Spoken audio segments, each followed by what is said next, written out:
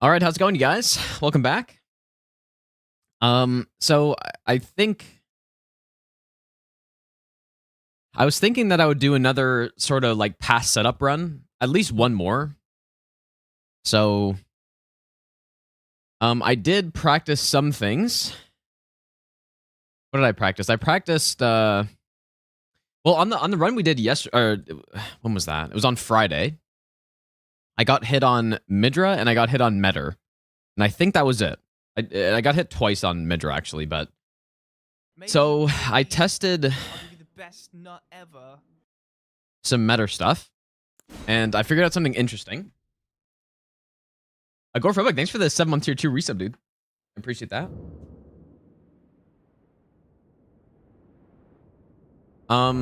So what I realized is that we're actually very close to being able to stun on. So in phase 2, you get the big spinny move, you bait it out. We can get a stun there, and so we can speed it up quite a bit. I'll give you the best nut ever.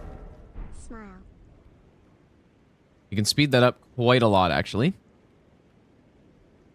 And then Midra, I just practiced a bit. Like, he's a pretty simple boss, and that's why I haven't practiced him, because he's kind of simple. But I probably should have. But yeah. Vegard, thanks for the 2-month resub, dude. How's the grind going on PoE? I've only played a little bit more since the stream. I'm like level 30 something. I haven't made it past where I am on my other character yet.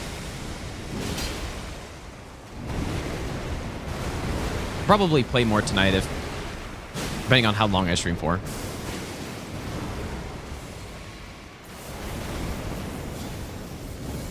Yeah, and I on the AoE as well.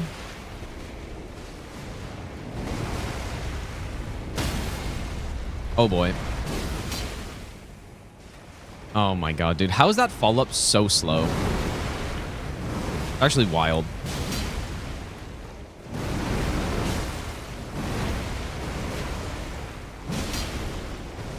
Okay, so we're gonna run away. And I just keep running away. Until I see the AoE, then I roll it. It's just like what I'm gonna do for the avatar. Okay, so what I can do here is I can throw a fire coil. Charged R2. Okay, I totally scuffed it here. Okay, that's not how it's done. The positioning is important, obviously. So what I do is I do charge R2, charge R2. I can, and then in the case that I get the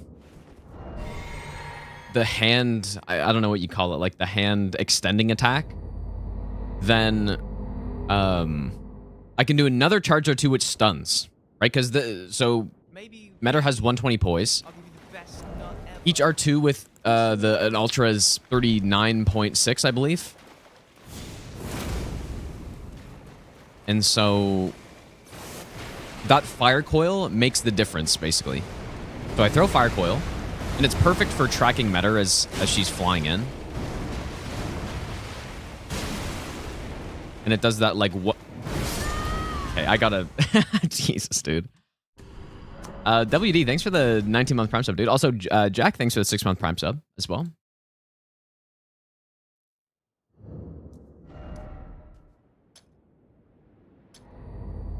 Also got to place the markers down. Let's go on Fengel. Yeah, you know what? I realized in the title. What do I have in the title right now? Stranded DLC no hit. Yeah, I got all main bosses. Yeah, we're not just trying to no hit the DLC. We're trying to no hit all the main bosses. Oh, also, I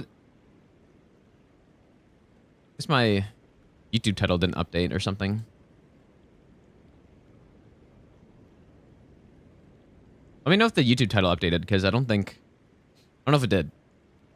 But yeah, it's all the main boss and the DLCs this run. I've already no hit the DLC, like up to Consort, I guess. The hardest boss to no hit it. The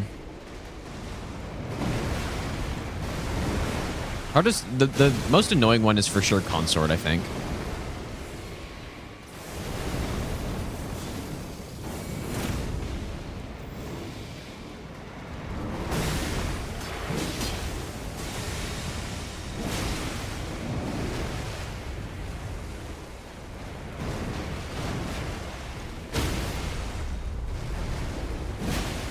don't know if a charge R2 is better there because it's really hard to hit the weak spot. Because it goes under, basically goes underground.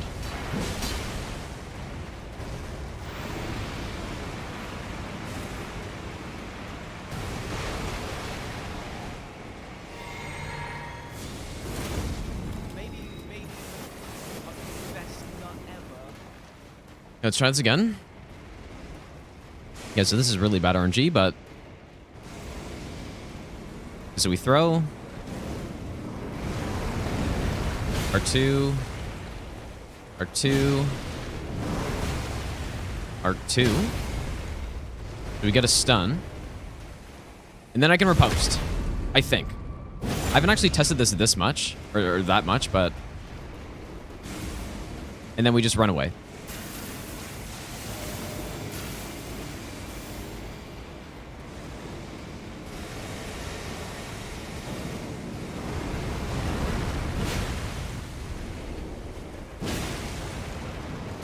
Not RNG, I can't really do anything.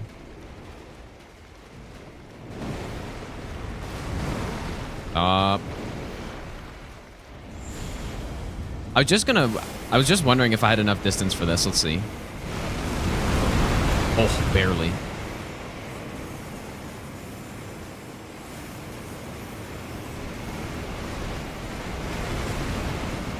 This is where the markers are useful, because now without them, I can't really see how close I am to walls.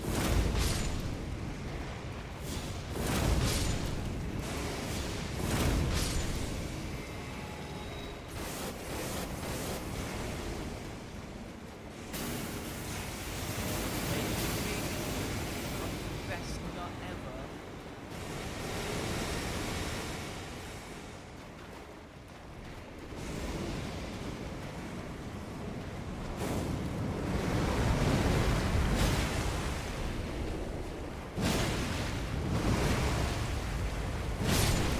Yeah, so we can get a stun, basically. Chaz, thanks for the brand new Prime sub. Also, Haircut, thanks for the 4-month Prime sub. Ben, thanks for the brand new sub as well, dude.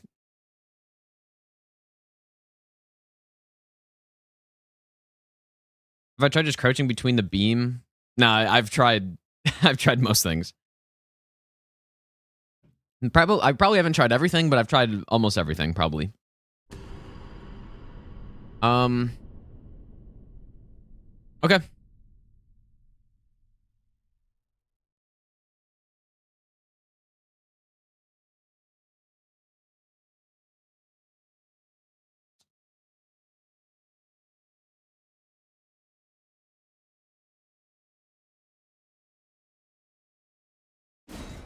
Okay, so like I said, we're just going to start past the setup again, just so I can practice this more efficiently and not have to go through an hour of setting up. Well, yeah, the biggest problem with Consort is it's actually not basically any of his melee attacks. It's mostly... The big problem is the stuff that he can do once... Do I have repeat action on or something? That's weird. God, dude, that's so shit. That is so shit. That is fucking garbage. Oh my god. Paranoid, thanks so much for the 10 gifted subs, dude. Make sure you thank Paranoid if you got a sub right there. Oh.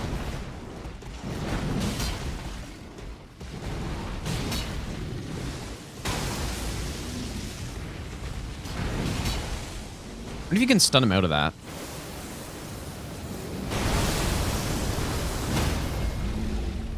But it's the stuff that he does when you're far away. That's the problem on Consort. Because once you're in close, he's actually, like, it's so simple.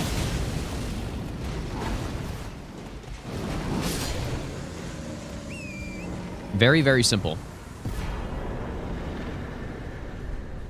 And even dealing with the frame trap attack, it's really not that hard to do. It's just all about positioning. And probably almost anyone could pick it up within a few minutes of just like practicing the fight if they know what to do. But it's just when he gets far away from you, that's the problem. I'll be the best nut ever. Shockwin, thanks for the burning prime sub as well. How much fun would it be to do this run if we started here every time, man? It'd be so much more fun.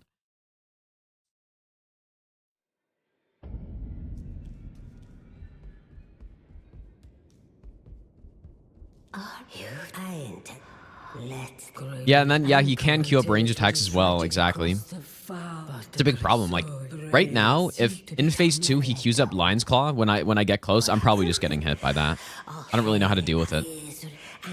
See the Abyssal Wood Skips? I did see it, actually, yeah. I saw it on Friday, I think. Someone sent me a clip. It looks very cursed, not gonna lie. Lox, thanks for the brand new sub, dude. Are long setups an Elden Ring thing? It is an Elden Ring thing, yes. And you'd think the DLC shorter. It depends what you're doing. If you're doing fresh start like we are, and the setup in the DLC is actually longer than the base game somehow, because not only do we have to upgrade the weapon, we also have to get all the fragments and stuff, right? So it actually takes longer. I think I don't know what my setup for the God Run 3 was, my Elden Ring route, but it's probably around 40. Like normally you can do it in 35-40 minutes pretty easily, but this run is about 55.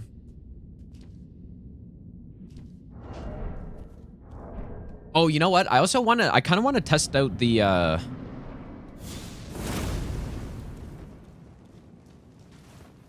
want to test out the oil tier.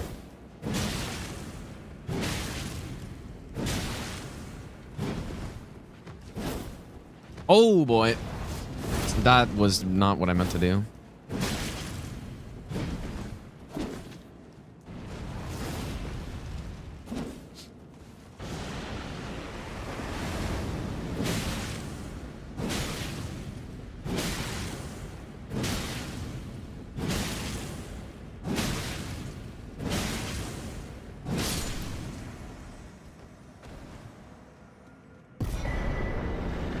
Insane boss fight. But I do the full God Run with DLC in the future. I don't know. That would be a that'd be like a 40-hour run, so I'm not sure.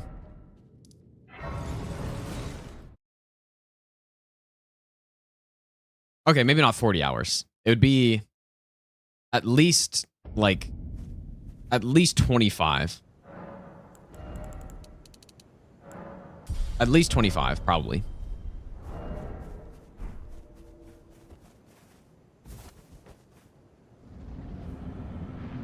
I do Romana before Mesmer just because she's harder than him, I would say. Like I'm less consistent at Romana than Mesmer.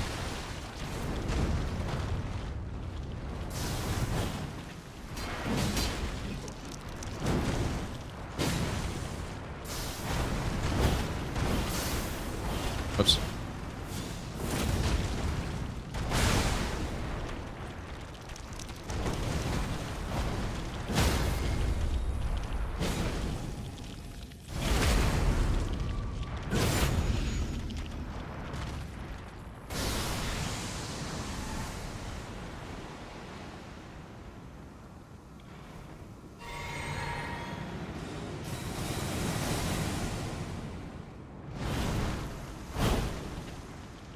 Well, it's not really a take. It's literally just a fact. I mean...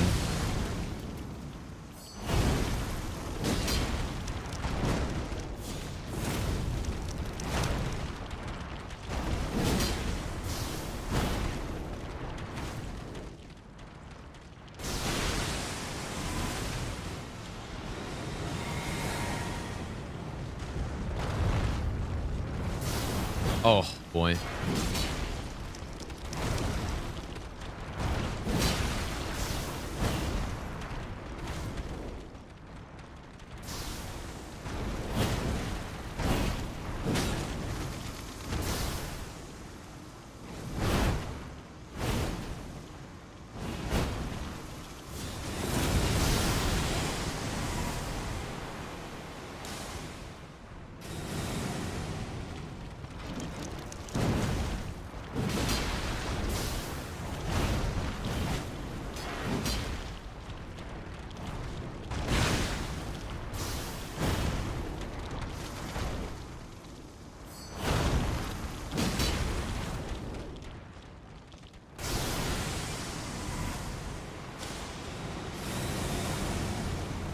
seemed like she snapped really quickly that time.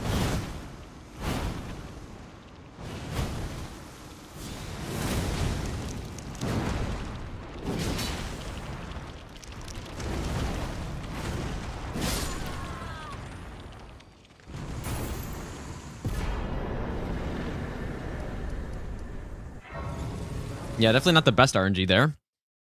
It's really unfortunate with this weapon. It's kind of just not fast enough to go for some of the punish openings, and so you lose out on poise breaks because of it.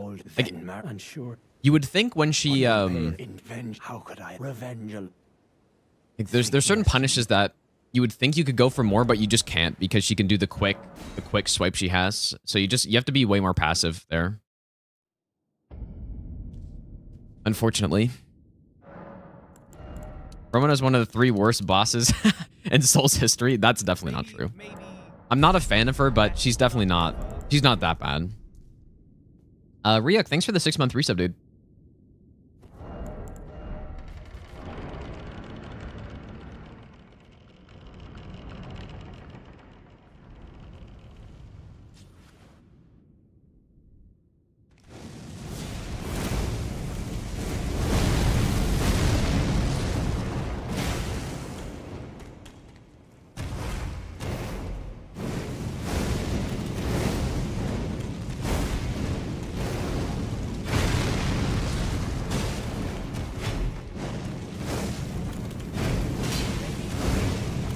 I'll do the best nut ever.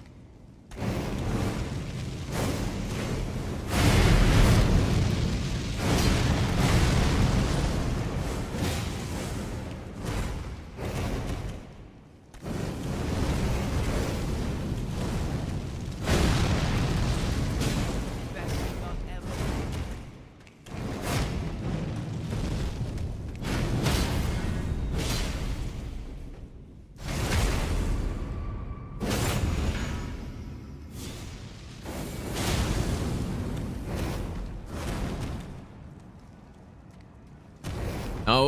Oh my god, you were... that was close.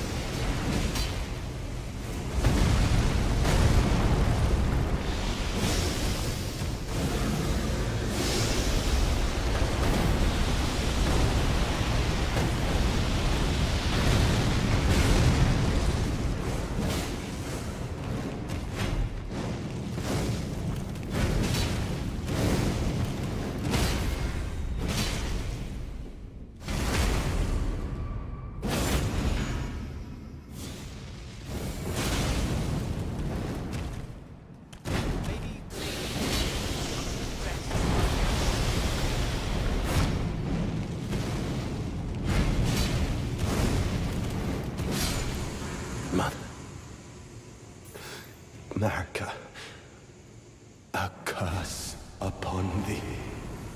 ThinkCam, thanks for the Brandon Prime sub. Beast Mode, thanks for the 7-month resub. Prime resub, thanks, dude. Bauhaus, thanks for the 2-month Prime sub as well. All that they felt. Do you understand? Hopefully I didn't miss any. Thanks, you guys. Ugliness. We upon him was sublime to think he when he himself. Yet the death of men now come in vengeance. If make it, then I would. I think that's it.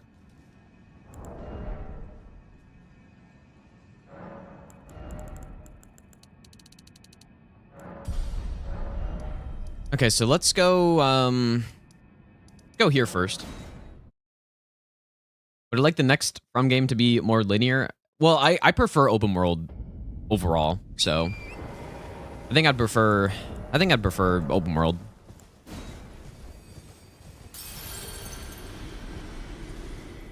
Even though it's worse for doing runs like this, for doing no hit runs, I still prefer it overall.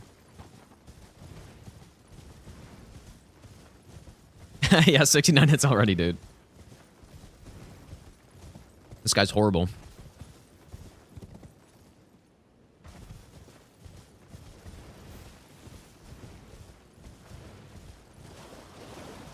But yeah, but what I prefer the open world for though is when I'm doing a bunch of the other random runs, right? Like the stat only runs or weapon only runs or something. doing those in a Dark Souls game is not... it's not even fun, really. I mean, maybe a stat only could be okay. But, I don't know. Those types of runs are way more fun in Elden Ring than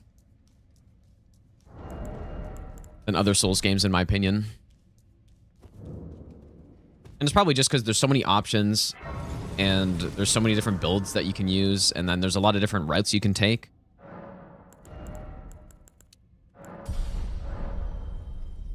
This is not a real attempt. No, we started this run past the setup, and that is why we're here at 12 minutes.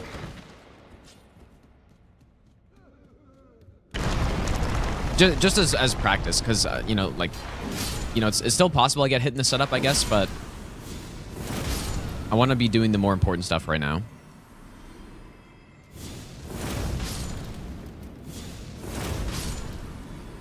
The setup is like 50 minutes or so.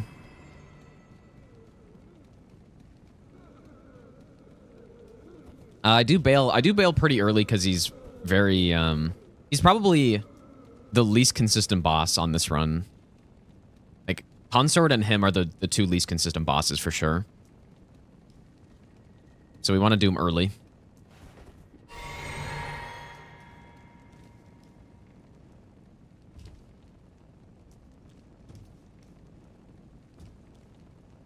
Early-ish, I guess. Also, you know what? I probably should go get the Lamenting Visage before I do this part, because this, for some reason, this enemy aggroes, and I don't know why. Like, see, the enemy's aggroed, I think, right now.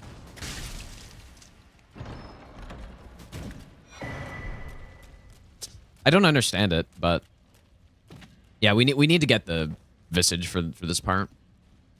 Unless, you know what? It could be a joint aggro with the little pots on the other side. Like, maybe that's the reason. You know what? That's probably what it is, actually. When I do a real attempt, will I farm the sword? I'm not going to farm the sword. There's no point.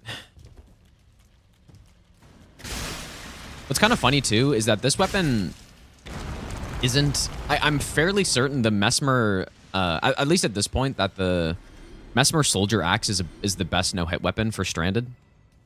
I think. It's straight up better than this, because with Shriek of Sorrow, it does the same damage, but on just a way faster weapon, so.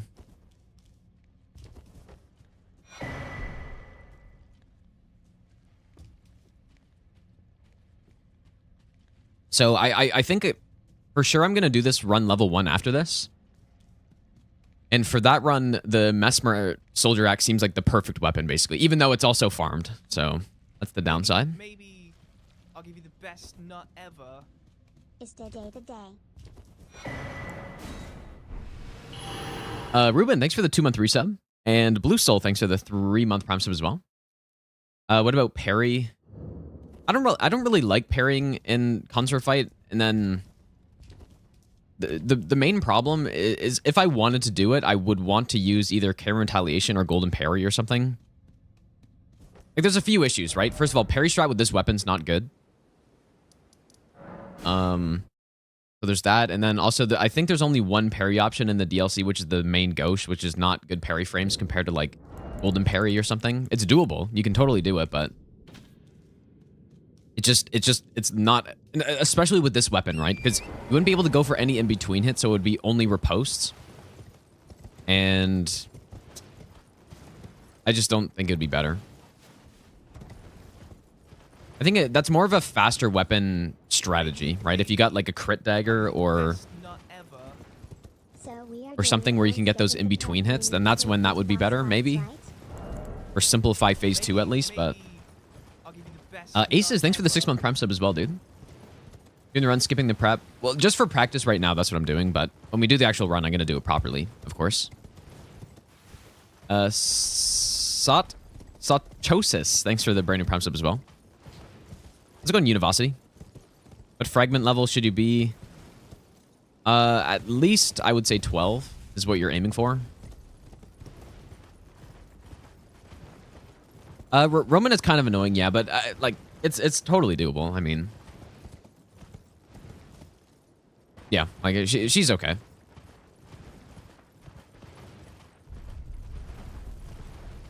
I didn't actually take 69 hits now. It's just I'm only doing that so that people don't think this is a live run, even though that's obviously people still think it's a live run, but dual wield the axes? No. You would go in a charged R2 setup, even though that doesn't really exist in the DLC, but you would just use mostly charged R2s on it because it has, I think, the second highest charged R2 multiplier in the game, or motion value, which is, I think it's only lower than the Serpent Hunter. Maybe I'll give you the best. Damn, dude. Good Fox, thanks for the brand new Prime sub. 2012 Ran, thanks for the 3-month resub. Gala, thanks for the brand new Prime sub. And Agoraphobic, thanks for the 100 bits, dude. Well, you know what? I was almost thinking I should play PoE on stream again today, but I probably won't. I'll probably just play it off stream. We'll see. Maybe I will. Who knows? If I get really into it, then maybe. Let's go on Fox, dude. 69 command, dude. Huge command. Saw a YouTube short that praised Mesmer Soldier's spear because of its 2 times hit. I haven't tried the spear. Like, what's the art? Is it the R2 or? Because there are other spears that also have a double hit, right? Like the short spear does. Is it the same one?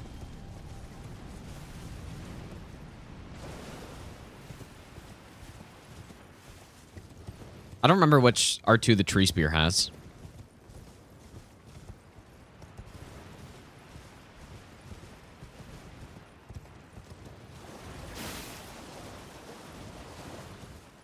But I mean that can be handy, I guess. Oh, I tried the spear on the strand run and I hated it. Really? Let's go on Hunter, dude.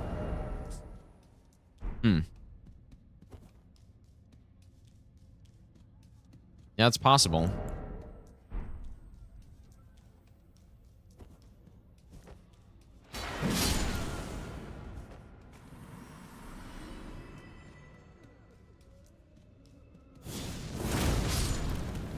I would have to... Whoa. I haven't had that happen before. RL1 means level 1, basically. Like, rune level 1. Path of Exile is fun, yeah. Yeah, I've been playing it.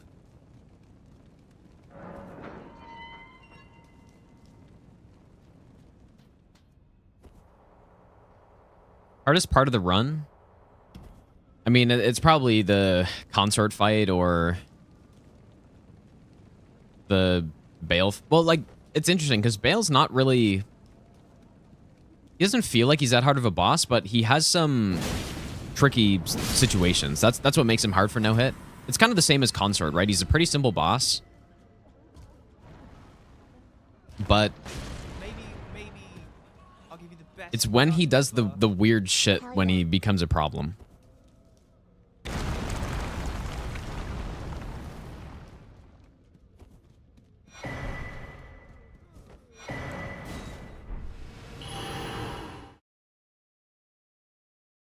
The old fire sprinkler, dude. When am I doing the bounty? I don't know if I will do the bounty. I don't know yet.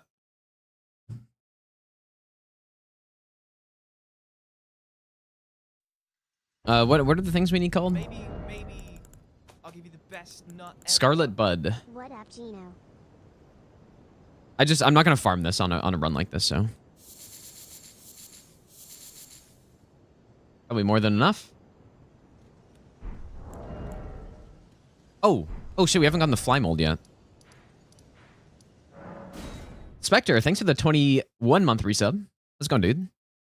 And Slick, thanks for the 5-month Prime sub as well. But yeah, someone asked the round rocket.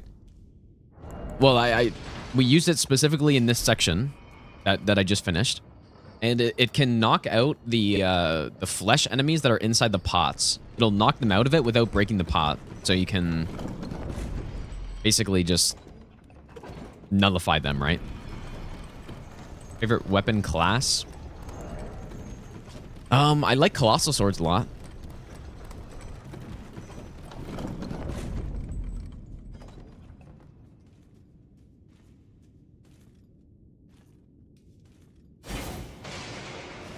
That's not good.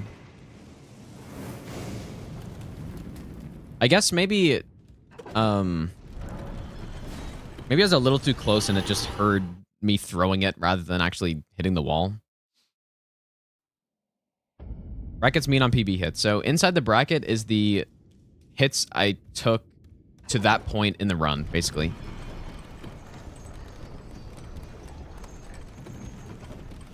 Left of the bracket means the hits I took on that specific split. I have not played Hollow Knight, no. Just wait a tiny bit.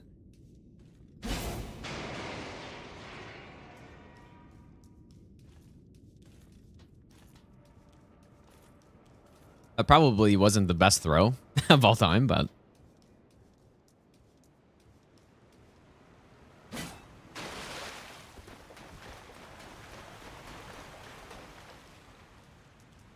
Yeah, I think I'm gonna do this run level 1 after this, man. And then maybe after that, I'll do just normal All Remembrances plus Veil no hit with the base game included. Or maybe I'll do that right after. I don't know.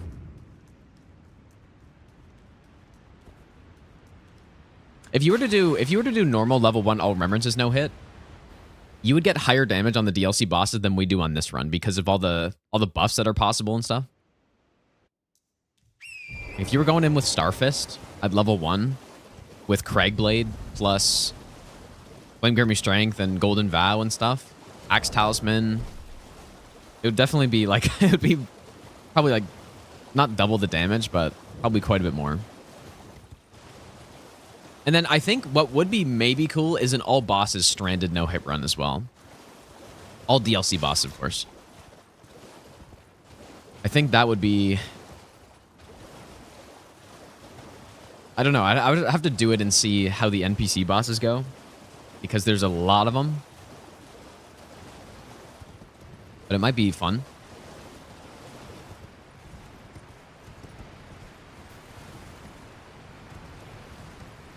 Well, true level 1 versus normal level 1 in the DLC doesn't make a huge difference, I don't think. I'm not going to do true level 1 because there's not enough stat boosting items in the DLC to go crazy with it like the base game. There's quite a few, right? The Lion Head, the what's it called? The Outer God Talisman. There's like some consumables that boost your stats as well, but there's nothing crazy. It's a very reasonable amount of extra levels you can get. So I don't think there's really a point in doing true level 1 in that case. The only reason that existed is because in the base game you can get to, just with stat boosting at level 1, you can get to effective level 160 basically, right? So that's why I started doing true level 1 in the first place, no stat boosting, because it's way over the top with how much you can stat boost.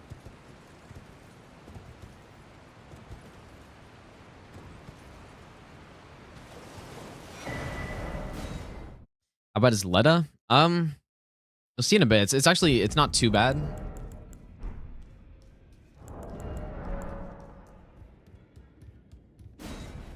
Yeah, no Godric's Great Rune and no Oath of Vengeance and no Radagon Sourceal or any Sourceal, basically. Because those are where the bulk of the stats come from. Maybe I'll give you the best nut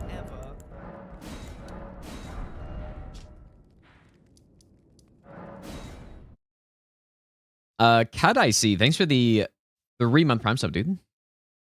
Yeah, and the physic as well, yeah, true. Yeah, speaking of physic, though, what I want to test is I want to test if the oil tier would be worth it for this. Like, I kind of tested it before. I didn't really notice much with it. But now that I have a better idea of how much damage we do to the boss and stuff, I kind of want to try it. And see if it makes a substantial difference. It's just, the times that I tried it, it didn't seem... I don't know. I didn't really notice it.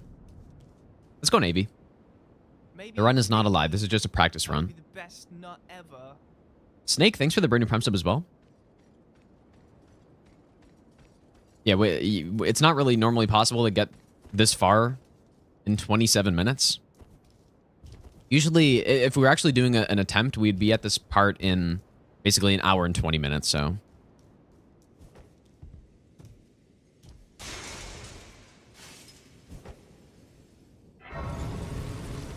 Monad, how's it going, dude? Yeah, the reason I left hand weapon is because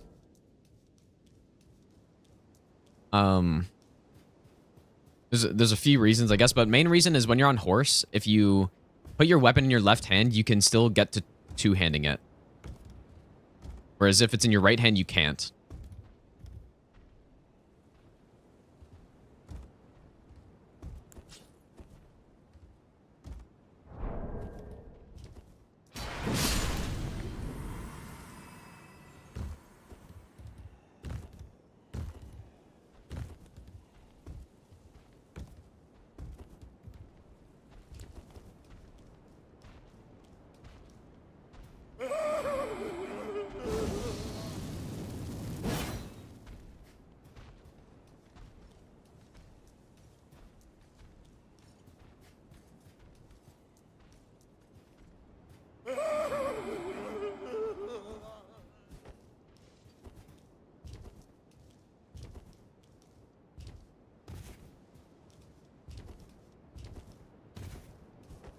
Why is this sword in particular so good? It's good because fire in the DLC is like a decent damage type. It's probably the second best damage type. Maybe. Like, fire and lightning are both really good. I think holy's probably the best overall, but fire's a good damage type. And then if you put flame spear, which is a really good Ash of War on it, which buffs with extra fire, and you do a flame art infusion, it gets a lot of damage, basically. Like, a lot of damage. Drago, thanks for the donation, dude. I appreciate that, dude. The way people are good at this game is just simply by practicing. Like, that's that's actually it. Like, you know, you don't just go one day like, oh, I'm gonna do a no hit run, and then you just I'll give you the do it. best nut ever. Like, that's not really how it works. You go, I'm gonna do no hit run, and so I'm gonna practice for like 4 months or whatever. I'm gonna practice for a bunch of months, and then I'm gonna, you know, get all the tools set up so I can practice more effectively, and then I'm gonna learn all these movesets by either trial and error, or I'm gonna, you know, like look up how people do the fights, and then you practice it, and then you start doing runs, and then and then all that. So it doesn't really just happen. What I've decided is that I'm gonna like farm up some fire coils on this.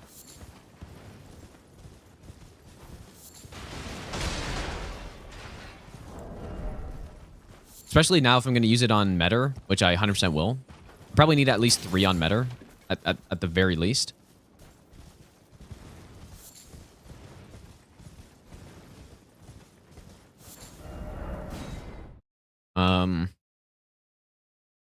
And it would be useful on Bale. Useful on the Avatar. It's useful. They're useful in so many different circumstances. So. And you know what they kind of do? I don't know how much poise damage they do, but I think they do like a reasonable amount. Maybe And yeah, you know what? I should even use them on Romana too. Whenever she runs away. Gino is Obi-Wan. What's going on, Bye? Raging Reaper, thanks for the 2-month Prime sub, dude. Also, Lycan, thanks for the 27-month Prime sub as well. Yeah, maybe I should use them on Romana, dude, instead of the Ash of War, because the Ash of War doesn't, the actual projectile part doesn't really do that much damage.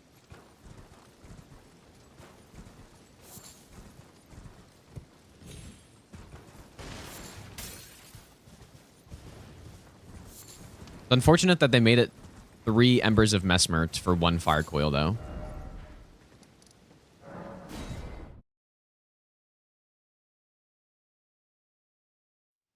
It'd be much nicer if it was 2.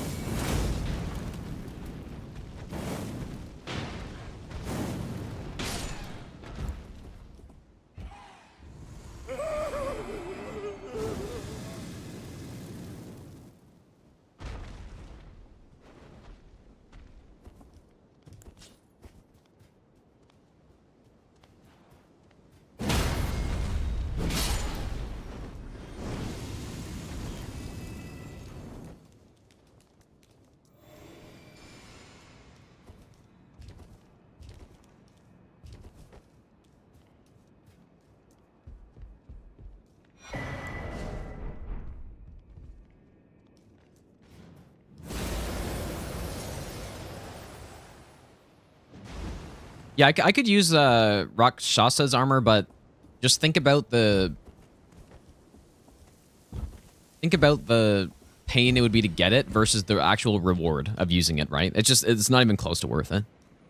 On all bosses, if I could use it without mid-rolling, then I probably would. But it's not worth it. Even it's not even close to worth it. Like, let's go recycle.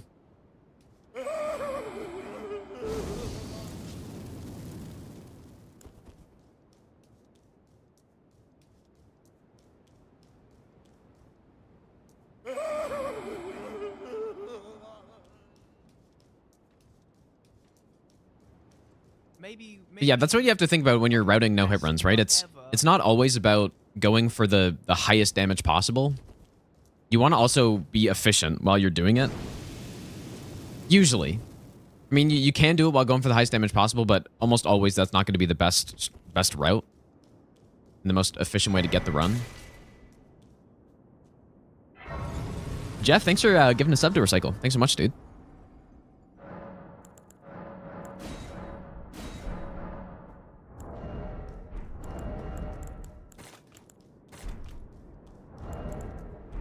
I thought I'd see you here. It's been quite some time. It was never kindly Mikula, was it? I wonder how does this fight go on the distortion bounty route? I don't know what the route is, but what do they do for this? To begin with, I suppose it must be what His Eminence, or perhaps the Erdtree desired all along. The clashing of the favored lords. Such that one would prevail. So be it. If you insist upon facing Mikula the Kind, Cross Katana? then I will run you through whoever you might be. Maybe Don't tarry now. Fight with claws? Is it like not that bad? Love you, Gino. Or is it really bad? Jax, thanks for the 4-month resub as well, dude. Don't you dare approach Mikula the Kind. Needle Knight Ledder and Dryleaf Dane will never allow this.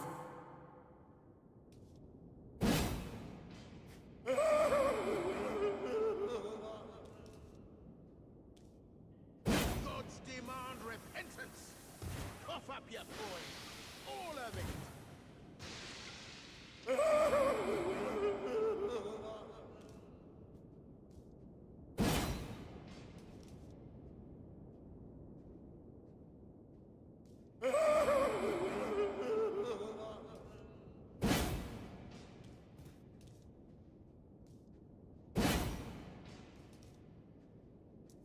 And Taylor, thanks for the $2 donation as well. Maybe I'll give you What do I run while blocking? It's usually for jumping, so I can...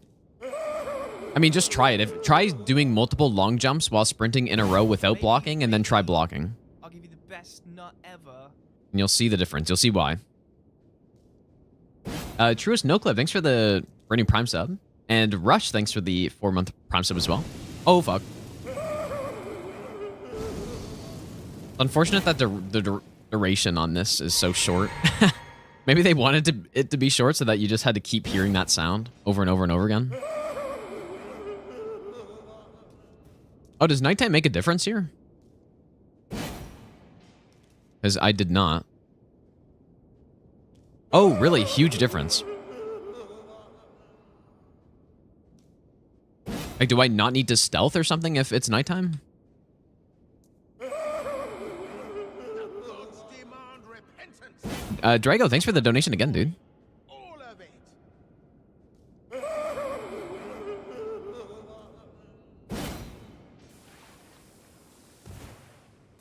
I mean, obviously this strat works regardless, I think, unless it's just always been nighttime when I do it, but...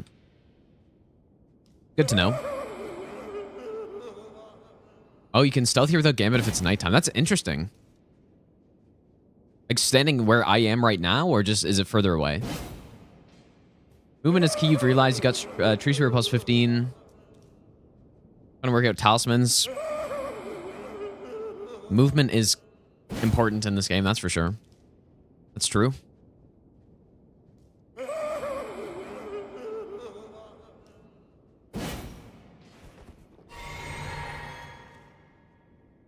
But yeah, if people don't know what the blindfold of happiness is, it's stealth, basically. And it's the shortest. It lasts for 15 seconds. So something like Assassin's Gambit or Unseen Form, those last for 30 seconds. So it also has a much longer cast time, I feel like.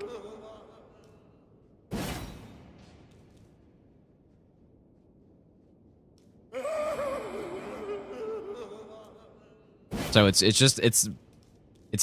bad. Although apparently it does have a stronger effect though than the other stealths. I think I haven't tested it myself,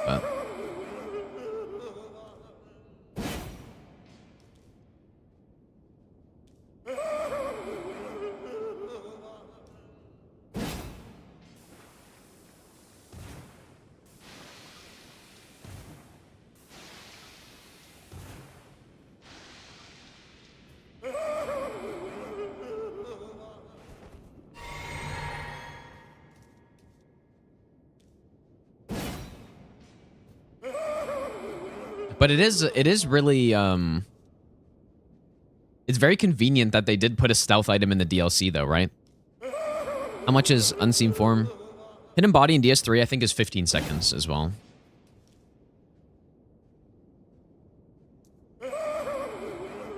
Let is just immune to rot. Unfortunately.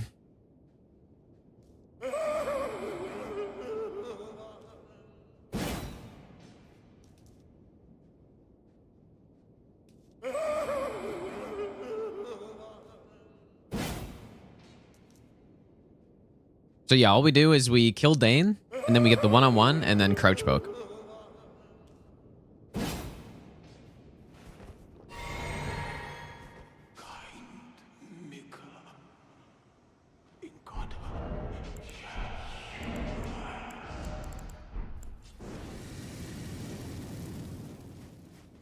But what's annoying is that I need to wait for... I can't just go in whenever I want.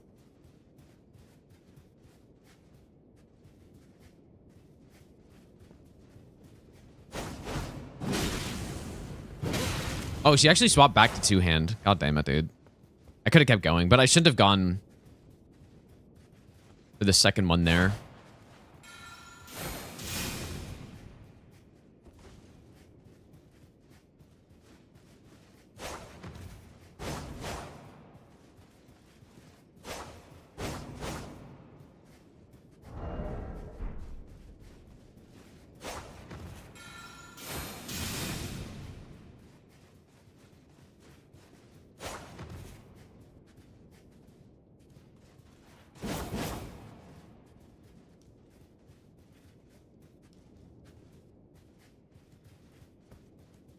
Maybe I'll give you the best nut ever.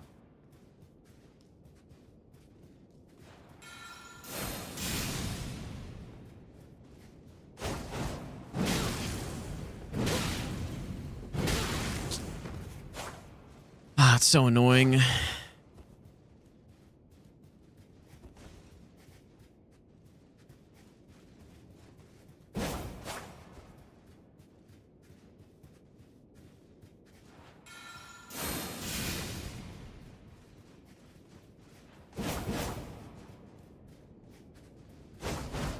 Oh my god, dude. I think I hit R1 too early, I think, and I just didn't get it. That could have easily been a death there. Maybe I'll give you the best nut ever. I like the bear incantation cheese for this. The arm stun locks hurt to death if you have the FB to spam it.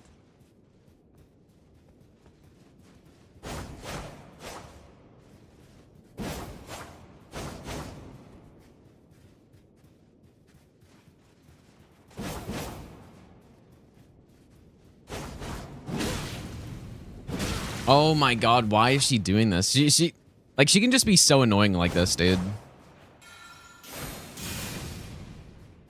Just immediate swap to one hand. As soon as I get the opening.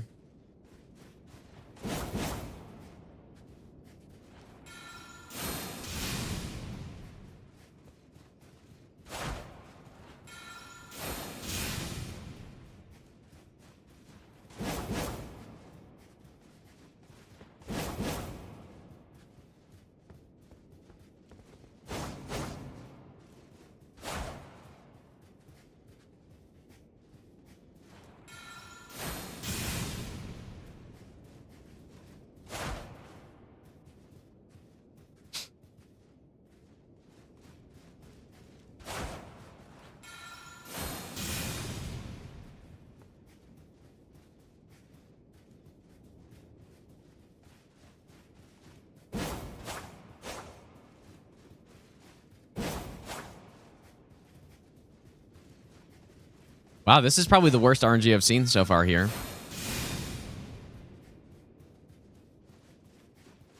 Actual stealth patch, dude.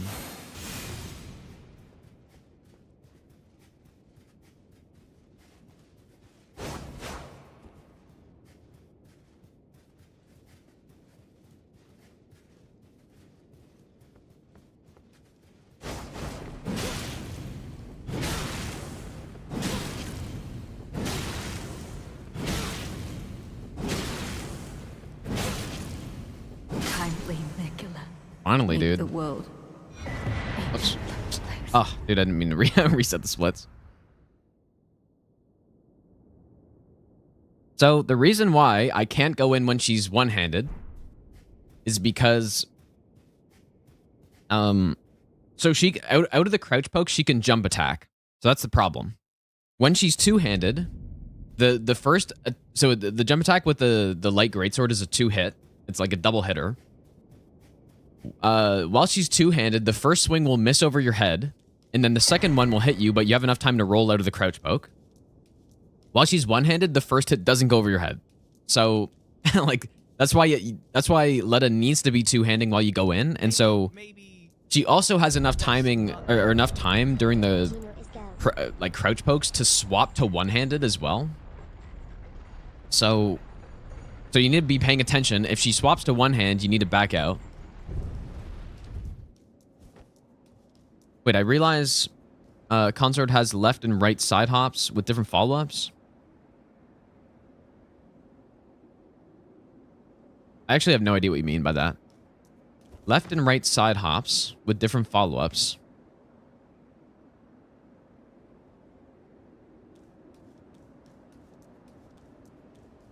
I don't know what that means. You have like a clip or what? Okay, yeah, when you're behind him, he can side hop to right or left. Okay. Level 99 Dab, thanks for the 5-month resub, by the way, dude. Also, Connor, thanks for the 4-month resub. And Berlin, thanks for the brand new sub as well.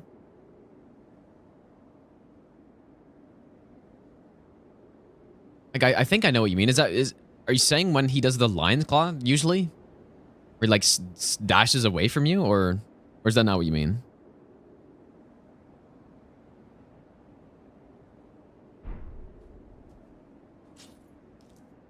But okay, so he dashes away from you, but then so then what can you do about it? Like you sprint into him or something?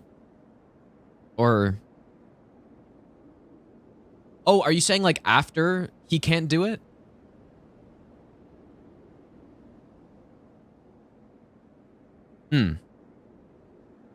So if he does Lion Claw, he can't do the frame trap, is what you're saying. Does that change anything? I am not sure. Oh, not Lion Claw. Okay, well...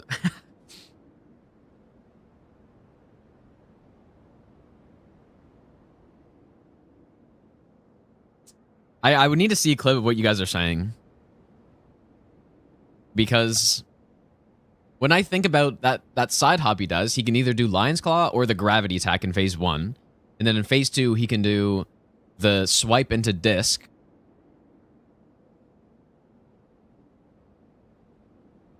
Or the backstep clone if you're too far. Is that... is that what you mean? I don't know.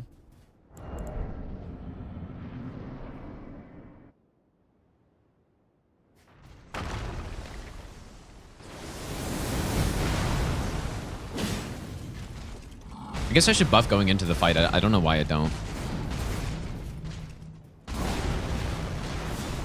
R2s are better than Ash of Wars. Like this one?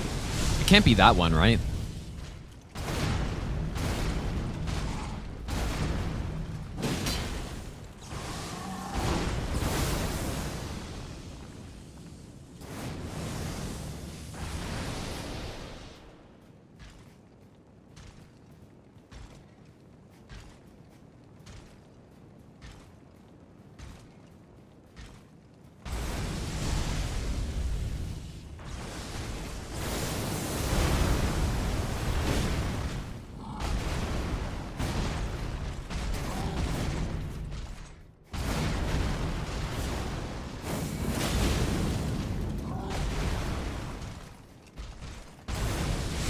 Oh, brother.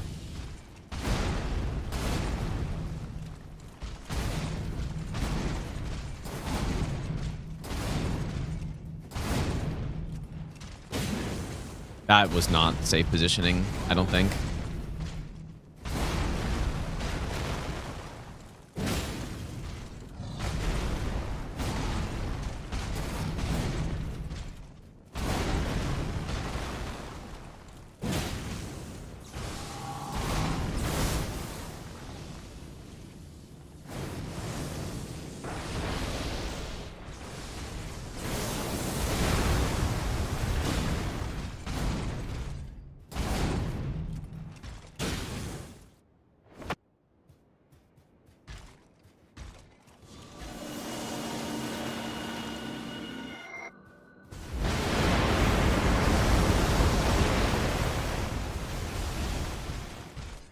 Don't do it.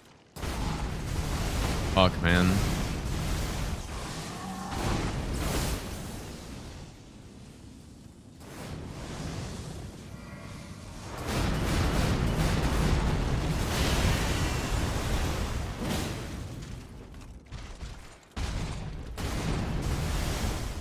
Maybe I'll give you the best nut ever.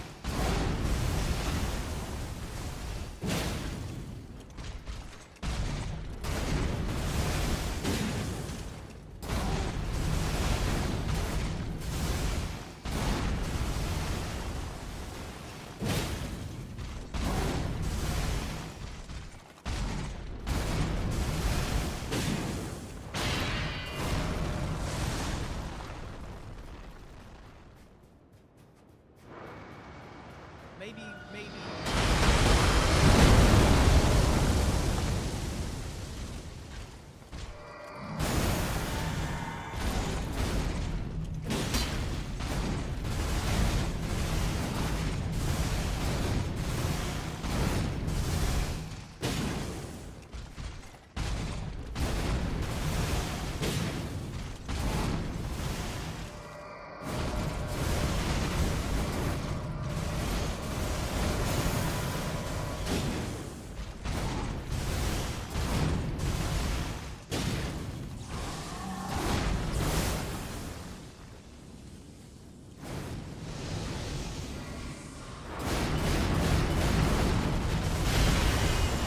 What? Dude, oh my god.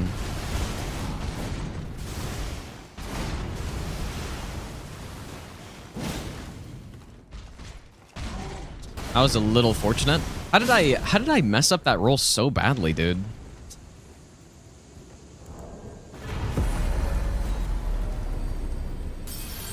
Yeah, just it's not necessarily the end of the world if you rolled to the wrong. Because what happened, I over-rotated there. It's not the end of the world. It just makes it harder to see the attack, I find. Like, as long as you stay behind him, you shouldn't be able to do the frame trap.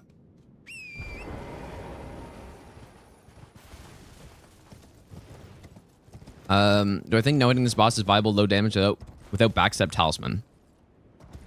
You definitely do not need the backsteps. The extra iframes, I think, makes it feel a hell of a lot better dodging the stomp. But yeah, you can do it without for sure. Purple Crab, thanks for the 6-month Prime sub, dude. And Adrenadine, thanks for the 2-year Prime sub. Thanks so much, dude. Is the only way to dodge meter other than jump trick to run away from it? I don't know. I haven't tried any other dodges on it. I would assume you can iframe it using like Miriam's vanishing plus a quick step, probably, but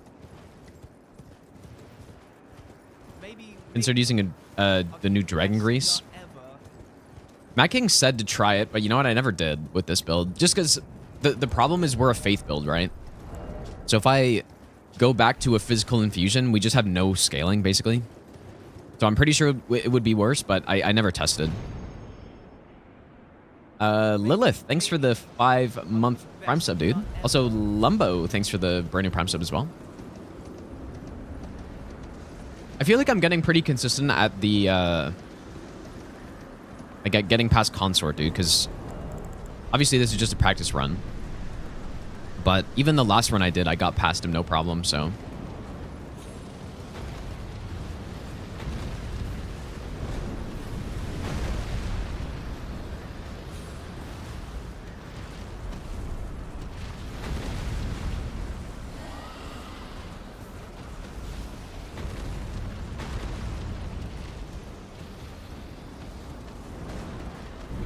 Will I do fist-only DLC run? I don't know. I'm not sure how I would do the Letta fight on that.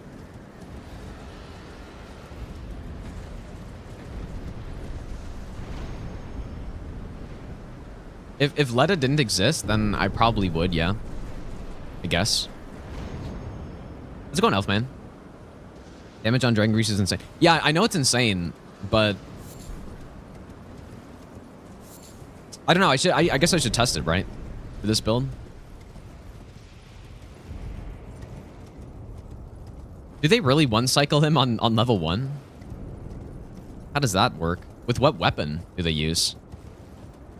Like, I assume some thrusting weapon. But yeah, I just don't know.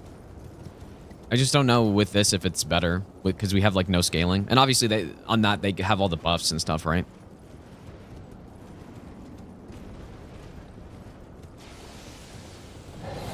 We should try it.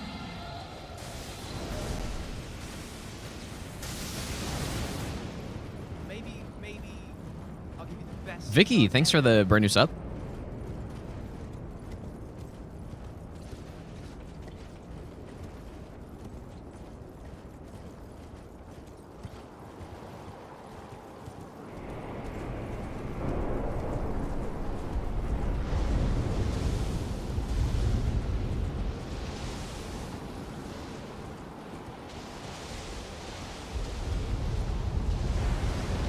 Did I use some of the strats of the run I reviewed? Yeah, I'm not good enough to do them, actually, unfortunately.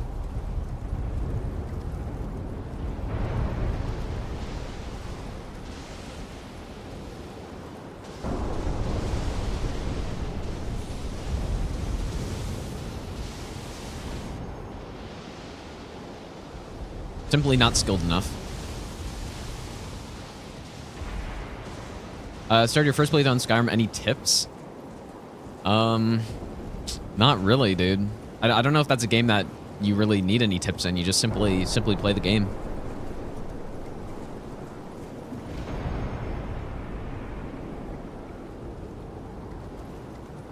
I guess if you're used to Souls games, one thing I've heard a lot is that people can't get past the combat in that game. Maybe Like, you just have to realize that not Elder Scrolls games... Did I forget to level for Consort, by the way? Maybe I did. Whoops. Elder Scrolls games do not have good combat, and is not about the combat at all. So you just need to, like, try to get past it, and then once you do, then they're enjoyable, but... Desi, thanks for the brand new Prime sub, dude.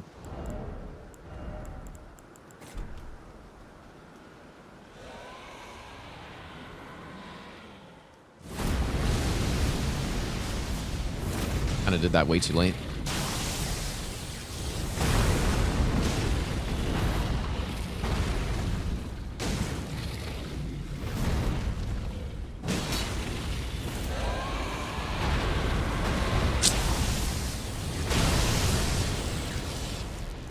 Oh, how did that fucking miss, dude?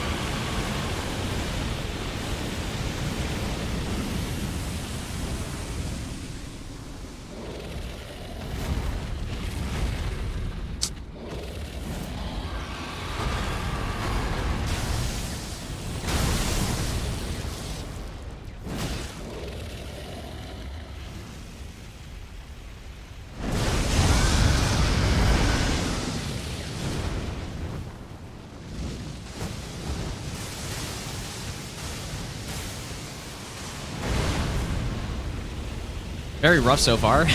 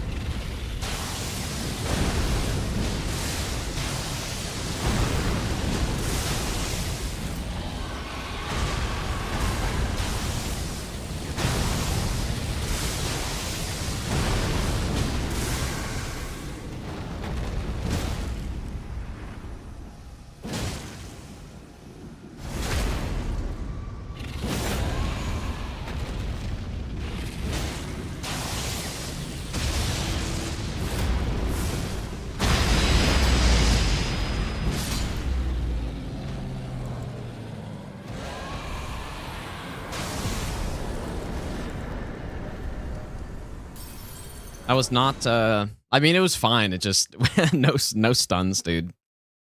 Except for the very end.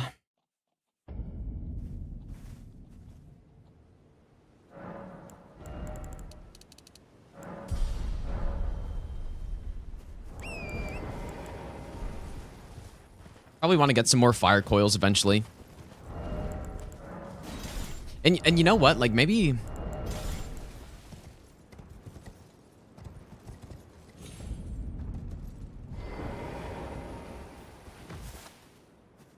I wonder if this will work to not trigger the insane aggro mage.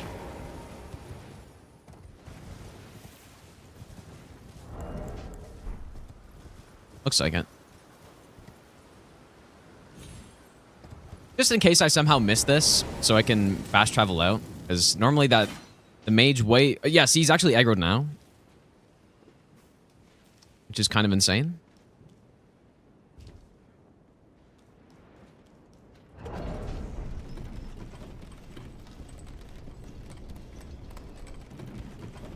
You know what? I wonder if they would be fast enough in this fight to use fire coils. Hmm.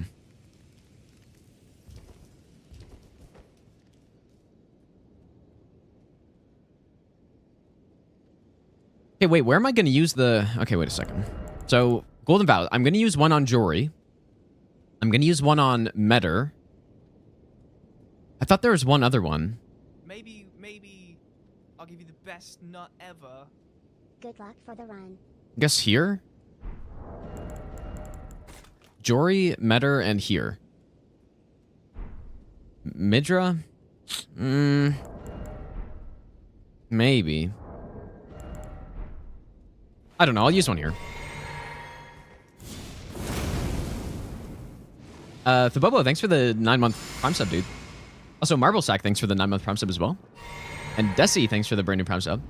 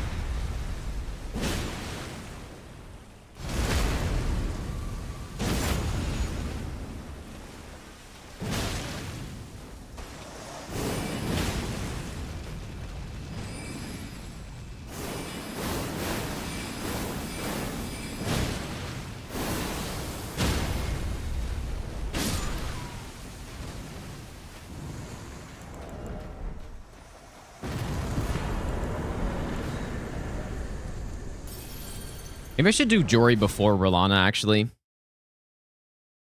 Jory's the most dangerous boss past Bale, I would say. Probably.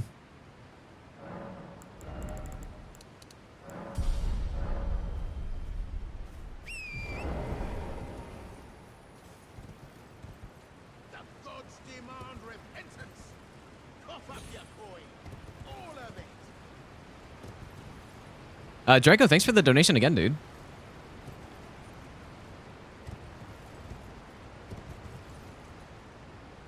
Maybe I'll give you the best nut ever.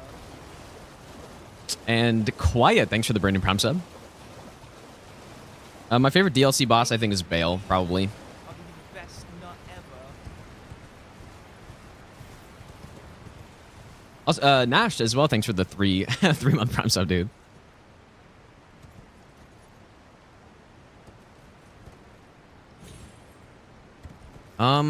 I wonder if I should stealth here. Because I haven't had any issues with him, but... Maybe Oh my god, bro. There is a little guy right here at Agros.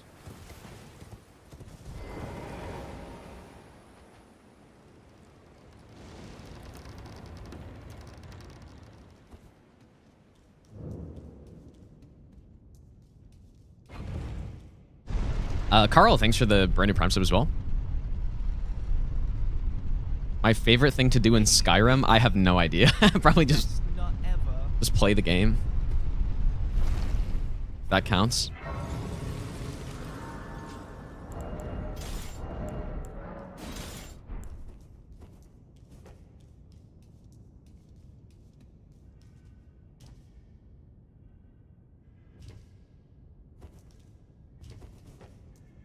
I can't really think of a specific thing in Skyrim that I like doing the most. Just I don't know. Oh, nice, Jens. Bloody Slash only. Bloody Slash is good, right? I haven't used it too much, but the times that I've used it just on casual runs is kind of insane. Best nut ever. Zeb, thanks for the brand new Prime sub as well. Also, Amy, thanks for the 10-month resub.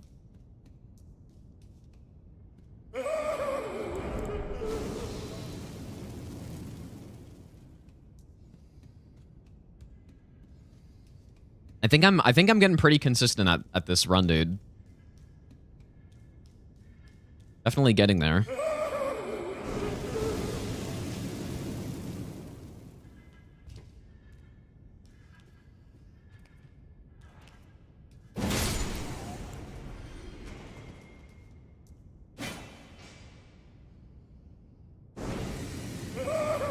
Is it worth playing Skyrim for the first time now? How am I getting so many Skyrim questions today, dude? It's probably worth playing. Yeah, I think so. It's not like an insane game. It's not like a 10 out of 10 game or something, but it's probably worth playing. Yeah, it's all about the modding in Skyrim. Like, that's... Maybe it's not all about that, but that's kind of how people can end up playing it for a long time. That's how I ended up playing it for a long time, because I just, try out a bunch of different mods and stuff. Yeah, I guess that's a good point, Ozzy. Yeah, true. I mean, I do like Skyrim, obviously. Maybe I'll give you the best nut ever. Morrowind's my favorite Elder Scrolls game. Is it worth playing right now? I think if you get some mods that, maybe update the game a little bit more, then yeah, it's probably worth playing. The Ash, thanks for the 3-month Prime sub. I think Morrowind's worth playing though. If you can, if you're fine playing old games, then it's definitely worth playing.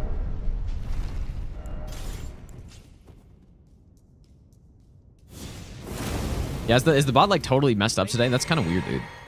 Oh yes, wait for Skywind, dude. Let's go on Toto, by the way.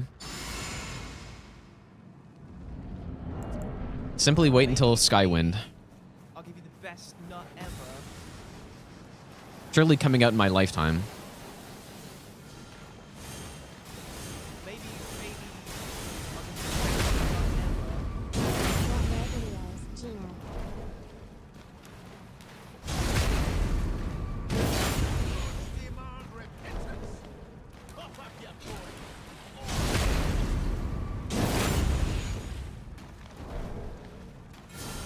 Maybe best not.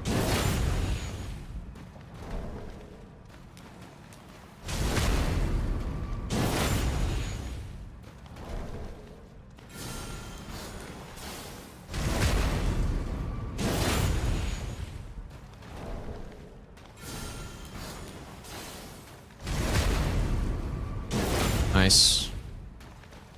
That was much cleaner than last time I did it.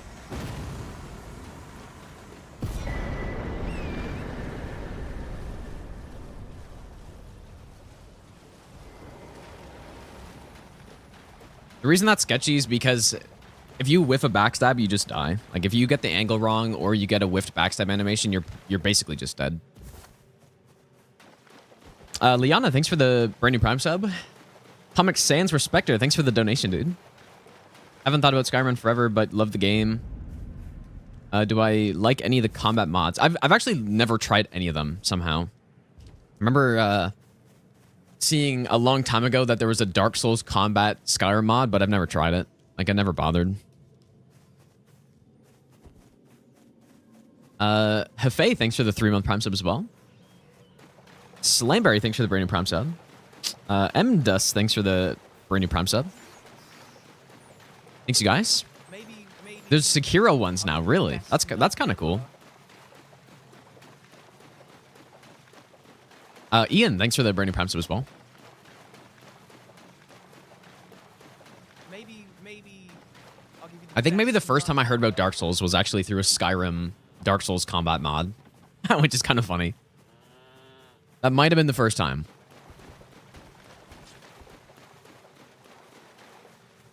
Wilkins, thanks for the brand new Prime sub as well. That's hilarious to think about. I'm pretty sure it is. Like an MXR Mods video. You could probably go find the one where he reviews some Dark Souls combat mod, and I think that was the first time I heard about Dark Souls. I don't know what year that would have been in, but would have been quite a while ago, I think.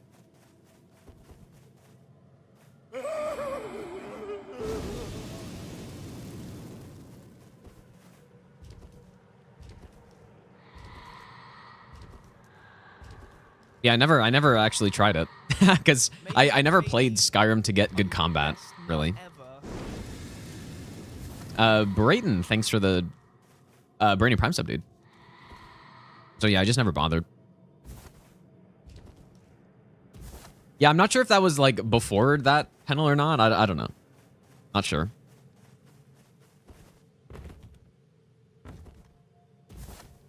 Surely it was.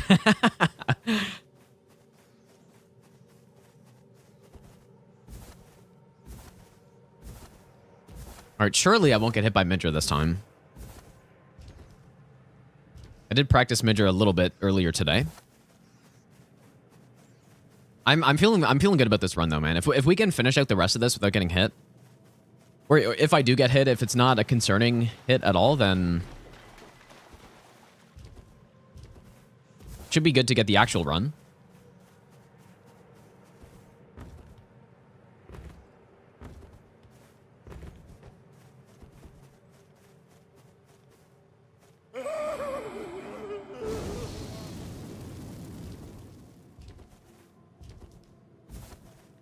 I'd have to check it, Bunny. Maybe it is relatively new. I don't remember when that would have been from.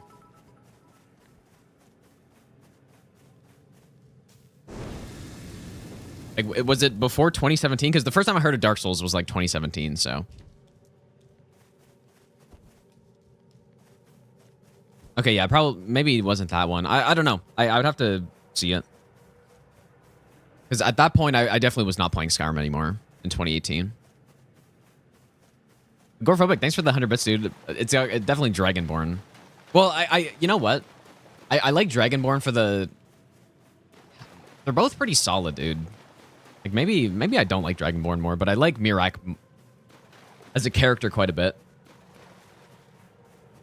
And I like the buffs you get in that DLC. And then also going back to Morrowind... Well, going back to, like, Soulslam was cool. So maybe it's the nostalgia why I like it more, but they're both solid. Or I guess, well, actually, there's Hearthfire as well, which is another one. So Come no closer. No closer, I say. The madness. Madness.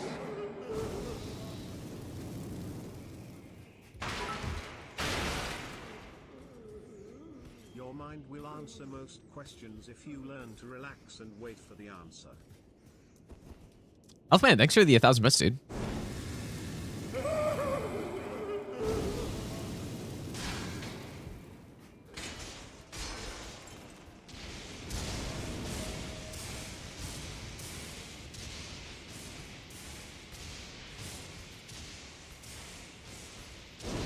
Maybe. I'll give you It the means best all remembrances. number. All main bosses means all remembrances plus Bale, because Bale definitely has to be in this run. So, I mean, he doesn't have to be, but he should. If someone does all remembrances, then I'm simply gonna judge them for that. To be fair, though, it does remove Dragon Man, which is, you know, maybe that's a good enough reason to not do it. Well, it's just because Bale is pretty clearly, in my opinion, one of the major bosses in the DLC, even though he doesn't have a remembrance, which is how, in the base game, that's how, like, that was a category of run, right? All remembrances, and it still is. Where you just kill every remembrance boss. Bale doesn't have one, so it's basically just all main bosses, I guess.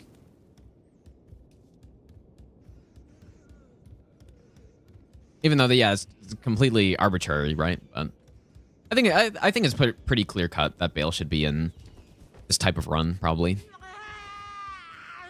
TJ, thanks for the 2-month Prime sub, dude. I'm gonna do an all bosses no hit run for sure, yeah. Like plus DLC. And if they don't patch Thorns, then I know what build I'm probably gonna use.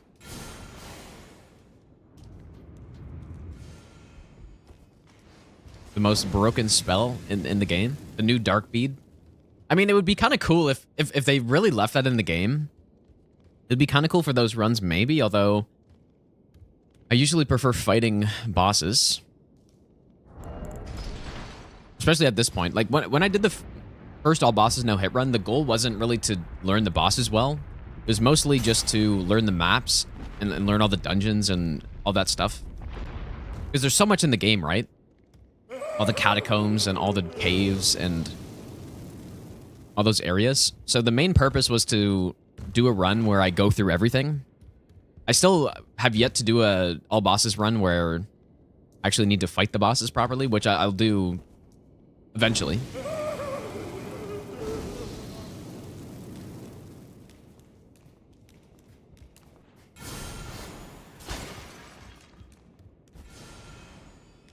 It's not going to curve it around the wall this time. Even region locked all bosses doesn't really fix that problem. It makes the early game trickier, but then once you get basically, once you get like to Altus or past it, you still get those insane setups where you just don't really have to fight anything.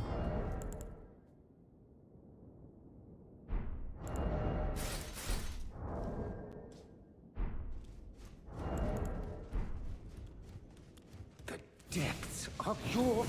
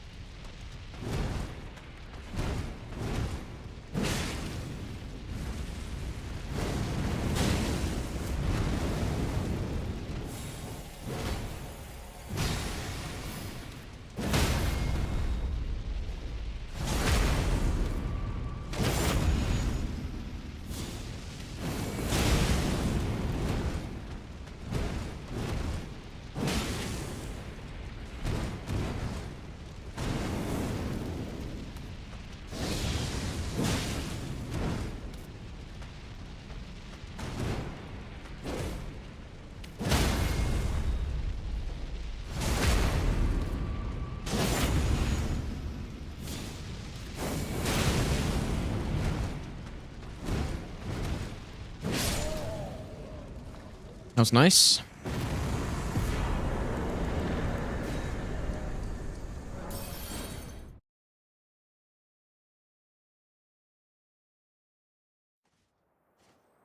Yeah, see, just a little bit of practice on him again, just to refresh on the moveset.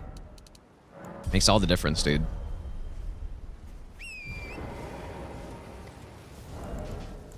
Didn't go for a strafe that wasn't safe, or, you know, like, didn't punish an attack that wasn't safe to punish, or, you know, some things that I've done before. The gods demand repentance. Cough up your coin. Whoops. Man City Lover, thanks for the donation, dude. I appreciate that.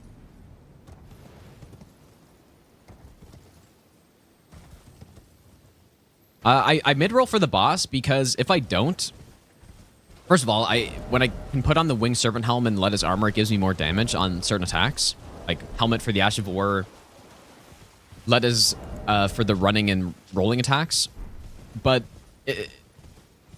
the fast rolls bring me too far away from the boss, basically, is the problem. So mid-rolling is actually good there.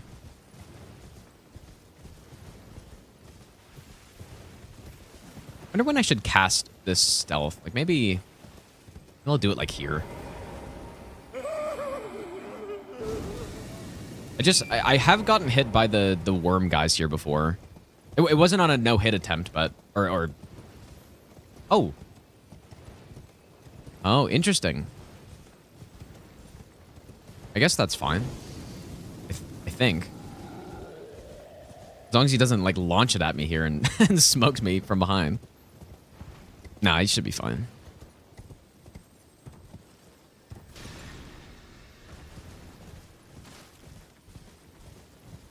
But yeah, I think for me, this type of run is a lot more fun than a lot of the normal Elden Ring leveled runs with upgrades. Just because I like fighting the bosses. This run reminds me a lot of a normal Dark Souls run, or Dark Souls 3 actually, where even if you go with a very optimized build, you're still not able to just bypass boss fights, right? By just dealing so much damage and stuff. But if you look at the Elden Ring any percent, for example, you can do exactly that. You basically just ignore the... Like, you walk into the boss, and you 3-hit stun, and then the fight's over. Which just, for me, isn't as fun.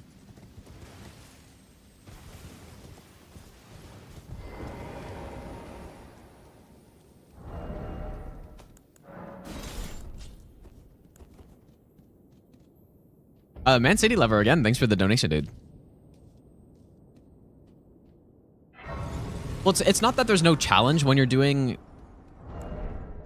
an Elden Ring any percent. There's still lots of stuff you need to know, and it's not like it's just a totally free run, but as far as no-hit runs go, relatively it is quite free, I guess.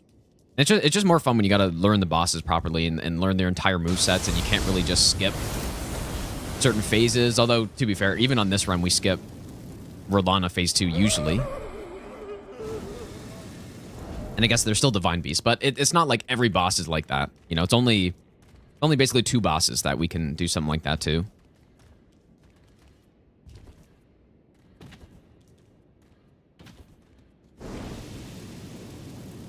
Are there not better weapons? Yeah, there probably are.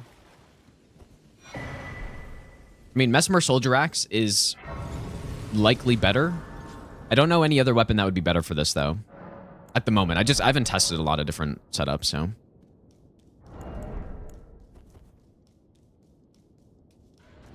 You know, one thing I haven't tried here is using fire coils. Guys, Lance is pretty good.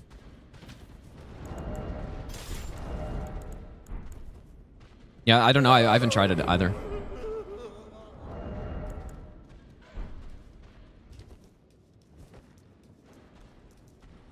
A deflecting wouldn't count as a hit, though.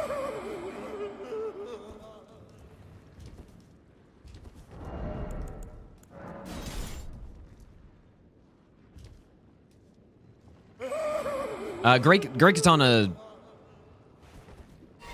I mean, that's what's nice about this run, I think, is that there are a ton of weapon options. The Great Katana could work if, you know, maybe, I don't know, maybe you go with like a Frost build or something. It could work. There's no question, though, you wouldn't get nearly as much damage out of that as the Fire Knight Greatsword, though. Like, Fire Knight Greatsword is really good. It may not be the absolute best for this run. I think Mesmer Soldier Axe, based on what I've tested, is. But it's, yeah, I think there's a lot of options, probably.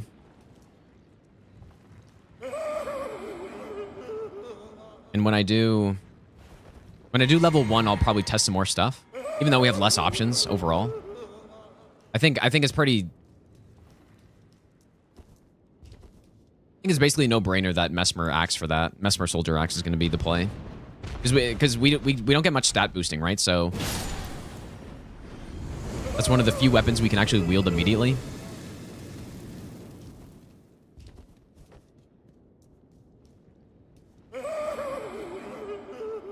Blacksteel Great Hammer is good, but there's not really any infusion that I'd be able to put on it on Stranded that would make a lot of sense. Whoa. Never seen him aggro that late before, actually. That's weird.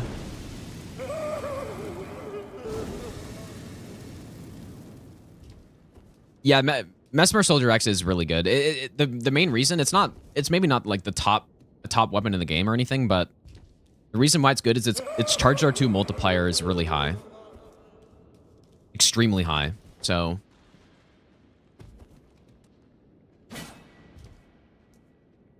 it's, for example, I think the Serpent Hunter has the highest R2 motion value in the game. It's just below Serpent Hunter. So unless I don't know, I think it does. Or maybe Balls do. I don't know.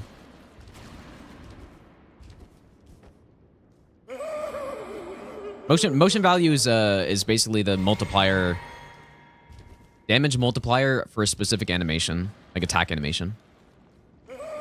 It's essentially what determines your damage. The main thing. So that's how, for example, certain weapons will have really high attack rating, AR, but then you try to attack with them and it's like why is this not that much damage even though my AR is so high?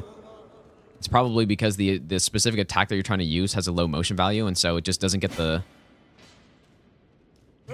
a multiplier on the attack. It's very.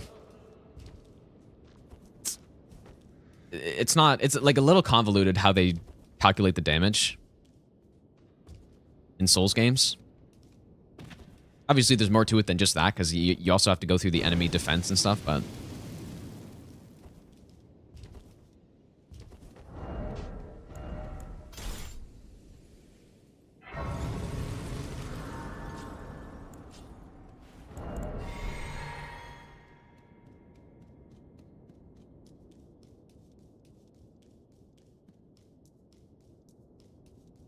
And so, yeah, the reason why the Serpent Hunter is meta weapon and has been for a long time is because that R2, like, first of all, it actually got nerfed, and it used to have the highest strength scaling in the game as well, I think, or I believe at some point they nerfed the strength scaling on it.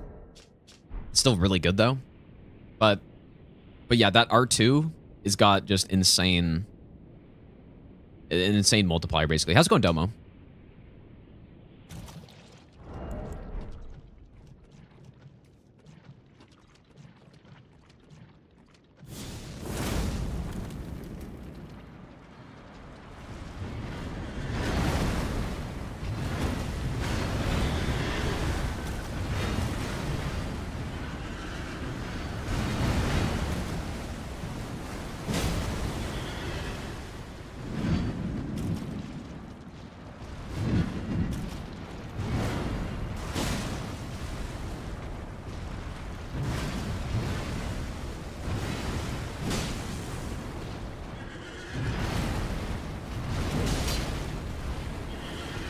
No way. Oh, that's the first time I've seen that. Wonder what's gonna happen now, actually. Wow. Jesus, dude. I didn't know you could stun him out of that. It's interesting. Ryan Scurvy, thanks for the brand new prime sub, dude. It's funny. It takes quite bad RNG to not skip phase 2 on Putrescent Knight on this run. Because all you need is a stagger, right?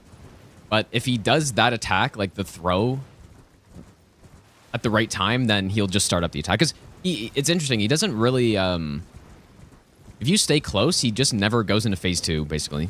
So he has to run away from you for it to happen. I'll give you the best nut ever. Did I know about the poise recovery bug on Putrescent? I do not know about that. At least I don't think so. What is it? Do I love pickles? I actually do, yeah. Ponyboy, thanks for the 4-month resub.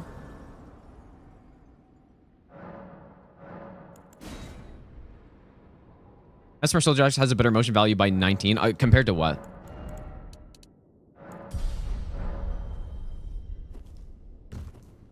If you stagger Putrescent, he regens poise instantly. Wait, instead of fully resetting. Wait, he regens poise. Huh, that's... So what does that mean then? Like what can you do with that? It is a inland Like that, does that mean after the riposte? Or what does that mean? Like if you get a stun and then you don't riposte him. Oh, interesting. I should test it out then, because maybe it's just a... Can you just stun lock him then?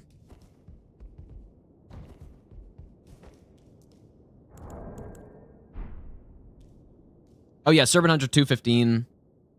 Oh, it's higher actually. Interesting.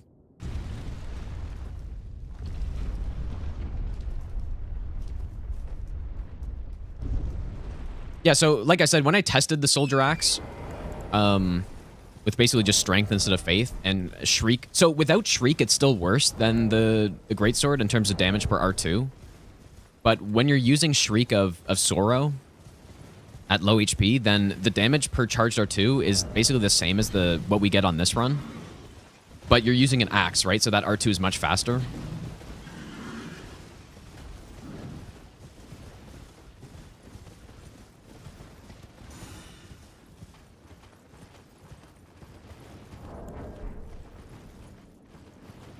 Yeah, it's nice that it's actually cool that the speedrun bounty is happening, because there's going to be a lot of strats that people find and probably already have found that will be useful.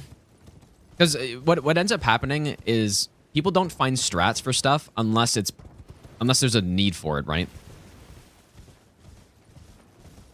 Generally, that's what happens. So yeah, that's why it's nice when stuff like that happens. Usually a bunch of stuff is found.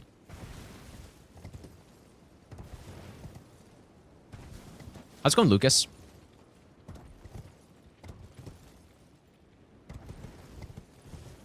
Whoever greenlit Jory deserves to be homeless. Yeah, it's a really bad boss. Horrible boss.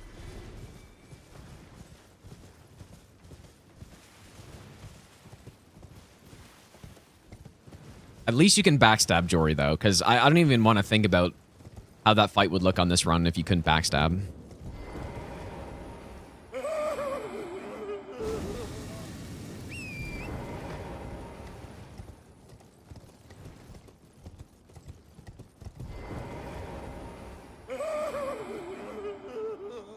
Yeah, I've seen the Abyssal Wood Skip. Well, I saw the mechanic that allows it, at least. It's not really a mechanic, the glitch that allows it. And it's interesting. I mean, it's not something that's entirely new to Elden Ring either, being able to just like fly around.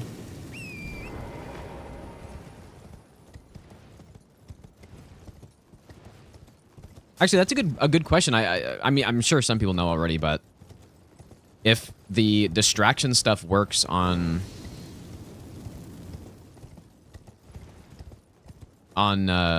Jory's summons, I haven't tried that.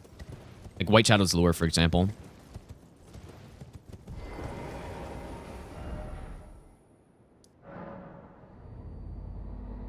Maybe I'll give you the best nut ever. Archer guy, thanks for the brand new sub.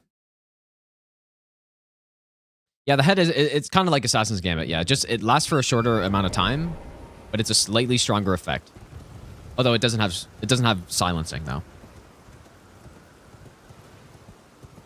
Why does FromSoft hate Sekiro? They definitely do not. Sekiro is just a side project for them, right? As they were working on Elden Ring, so pretty damn good side project though.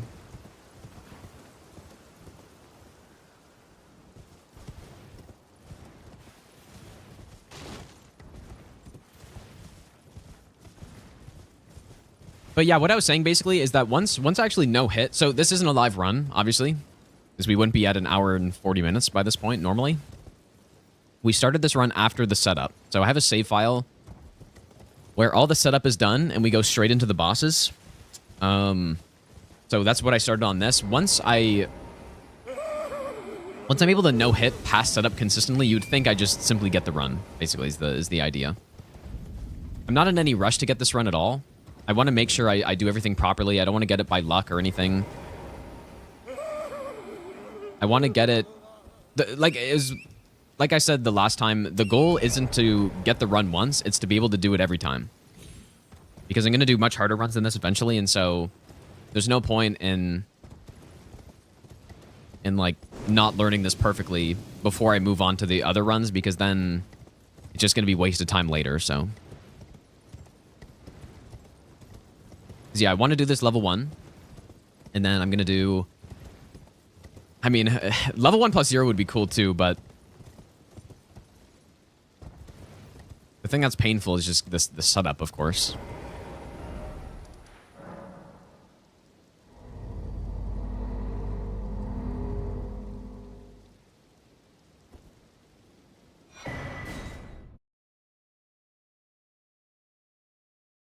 Okay, let's see how this goes.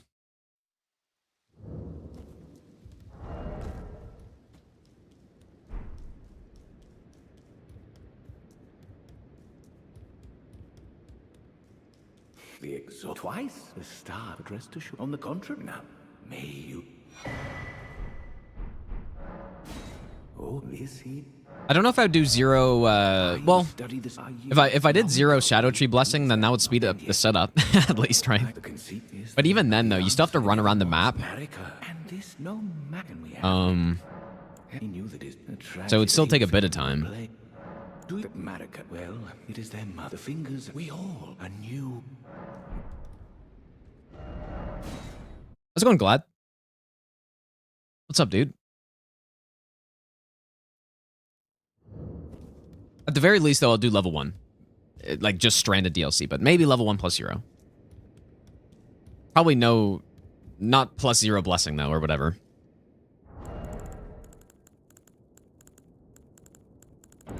Level 1 plus 0, no Shadow Tree Blessing, and just plus 7.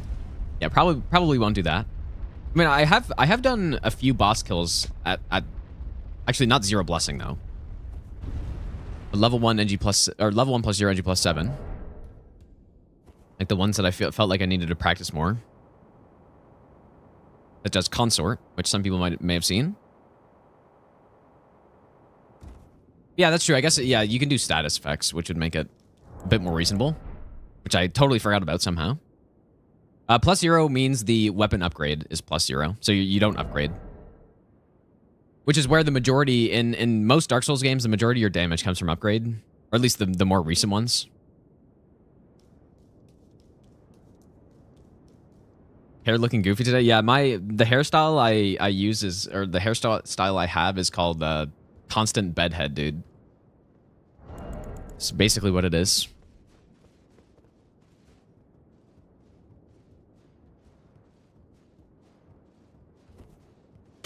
That's how it's always been. Whenever I have short hair, it's always crazy, dude.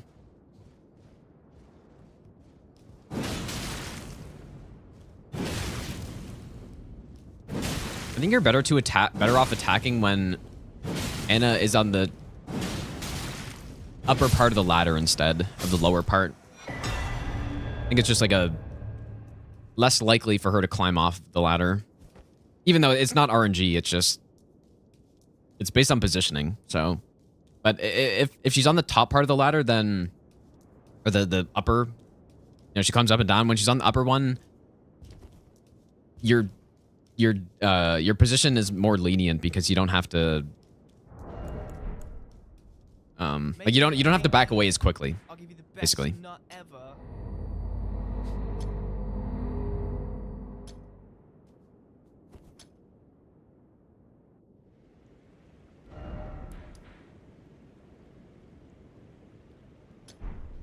Okay, here we go, dude.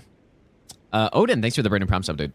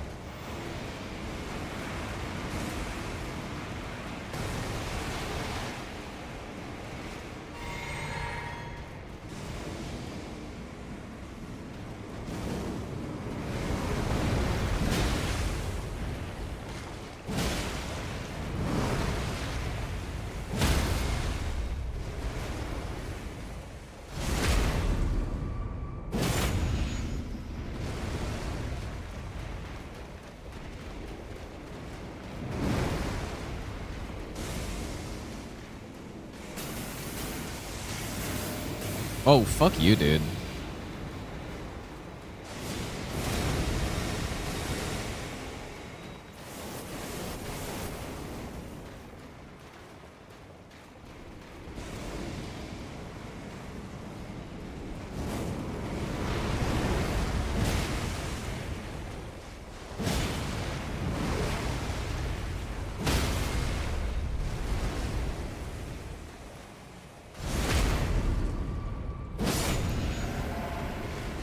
Nice, dude. Yeah, that fire coil makes all the difference right there.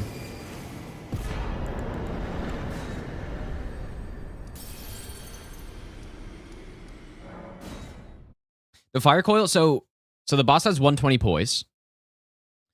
The R2, the charge R2 of a colossal sword deals 39.6 poise damage.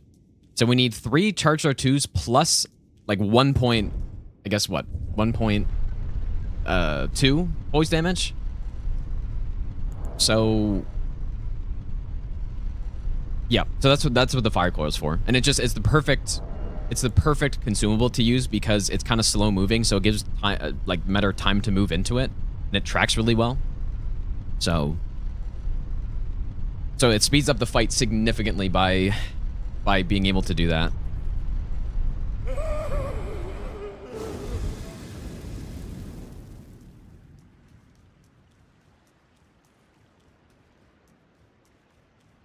Because yeah, I mean, what I was doing before, I was doing a charged R2 plus an R1.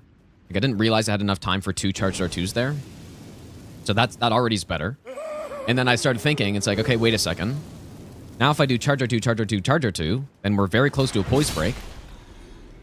But the final charged R2 isn't safe normally. So if you stun, it's safe, right?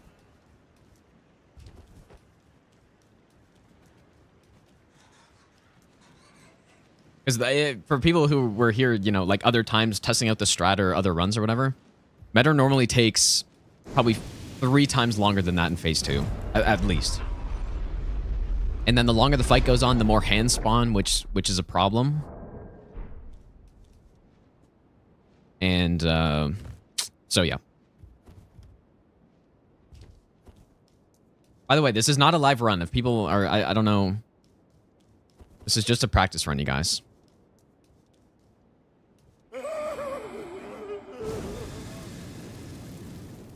Because I'm sure there's some people in here thinking like, oh shit, he's at the end of the run, dude. We actually haven't gotten hit yet, but it's just that I started the run past the setup, so. So far, so good, though.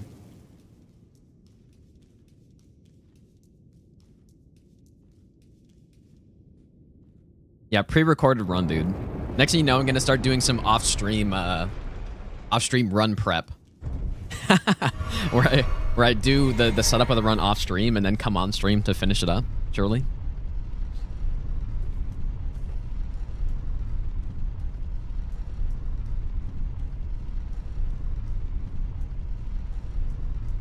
No, that's not Nico Bellic strats, dude. That's Hob strat. It's totally legit. Like, as long as you record it and stuff, it's totally fine.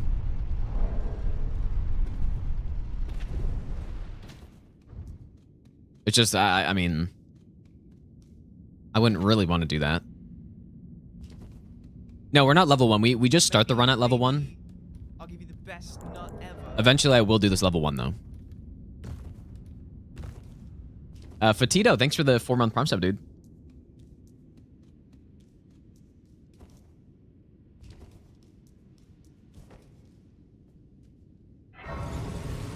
It'd be kind of nice to grab this early in the run, but it's so far. Like, it would just increase the setup time, which I don't want to do.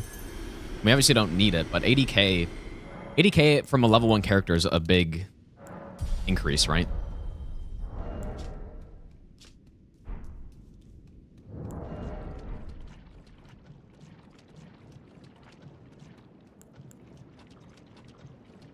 Maybe best nut ever.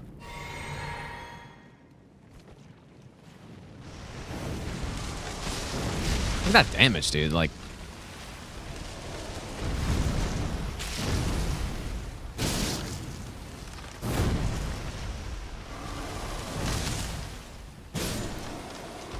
that's why they're so good. Especially on the Faith build, right? We got S scaling with them.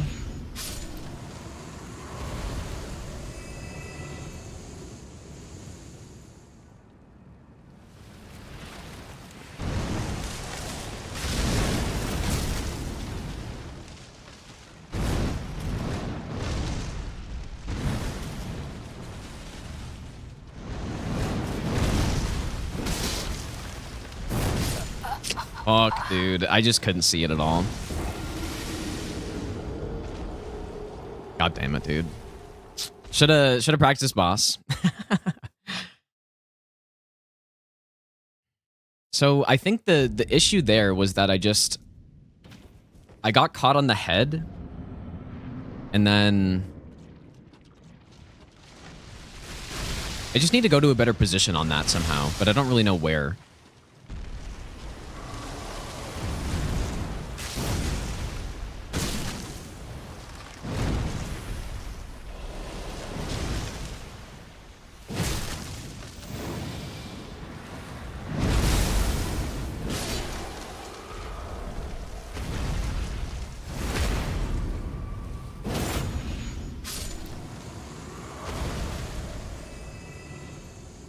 Probably good.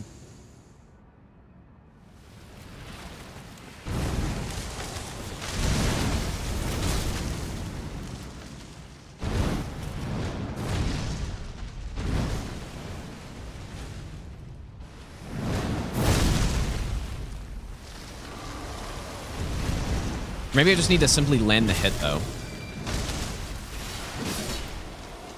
Like, because I think I went for an extra hit, right? So if I land the hit, like, I think I just need to get out at that point.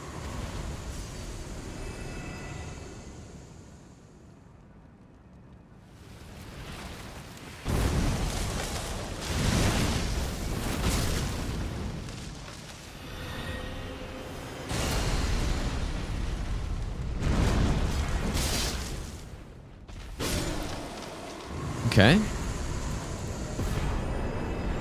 You know what? Unless I should be facing the other way and then try to bait the avatar to the other side of the arena, but I don't think that's better. I think what I do is fine. It's just I think I went for an attack that I probably shouldn't have gone for, I guess.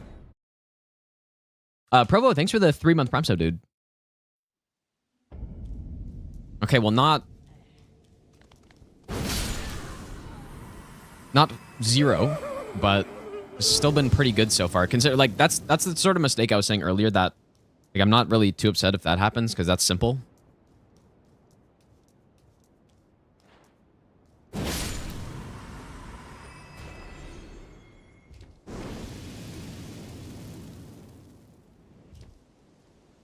Yeah, I think just one attack and then get out because I couldn't see what was happening at all. I'm gonna go back and look at it, but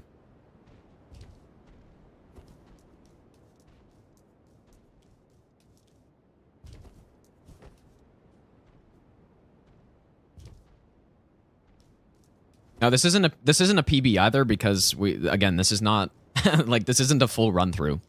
This is just past the setup, so.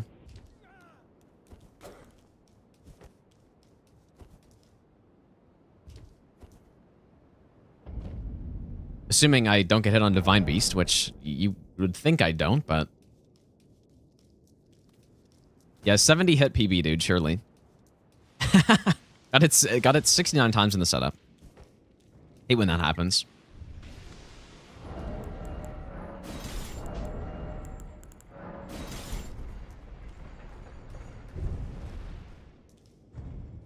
So, is this weapon... Is it the weapon that people have been using the entire... for the level 1 run, is it the main weapon or is it something else and then they just swap to this at some point? Because like, what's so good about this? Like, thrust damage is good, I guess. We should test it out.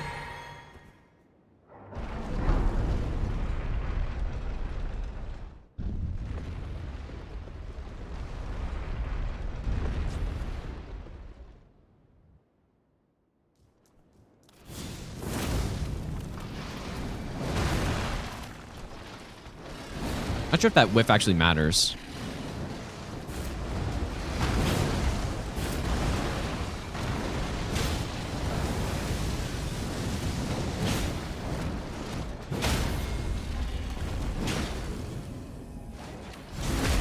I don't think so.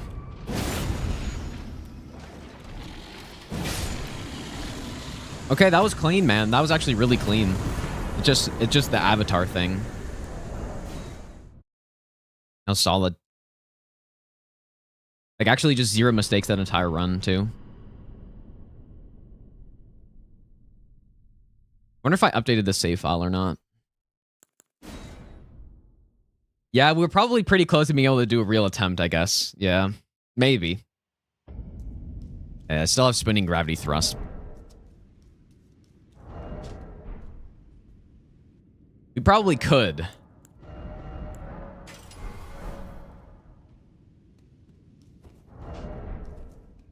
Was there anything there was nothing really bad on that at all.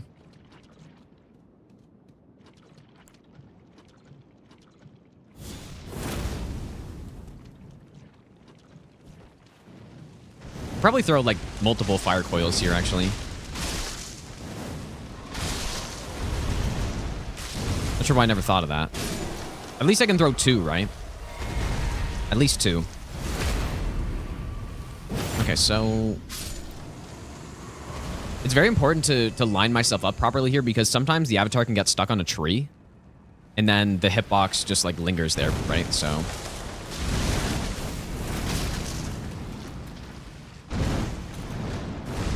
because you roll through it and then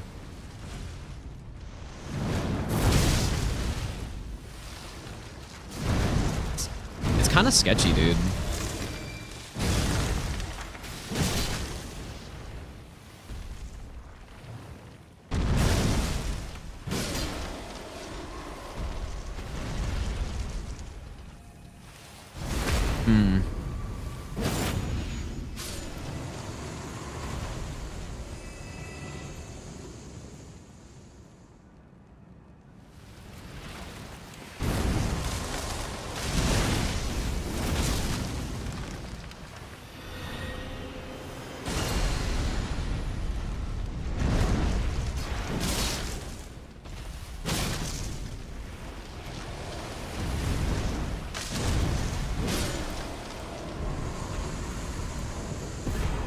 Oh, you know what? I think my damage is lower because I'm only at 60 faith here.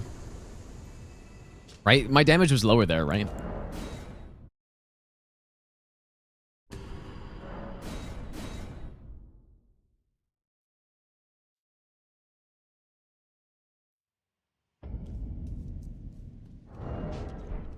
And the save file still has spinning gravity thrust on it. No, I'm at like, yeah, I'm at like 98 or 99 even on a normal run here.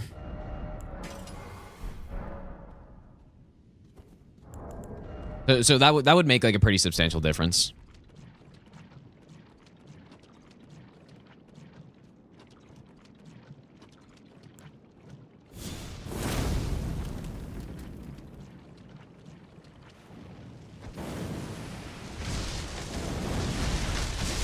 Yeah, at least throw 2 for sure. Oh, come on, bro.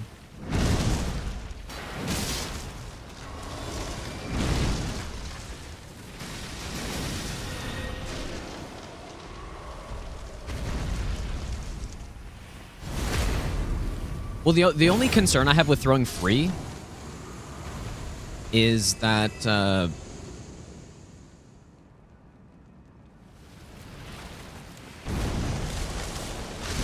my only concern with 3 is that it's going to put me too far away, and then the boss might do the thorns. Like, there's a really awkward distance where thorns can happen from. Oh, that was perfect right there.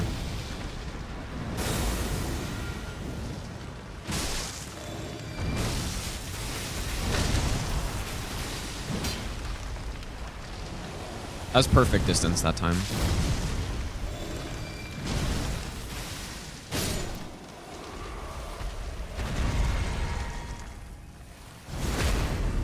How did I do that?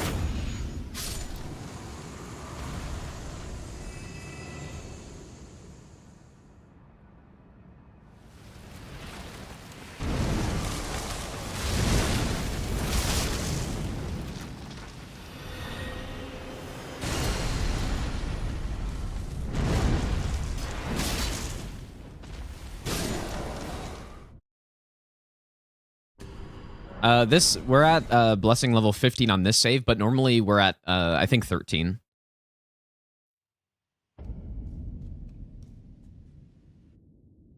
I think.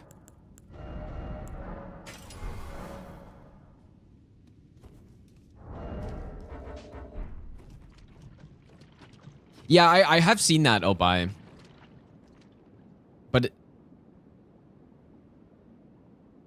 But you hit like you don't hit the face though, right? Yeah, Mad King showed me that. I feel like just fire coil.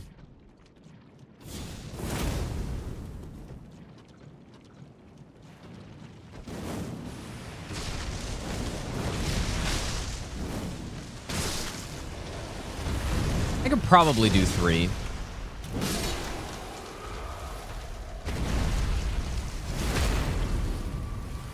Oh, you do it the face?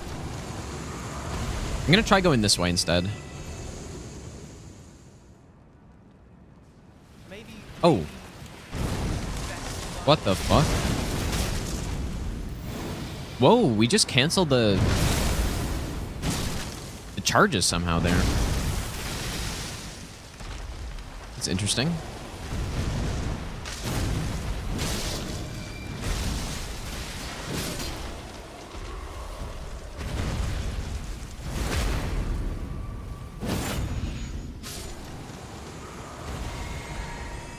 Yeah, maybe I wasn't facing the right spot soon enough, I guess.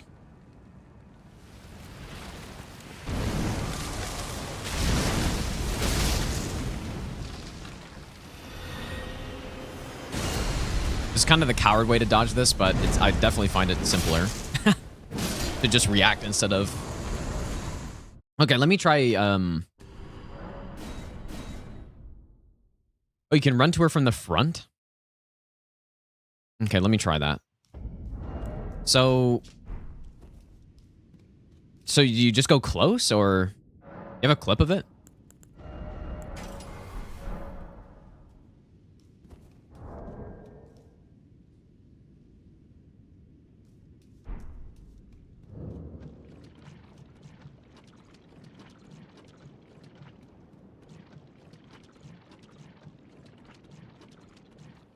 Just simply run up. Okay.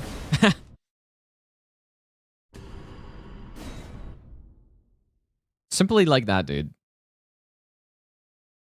Oh, I see what you're saying. Okay, okay.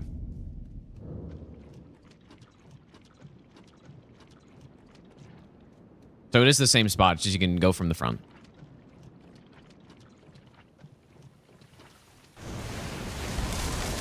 Oh boy.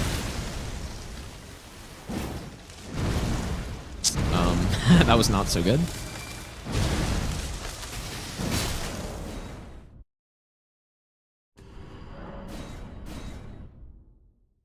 No, no, Mad King sent me this a while ago, and I tried it out, but I just thinking like, I don't know.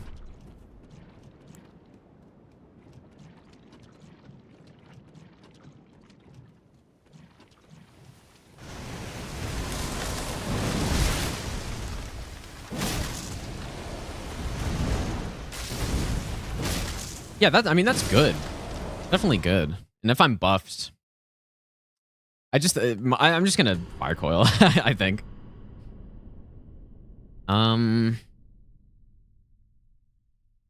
Okay, I guess fuck it, dude. Let's start a run then. I haven't done the setup in a while, I just realized. We'll see if it goes well.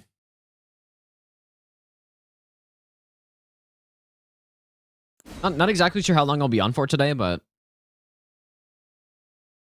Lemon, thanks for the 18-month reset, by the way, dude.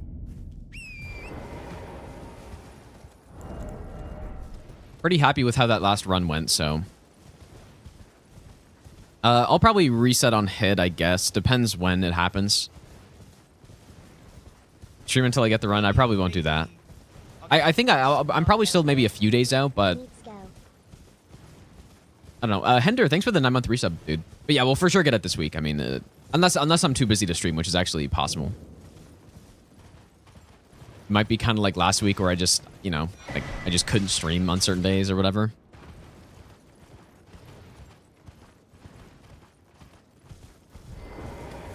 Yeah, get it offline.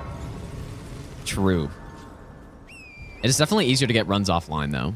That is actually true. I think it's because you're just you can put 100% focus into the run. But obviously, it's not as fun getting runs off stream, though. It's still fun, but it's not as fun.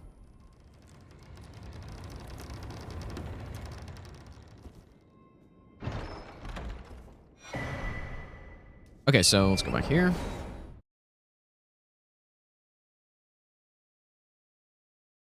Nicoing, dude. Yeah, true. Actually true.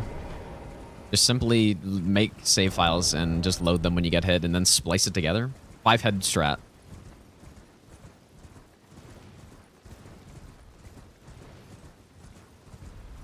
That was interesting.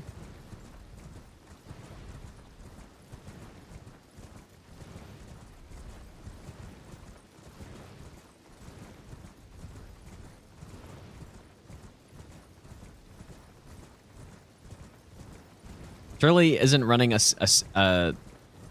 wait, secretly running a drug empire. Are you talking about me? Surely not.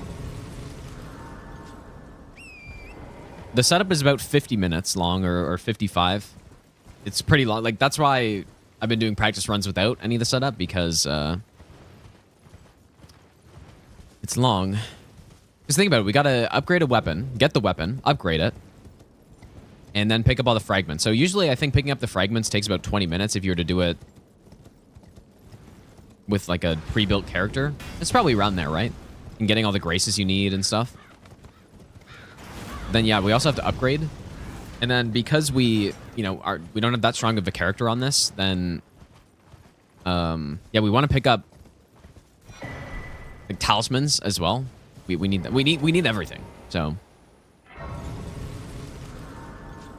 that's why it's so long. It's longer than the base game setups, which is saying something.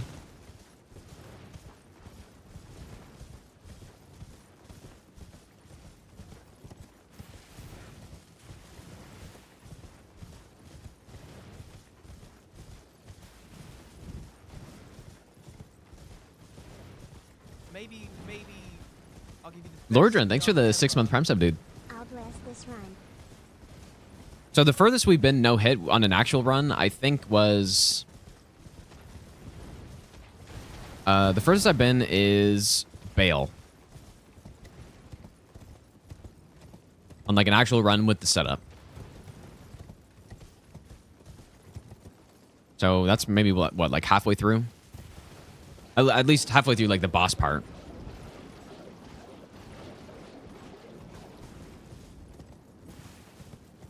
I think I've gotten more consistent at him.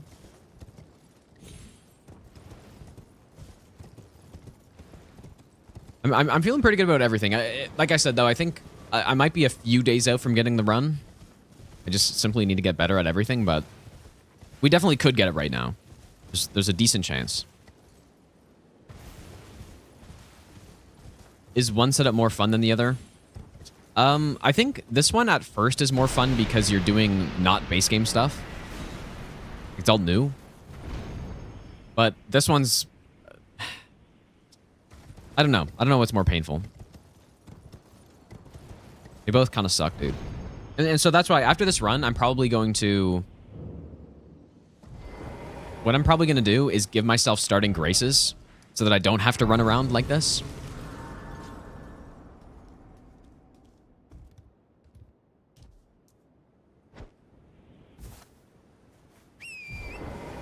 But the problem is when you do that, the item collection would work quite a bit differently. But, well, I mean, they'll still speed things up a lot.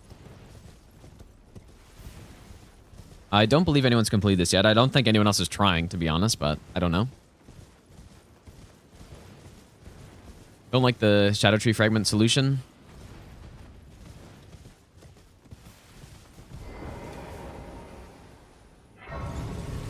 I mean, I know what they were doing, and I think on a normal playthrough, I think it's cool.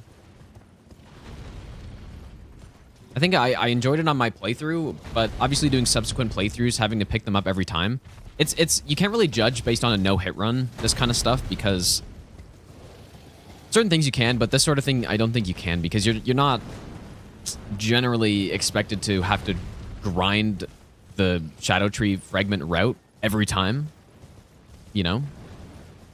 But I think other than no-hit, I think it's fine. There could have been some improvements to it, though, but...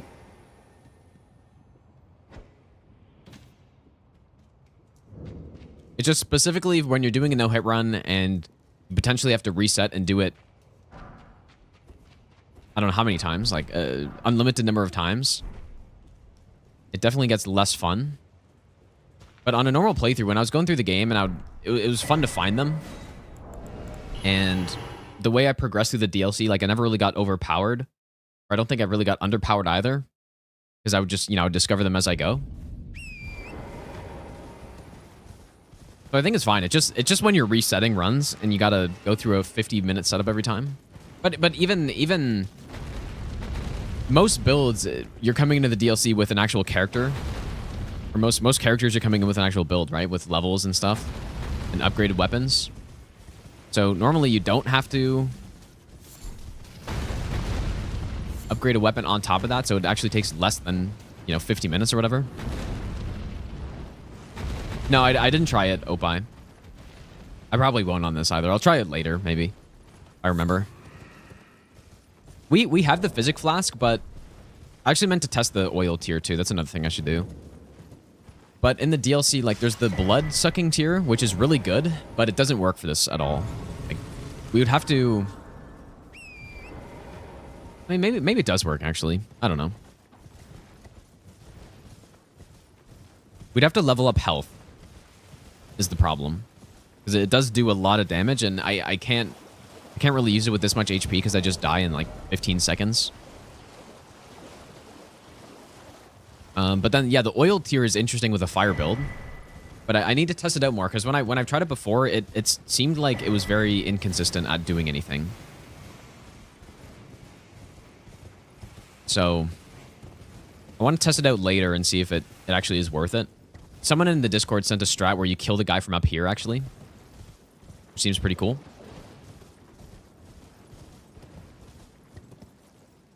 No, the HP drain's not percentage. It's It's like 25 or something. Yeah, finally used for minor Erdtree, of course. It's like 21 damage a tick or something like that. Yeah, 21. No, no, I think it's just 21. Or 20, maybe. I don't know. It's a lot, right? We have 414 HP, so I don't know how many seconds that is, but it's not very many.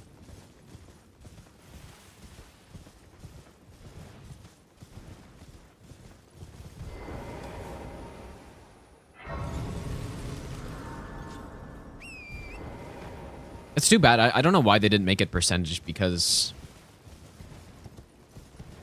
I just don't see why.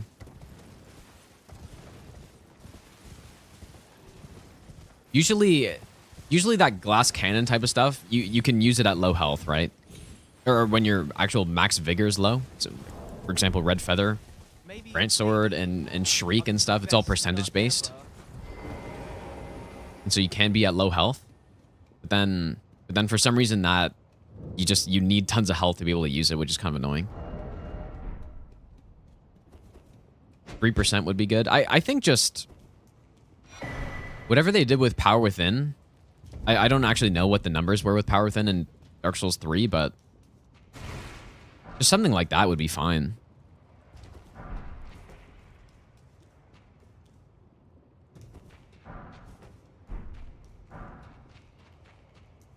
Just some percentage. Engen, thanks for the brand new sub, dude.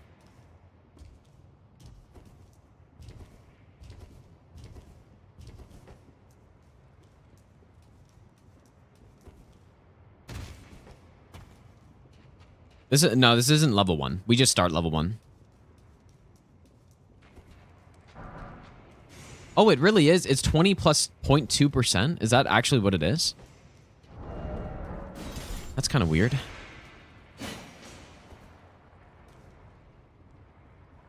Yeah, a few people are saying it's... What is happening? Maybe I'll give you the best nut ever.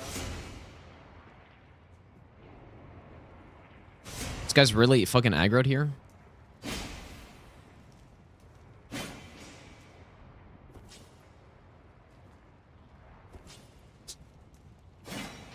Please. I kind of want to send it, but... What is wrong with them?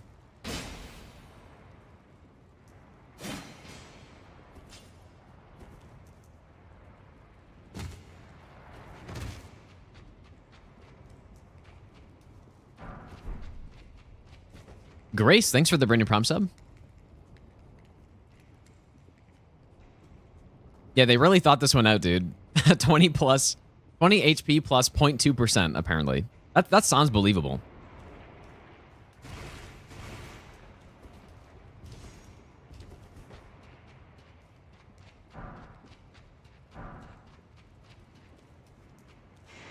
Yeah, Jimmy with those numbers, man.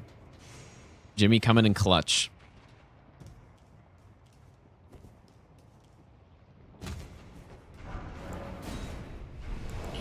Those are high octane numbers right there.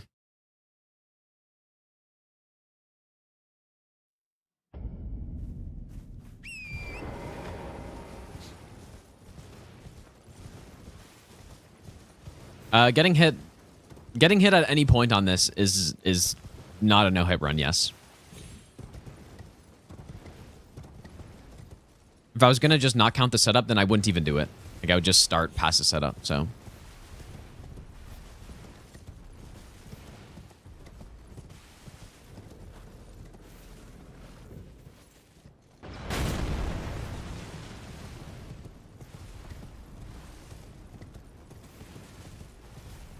That's also why it's called a run. Right? Like a no-hit run. Because you do the whole thing, basically.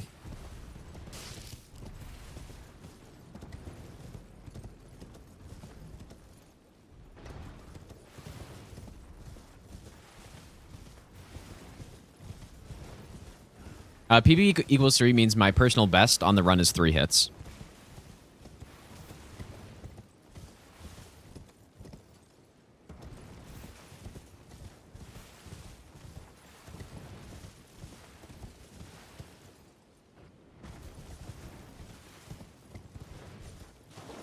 And I've done that twice now, actually. Maybe I'll give you the best nut ever. Mick, thanks for the 21-month resub, dude. How are you doing? I appreciate that. Yeah, after the setup, it'll be 69 hits. Yeah, surely. Yeah, surely hit 69 times here.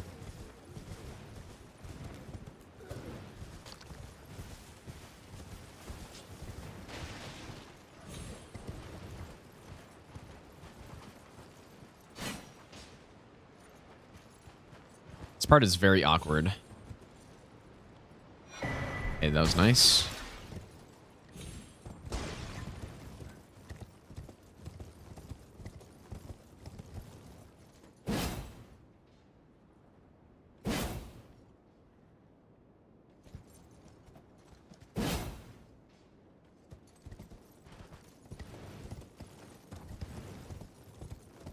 I guess this guy cares about sound, but most of these other guys don't.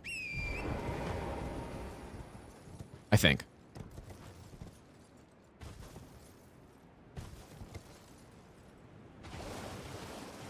I kind of want to try going this way instead. Surely not a huge mistake.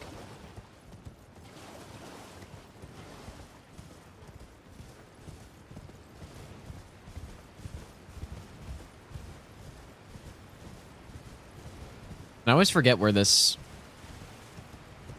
Here we go. Where these stones are.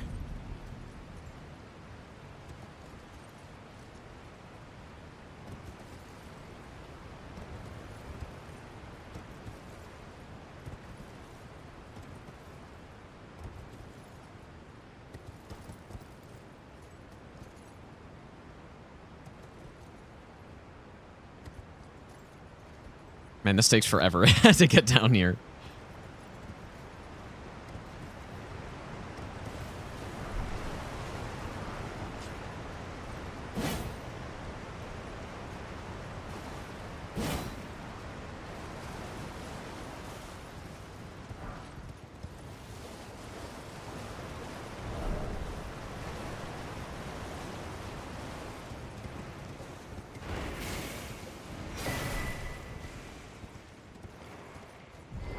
That was a little close, actually.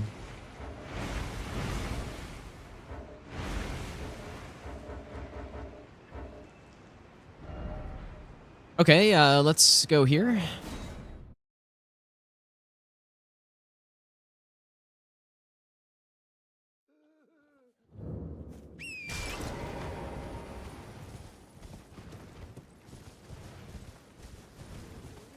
PS4, Xbox controller. I use the Eswap controller, which is neither, but I prefer Xbox though over PlayStation for sure. Although, you know what? I don't think if you're going with a DualSense, I don't think you can really go wrong with that. It just the older PlayStation controllers are I'm gonna say it, they're fucking trash, dude. They're just bad. I'll give you the best nut ever. They're just not good. Machino High. I mean, maybe they're durable and stuff, but the shape of the controller and like it's just not good, man. Kaiser, thanks for the 5-month resub, dude. But yeah, the DualSense is really good, and I like the Xbox. I've always liked the Xbox controllers. Like basically every iteration of them are decent.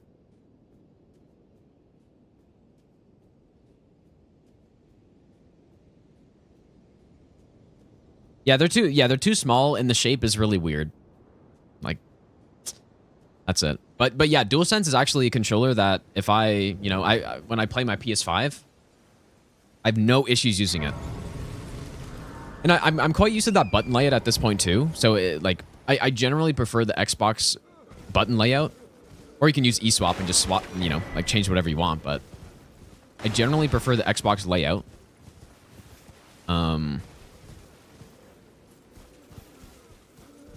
But on the DualSense, like, it's such a nice controller that I don't mind it, really. I don't mind with the, the sticks being on the same,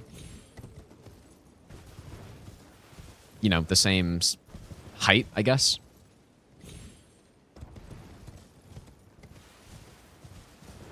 The Elite 2 is, that was probably at the time that I used it, it was probably my favorite controller that I'd used, but man, mine broke. Maybe I'll give you the best. The bumpers broke. I've had 2 of How them. is it going? With both of them, the bumpers broke within like 2 months of use. So I can't recommend the Elite controllers because those bumpers are horrid. Like I can't believe that, man. They envy Kurt. Thanks for the 100 bits, dude. I almost said that so wrong. Watching a Phase Jev video, he said he somehow fell from the wooden rafters in Shadow Keep. Well, yeah, you can just skip the hippo. You don't like it's. I don't fight the hippo on this run, and there's not like a skip. You go the back way and then you just drop down. Like it's pretty simple.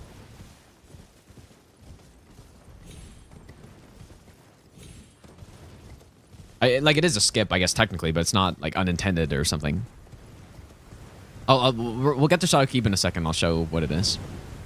Like when you go the back way, you actually just drop down.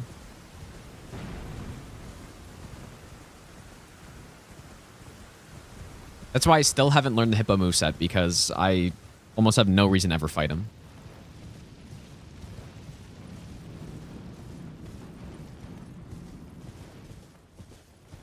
No, hippo's not a main boss. Well, I mean, I wouldn't say so, at least.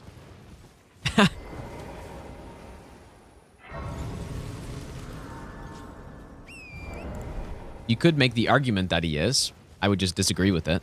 Because it's not like Bale where he basically has a remembrance, but it's just not a remembrance. Because you can go trade it in for spells.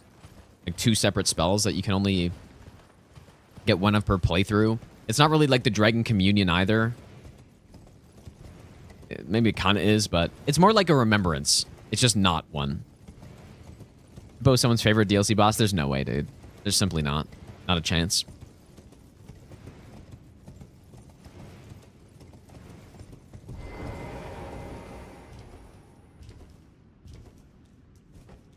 But yeah, the hippo's just not a good boss at all. Horrible boss. Maybe not horrible, but he's just... I don't like him. But maybe it's because I haven't learned him properly yet.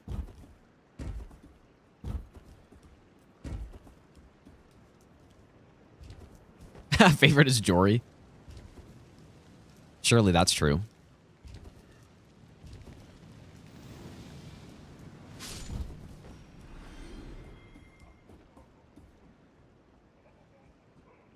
Insane C tier boss. The hippo? Yeah, hippo's probably a C tier. Low, very low C tier boss, I would say.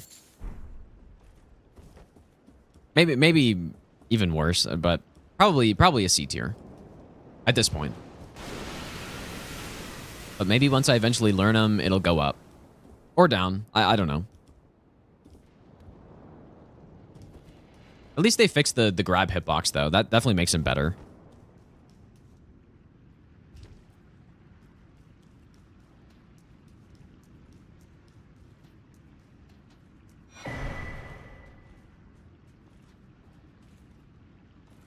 Worst boss of the DLC, it depends what category you're talking, because for all of the bosses, you could just pick probably any of the NPC bosses.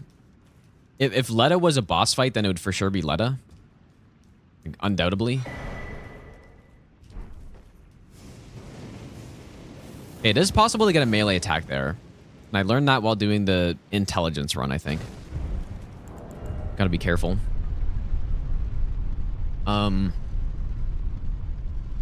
Yeah, it depends if you're considering like what I would say are the main bosses versus just every boss. That is better than Jory. It depends. Not as a boss fight, I don't think, because NPC fights are just never really fun. At least I don't think so. They're just never fun as an actual boss fight.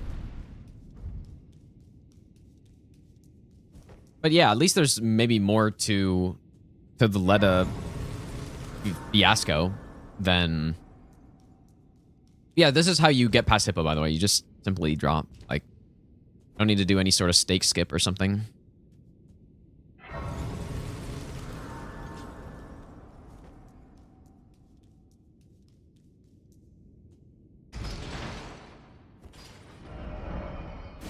wonder if it's faster to fast travel out here. Yeah, Jory is a good, like, Jory looks cool, and the summons look cool, and it's just the fight is garbage. That's the problem. Best nut ever. That's the problem with Jory's. The fight sucks. But yeah, in my opinion, the worst main boss, we'll call it, like a boss we do on this run, is for sure Metter. Like, there's just no question about it, I would say. Because if you're not considering Jory to be a main boss, and same with the Letta thing, like, Letta's not a boss, first of all, so... I for sure it's Metter, dude. Like, I actually think Metter's not a... I wouldn't put Metter in F tier anymore, but it's a low D tier for sure.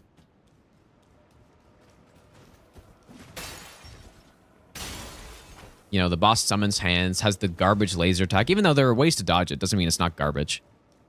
The way you have to fight the boss to not get hit, like specifically on this run, is just horrible. Maybe there's some other method that I don't know about yet, or that people don't know about yet, but if Jory wasn't backstabbable, then for sure Jory would be my least favorite boss in the DLC. There's no question.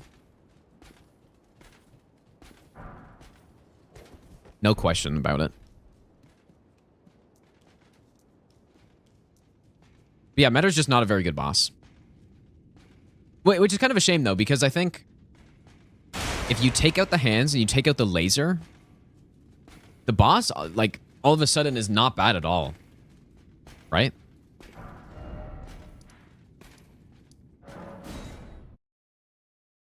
Because when you're up close and you're fighting the boss, because it's possible to not get the crawl attack from close, which I didn't know about before, which is actually why I put Metter F tier, because I thought that crawl attack could just happen at any point, but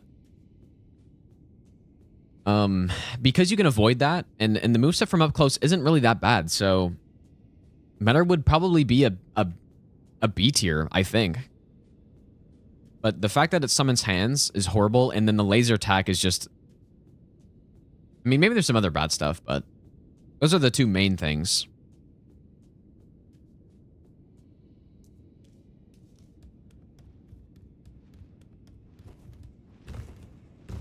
But probably would be a B tier boss, actually. Actually, the triple laser sucks too in phase 2. That's another bad attack.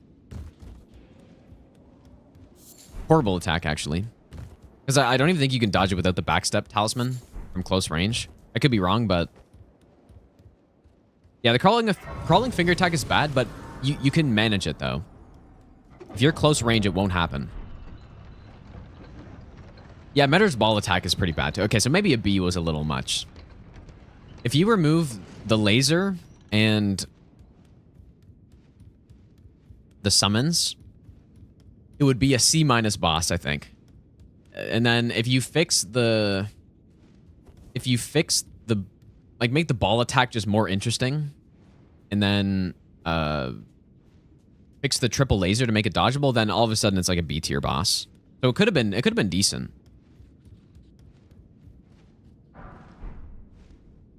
Romana, I don't like her, dude, still.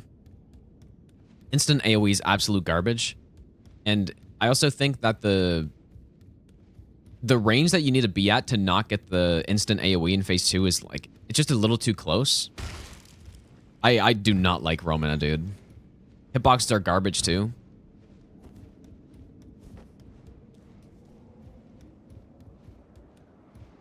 Really not a fan.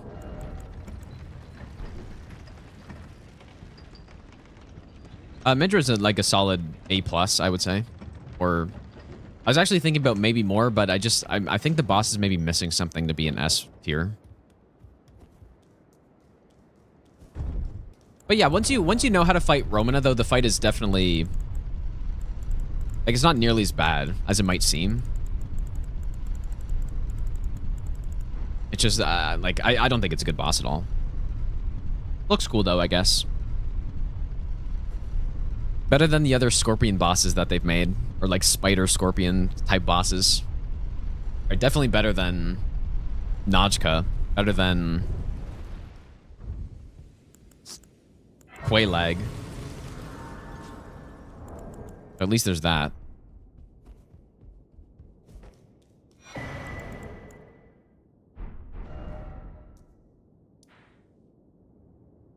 Um,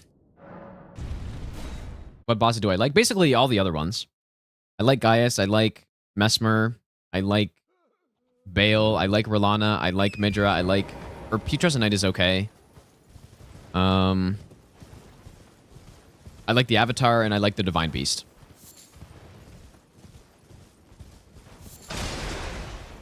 Radan... No, I don't really like him.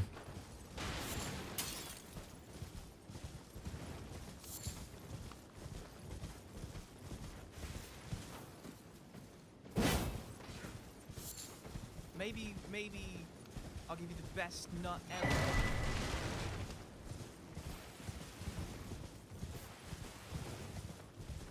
No, he's too unbalanced, I think, at this point. I could see him being an A tier boss at maybe. They would just have to fix some stuff. But as of right now, I think I put him in a B before. Like maybe that's a little too high. And surely, but for the impale in venge, how could I revenge? What does the tier mean? It's basically just how much I like them, Think not lest or how good I think they are. Like it's basically a mix of both. How good I think they are as a boss, and how much I like them.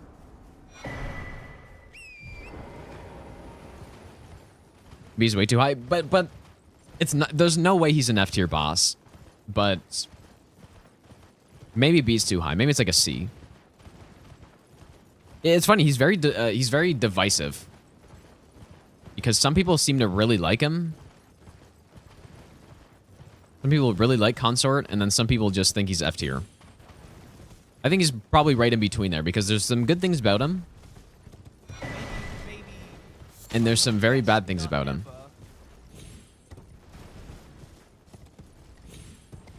Basically, I think he's fun to fight, but he's not a good boss though. Like, decently fun, not like crazy. Not the most fun boss of all time, but decently fun.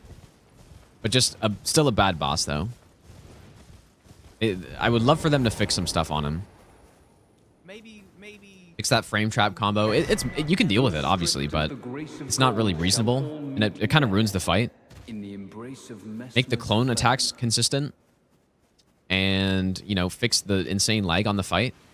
Maybe make that AoE, the Mikola's Light AoE, make it so that you're not just simply running a marathon away from the boss and then having to run all the way back in, and then fix the idols in phase 1 as well when you're far away. That would be kind of nice.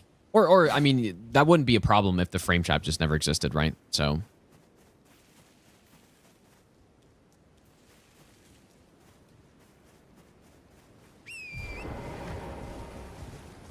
I 100% agree, Fullin, dude. Yeah, it feels like a my first playthrough on Consort, I was saying this feels like Ascended mod, which is not really a compliment. It feels like a garbage mod, 100%. That is like trying to be over the top intentionally. It doesn't really care how the actual fight goes. That is what it feels like, yeah. I think if you go back and watch my first playthrough VOD against him, I'm pretty certain I said that. I was like, yep, this is like straight out of did I say Convergence? I meant Ascended. I don't know what I said, but I meant Ascended mod. Convergence mod is good. Dude, Couch Jockey getting like catching strays for no reason. But no, Convergence mod's good. I meant Ascended mod. Oh, I said Ascended. Okay, well then I'm good. Okay, never mind. Boon Tang Kalan, thanks for the brand new Prime sub, dude.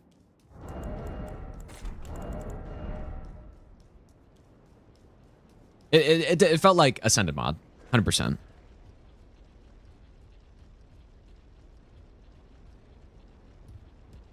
I'm talking about Consort Radan, or Radan, as it's meant to be said. Consort Radan. And you know what? That was the exact type of fight that when the game first came out and I was first learning the game, that was the exact type of fight that I was worried about when I was thinking about DLC. That exact thing where they seem to, in this game, care a lot about the spectacle of a boss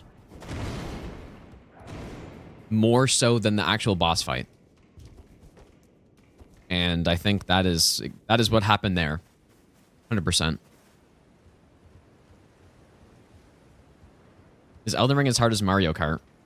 No. You know what? I wouldn't say the DLC screams that, but it was something I was concerned about, and I think the base game has more of that than the DLC for sure. I think the DLC is really, really good, actually. I like it more than the base game, 100%. Just think about the base game fights you did. You just have so many garbage bosses in there. Like, at least in terms of boss fights. You got Elden Beast, who is the perfect embodiment of what I just said. You know, trying to make a god that's all crazy and stuff, but just forgetting that, you know, it's supposed to be a fun boss fight. And, you know, there are some good bosses, though, to be fair. I mean, most of them are still good. It's just there's quite a few not good ones. Yeah, Fire Giant. Rykard's not bad. Like, Rykard's not bad. Assuming you're using the Serpent Hunter, of course. Where next? I guess we'll go here. Malekith's good, though. Like, there's a few bosses. I was thinking more... Estelle is the boss that comes to mind when I think about that. Estelle, Elden Beast, and Fire Giant are bosses where you know, it's either the boss itself or some attacks that, you know, they look cool. And it seems like they were just designed to look cool and not actually be fun to fight against. Fortisax, yeah, is another example. Yeah, so there's a few bosses, and so when I was thinking about the DLC, I was worried about, are they going to keep doing that? But mostly they didn't. Right, if you go through the boss fights, I think Metter is an example where they kind of did that. And I think Consort is another boss where they did that. But aside from that, though...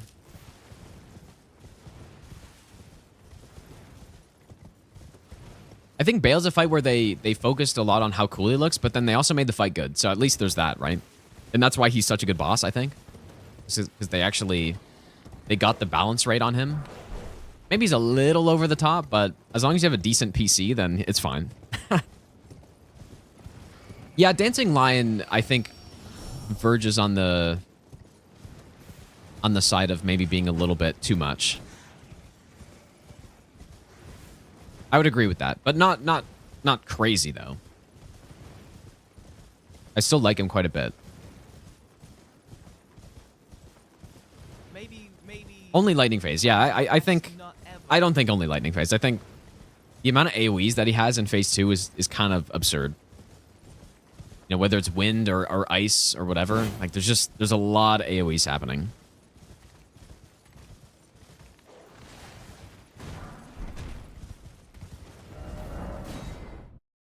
No, Clergyman is not awful. There's no way. Sour, thanks for the brand new sub, dude. That's why I think it's sometimes hard to judge the quality of a boss fight without... how are we looking on setup here? It's hard to judge them without learning them at least decently well. And I think Clergyman is an example of that, because at first he's very... Maybe not extremely unintuitive, but a little bit. And I think you kind of have to...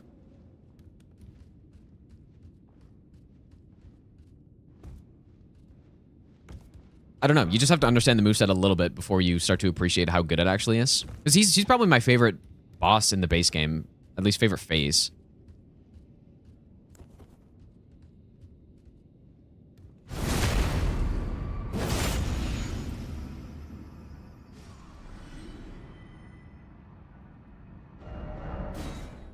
Very fun fight. But you just have to learn it a little bit better, and then you'll start to get it.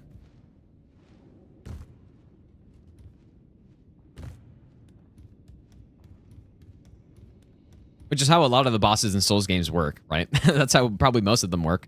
At least the good ones. Or maybe not. I don't know.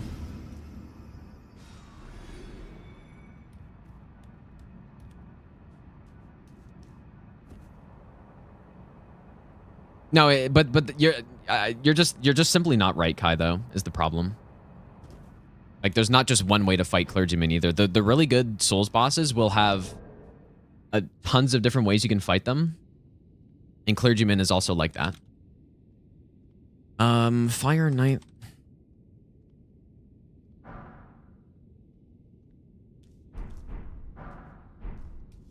Huge. First try, surely. Let's go. Where do I have to go? Go here, I guess. Agoraphobic, thanks for the 100 bits, dude. Did Mo go from S tier to B tier? Was he? No, he wasn't B tier, was he? Surely that's wrong. No, I wouldn't have put him B tier, dude. Like I have him in like an A tier, but yeah, for me he went from S to A tier. I think just because I don't know. He's not. Maybe it was because his moveset is kind of. Because moveset isn't anything super special, right? I think he looks really cool, but.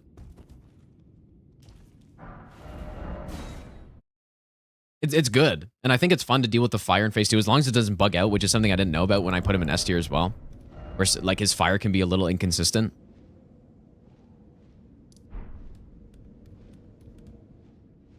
Ah, you know what I never thought about actually? What if I just... Or how do I normally deal with this bat on the way to Mesmer? Or actually, I guess I just don't. Never mind. Shadowkeep better than Stormveil? I don't think so, but I think it's pretty good.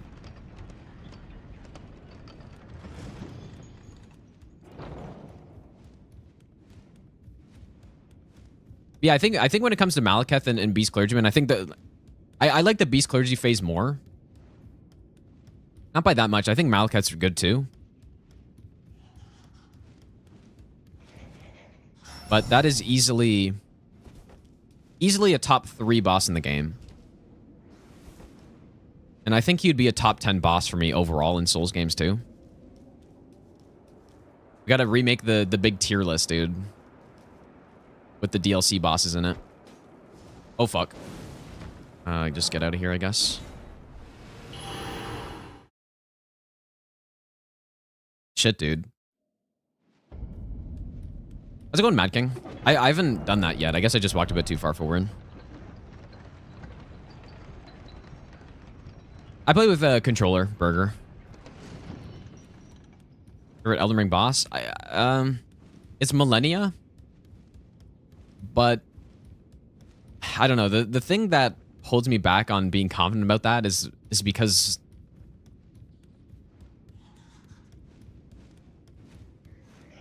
she crosses the line in being a reasonable boss, I think. Like she's a little unbalanced with Waterfowl. And I don't think the dodge that you have to do to avoid Waterfowl, I don't think that's reasonable.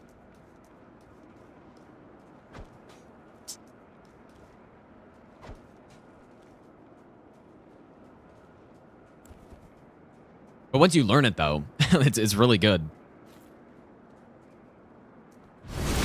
But that's the only reason why I don't confidently say that, I guess.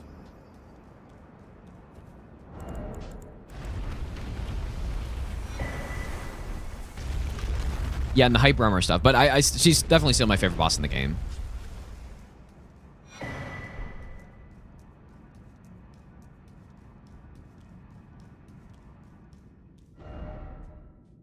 Okay, we get this. Now we go here. I'm using the Elden Ring Eswap controller. Is what I'm using. Which you can do the exclamation mark Eswap. Want to check it out? That's my main controller at this point.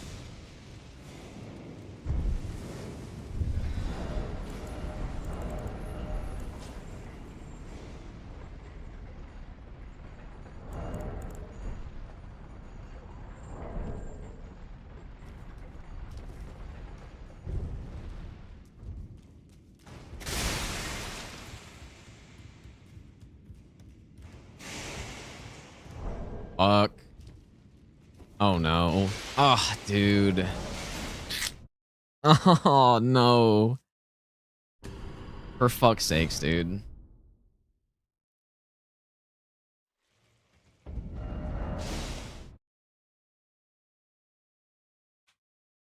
Welcome to Elden Ring no hit runs, dude.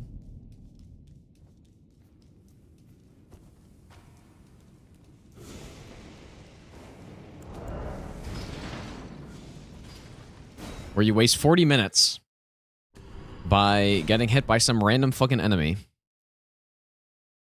Like I don't even what can I do to save that, I wonder.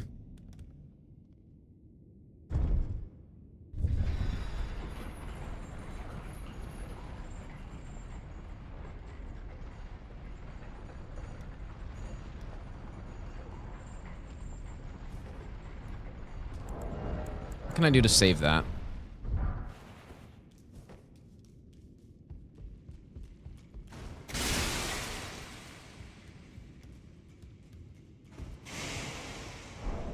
This is how it's supposed to go, and then you just don't aggro.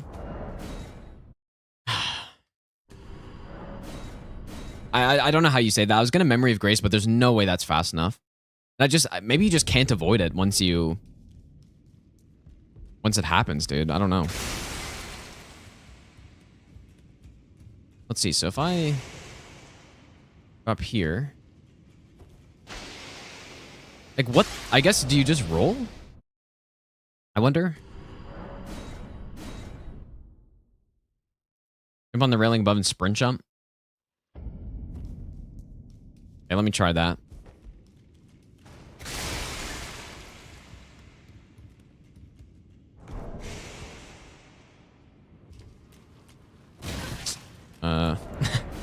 Like from to where? Because yeah, actually, I did try that before, and I remember that exact thing happening.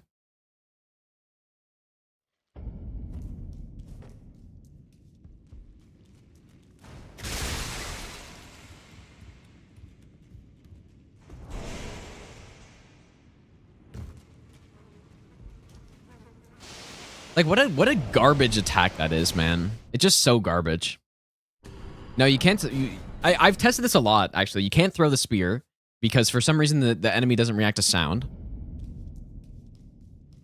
I mean, maybe just going the other way at this point. Because, yeah, the way I'm supposed to do... Whoops. I mean, I guess that works, too. The way, like, you just land here, the aggro's just behind the bed.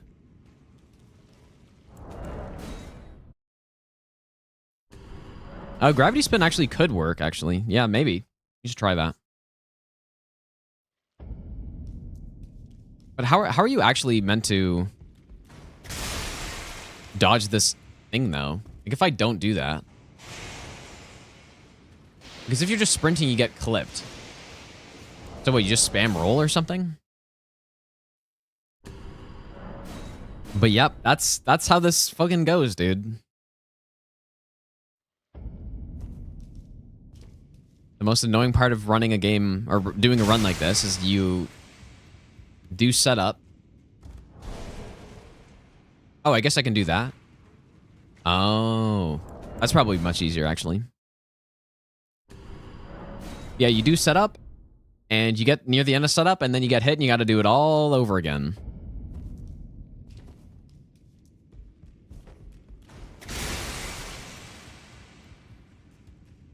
Let me try this, though. How am I...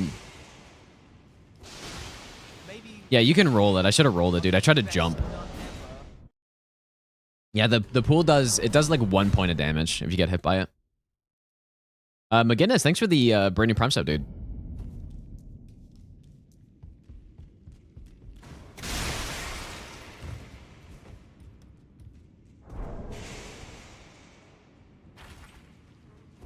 I also now know that I should roll in case they aggro.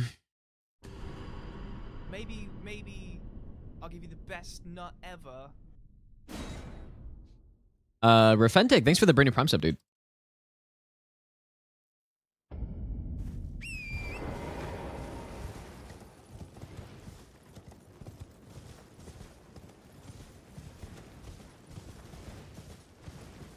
The intended way, I think, is consistent. It's just, I kind of didn't want to go that way because there's 3 guys there.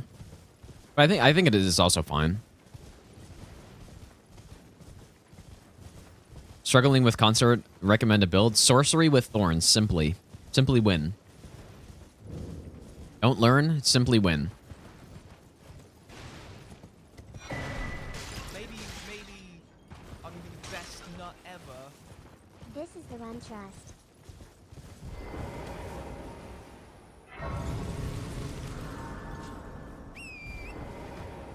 Brandon, thanks for the 4-month Prime sub, dude.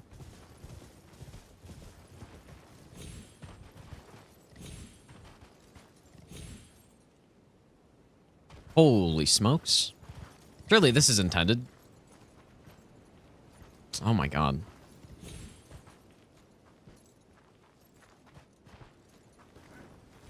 And there's a guy following me, actually. No idea who that is. I was picking this up so scuffed, man. Yeah, Thorns is basically a instant win mode. Maybe not instant win. You could definitely die using it, but when you're dealing like 7k damage unbuffed in a single hit, then makes it pretty simple. Bloody Nasty, thanks for the 7-month resub, dude. I hope they tweak Thorns, but I would still like it to be a top spell in the game. It probably won't be if they do something to it, but if they reduce the effectiveness of it by 50%, it would still be the best. It would still be at least close to the best spell in the game, which is insane to say, but I'll be aim set up. No, it's much easier to just one-shot with Thorns for sure. If you're trying to one-shot him with Thorns, you don't even need you don't even need that many buffs to do it, which is the crazy part. Like, to one-shot with a Zweihander, you would need a lot more things to do it, for sure. Maybe I'll give you the best nut ever. Conzio, thanks for the brand new Prime sub, dude.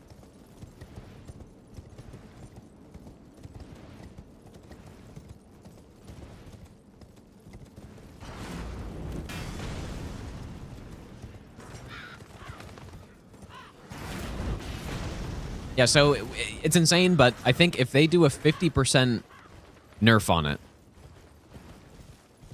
it would still be insanely strong. And that would be the right amount, I think. Because, yeah, when you're going into a boss like Radagon, right?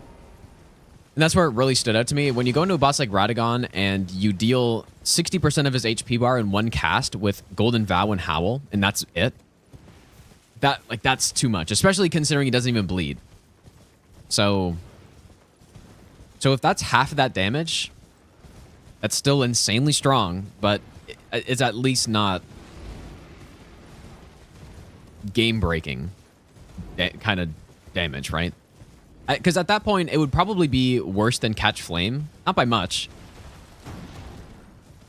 Like, it would still probably be the best spell in the game at that point, but... Yeah, people on Twitter were upset that I was saying it was broken, which is kind of funny. How would I nerf it? Like I said, I would just reduce what it does by half.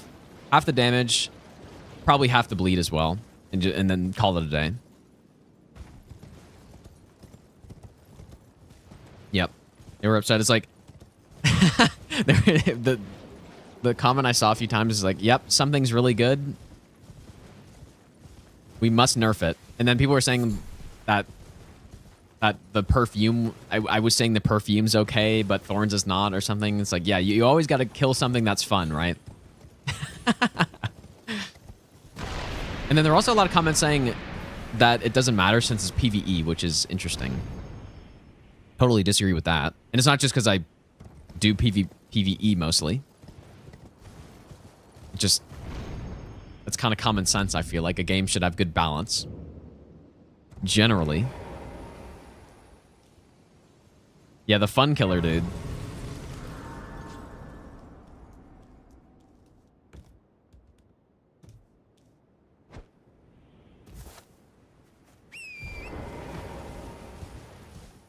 But you know what? If they don't change it, then obviously it doesn't really matter to me.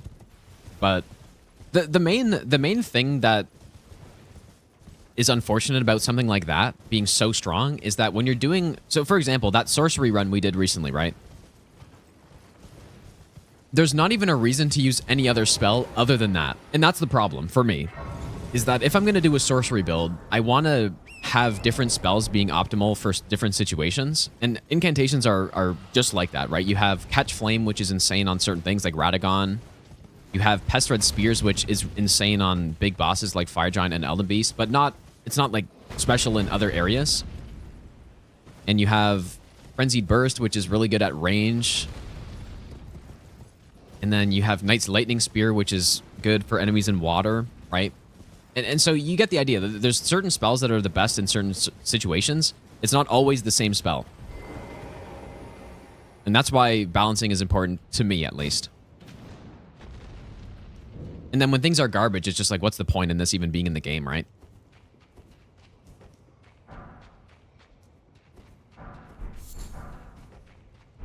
So yeah, like I said, I would make Thorns do the exact same thing. What I would actually like to see is them fix what happens when you cast it on an upslope, though, because it gets all messed up. If you're on an upslope and you try to cast Thorns, it just hits right in front of you, which is annoying.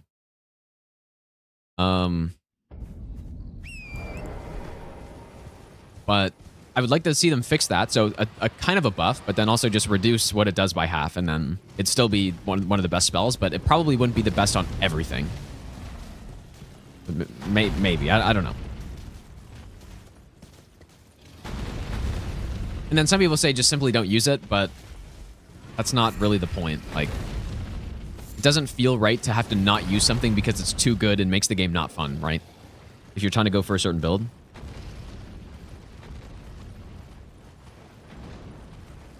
Yeah, nerf Rain of Fire as well while we're at it. Yeah, true.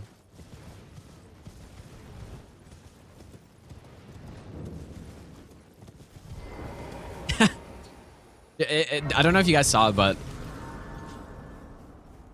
on Twitter, I posted a Rain of Fire hit on Consort with all the buffs, like the same buffs I used to one-shot him with Thorns. It dealt 3,500 damage, which honestly is not bad. If that's the amount of damage it did every time, it would be an really good spell. But the problem is that was with basically 75% of the possible buffs you can do, so.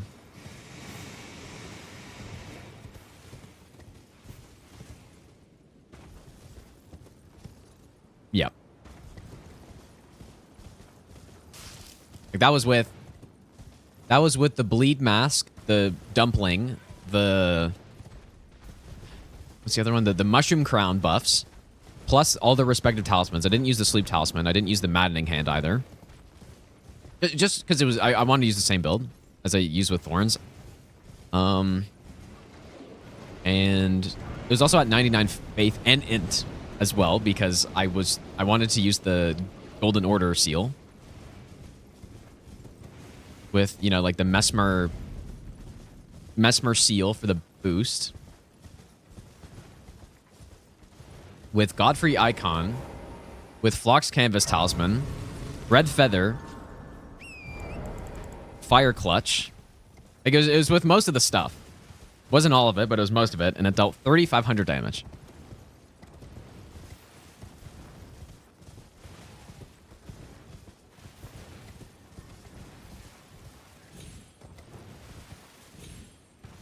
So, it's actually insane how...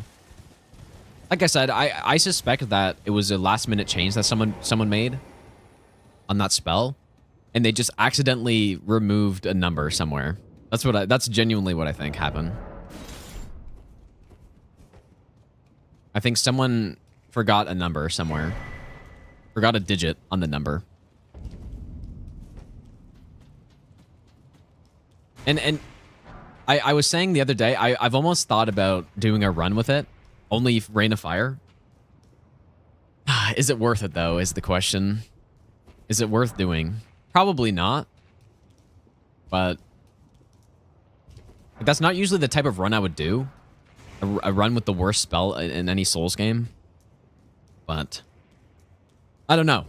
It would be funny, probably. At least for a bit. On a scale of 1 to 10, how bad is Rain of Fire? It's literally like a negative 100. It is genuinely a negative 100 on that scale. It would almost be worse than fist only, I think, because at least fist only, you have a good moveset and stuff, right? You got a good moveset and you're just punching the bosses, but Rain of Fire it's so inconsistent with how it hits as well, and it's a really slow cast time as well on top of that. So I would almost rather just do fist, I think. I would 100% rather do fist than Rain of Fire.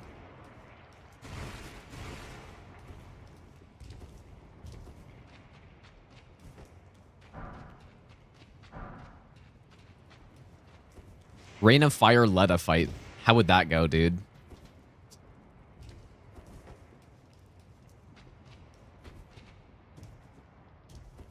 I think I will do fist only DLC. It just, what do I do about Letta is the problem. I don't know. What do you do?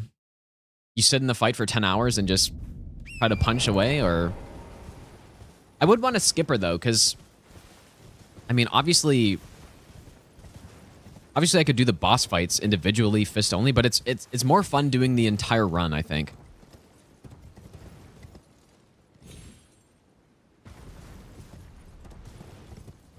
I'd rather do the whole run rather than only the bosses, you know?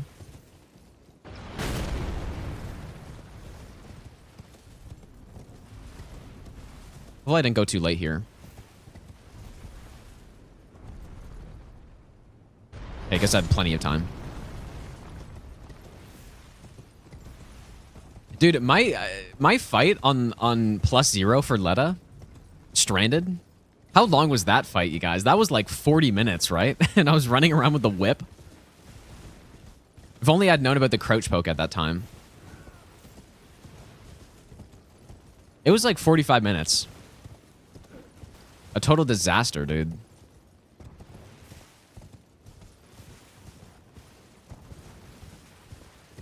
Definitely should have gone with crouch pokes on that. I just didn't know. And then, did I have the horn scent? Was the horn scent in the fight as well? I think so. I can't remember if he was there. Oh yeah, I won the fight. Yeah, I finished the run, but it's horrible. How much does Repose do now with fists? I have no clue. I mean, Fist, when I did the Fist only run in the base game, that was actually before Fist got buffed. And not Bare Fist, but just the whole Fist moveset. Like all the Fist weapons. Right, the R2 was made much faster. This is why this is so awkward to pick up here.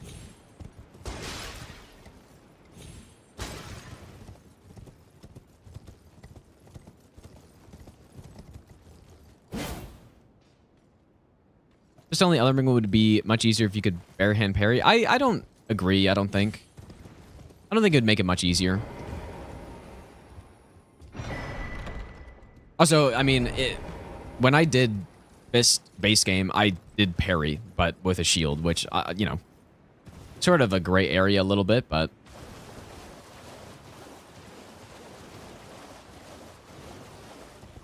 So it wasn't, like, technically only Fist, but...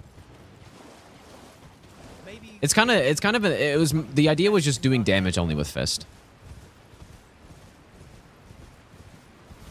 Because if you're doing true Fist only, like, what does that actually mean, right? Does that mean no talismans? Because those aren't Fist? Does that mean no armor? Air Fist deflect? Yeah, I mean, you could. I think. Man, my game lags so bad here. Insane. 4090, by the way. Ulo, thanks for the donation, dude.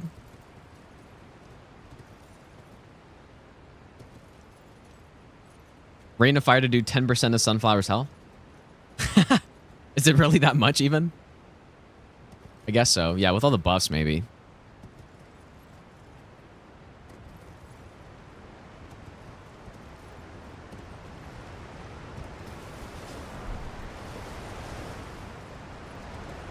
Come on, Torrent.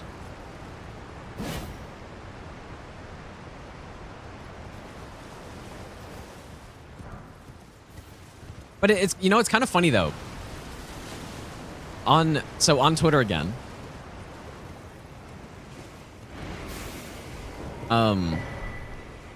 When I talked about how bad Rain of Fire was, there were people who were saying, like, very much in the same way that there were people saying that Thorns wasn't broken. There were people saying that Rain of Fire isn't that bad,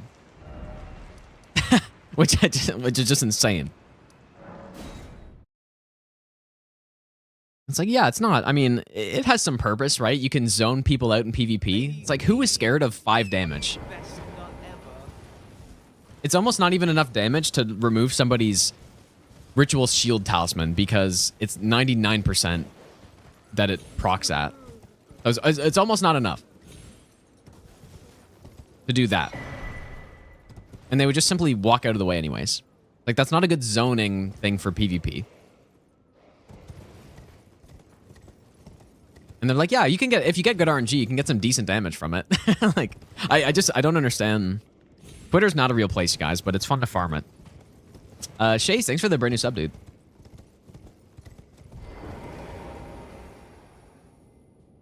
Yeah, and I was standing in water. Yeah, I was trying to kill wildlife. Like, the clip I posted, I was trying to kill wildlife. And with Flame Grant Me Strength and Golden Vow and 99 Faith and all this stuff, and it couldn't one-shot the deer, any deer that was in the water. And people were like, oh my god, they're taking 90% less damage from the water. Clearly, dude. Yeah, that's the reason why it's bad. Exactly. You nailed it.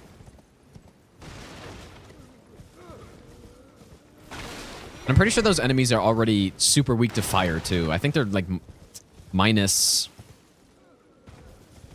I would have to check the spreadsheet. I think they're very weak to fire.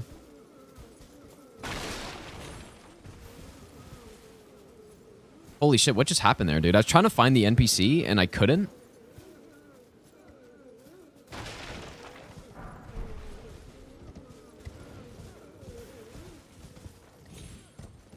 Yeah, Rain of Fire, no hit run, dude. Surely that'll be good on Elden Beast.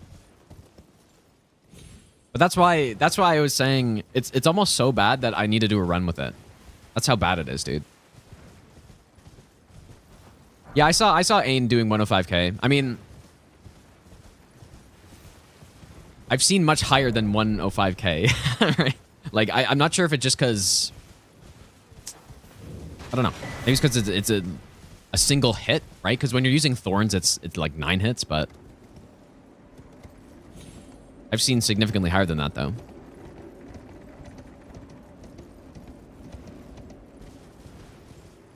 I saw Titus doing nearly 130k with Thorn.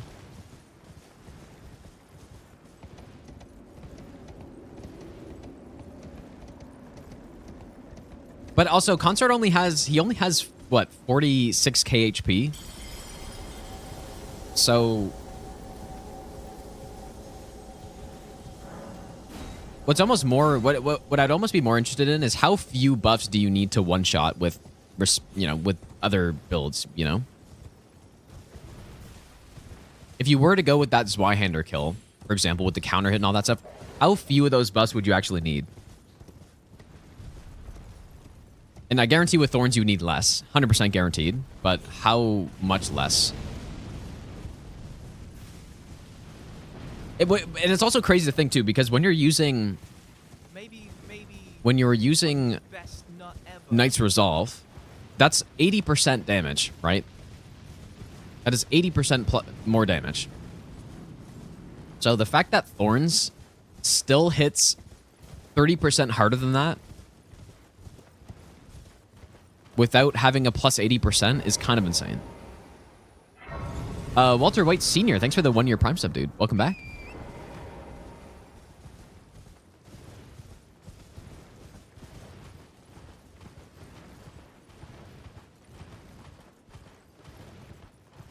Rain of Fire should be an embarrassment to their balance team.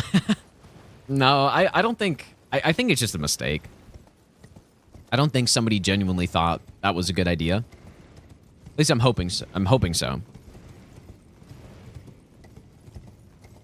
Has anyone done all main bosses no hit?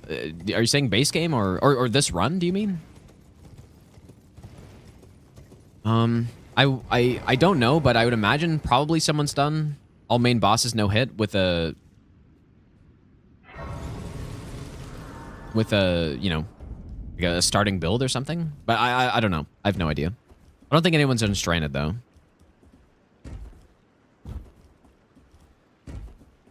Or maybe everyone's too busy doing the disc bounty to actually do runs. Yeah, Zoodle was routing it. I'm not sure. I think most people are going... I saw... Is Dino going for all remembrances? And I saw CBD was...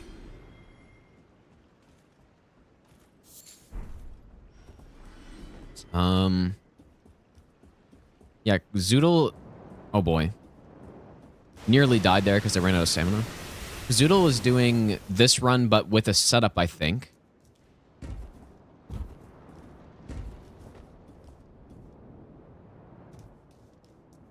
I don't know.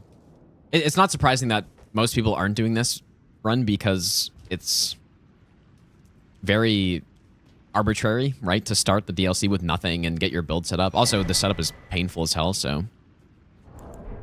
This bounty no hit is viable? I think it'd be simple, yeah, probably.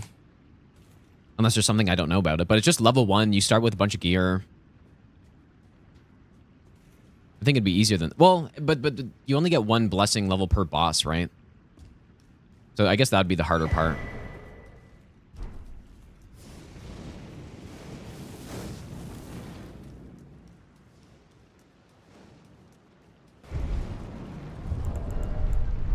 I think it'd be easier than this, though, to be honest.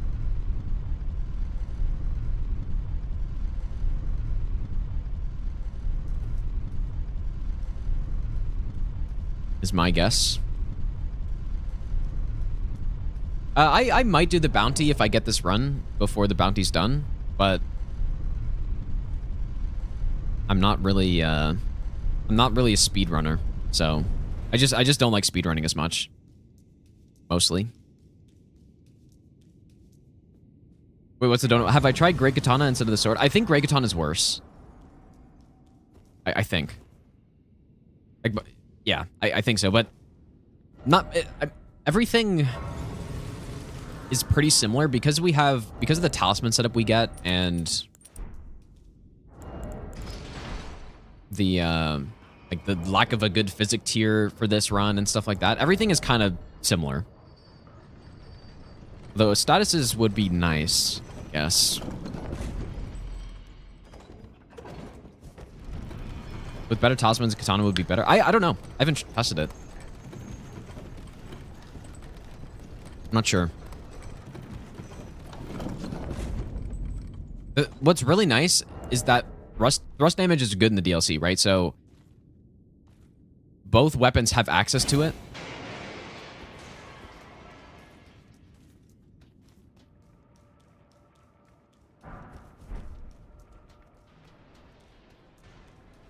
But I think I did test it out, and I think it was just worse.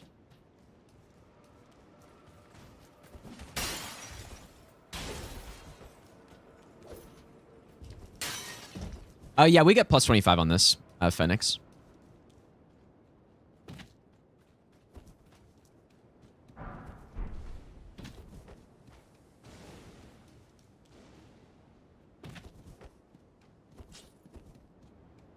Maybe I'll do the best nut ever. Overhead stance. Ichimunji Bonks place. Mackinac. Zero, thanks for the 16-month resub, dude. Overhead stance, Ichimonji bonks poise. I don't think it does much poise damage, though, right? Because that was my main weapon on my first playthrough, and the multi-hit thing didn't seem to do too much. It wasn't bad, but it wasn't crazy. Is Yhander better than Fire Knights? I don't know. You know what? Maybe I should go through that other section first here. Oh, you know what? We need our weapon before we go through there, though. I guess what's good about this Yhander is that I think it's probably more versatile with damage types. Is this Fire Knight Greatsword, you're locked in at least some fire damage. But they're probably pretty similar, I guess. They do basically the same thing. It's all about the R2s. I'm not gonna lie, I almost prefer the R1s on the Zweihander, like the standard Colossal Sword R1. I find that this other one is it's a little awkward.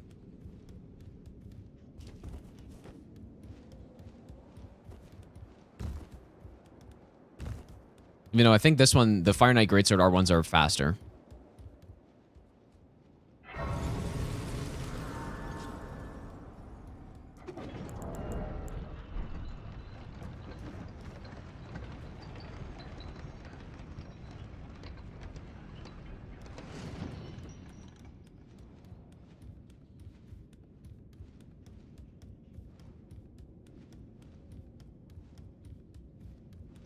And I feel like I'm a bit slow here.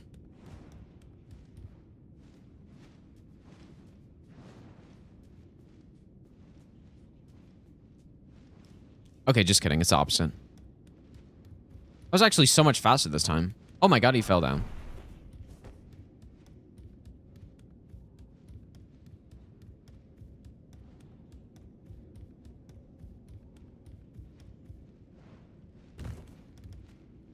Is there a fast way to get smithing stone for bell bearing? Is that Godskin? I mean, yeah, you can. Are wrong warp still a thing? And can you still wrong warp to Far Missoula? That would be the fastest way, I would imagine. So you would go to the Belfry, and then you'd wrong warp into Far Missoula, and then you'd have to go kill the boss.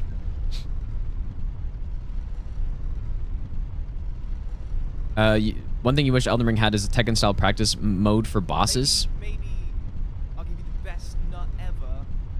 That'd be interesting.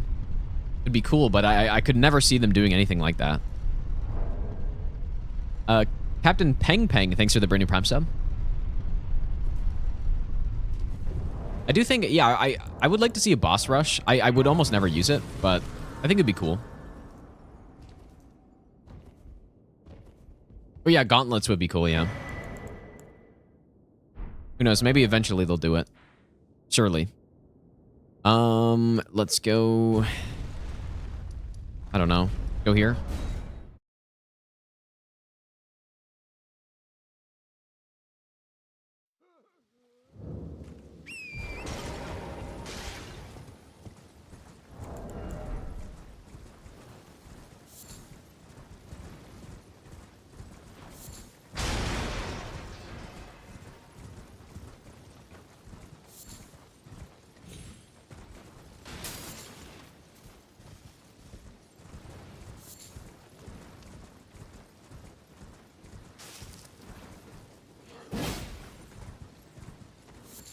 Fuck. That is not how that's meant to go.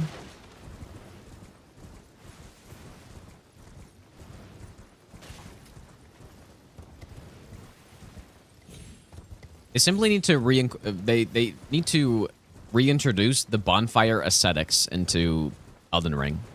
Simple. A brazen to you, priest, I must uphold then and sure. But the impale in venge, how could I revenge it? Think lest you... Simply do that.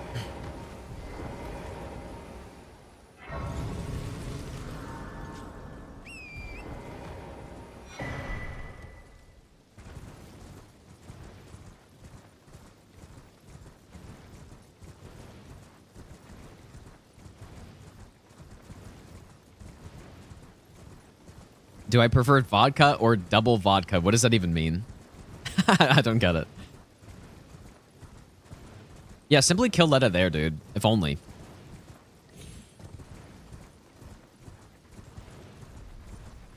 Only you actually could.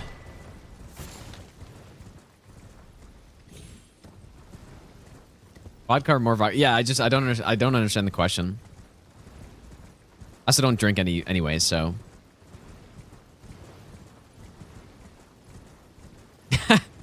I don't know. Wouldn't it just be the same?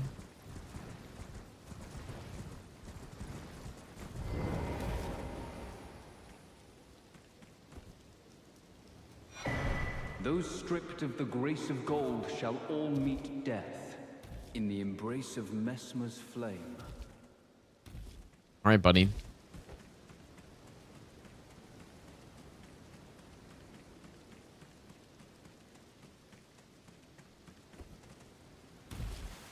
Get high on life. Dude.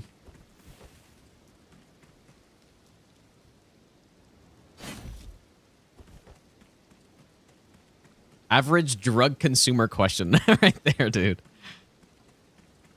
Couldn't even fathom.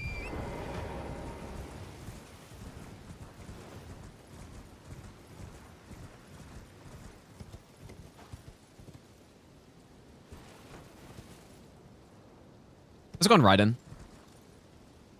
Yeah, high on glue. Yeah, of course. And markers, obviously.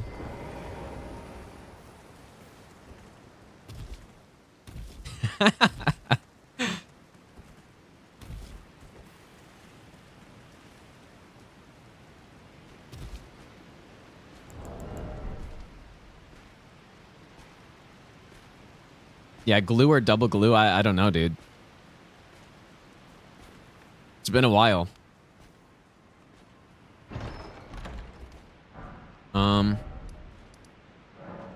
Let's go here.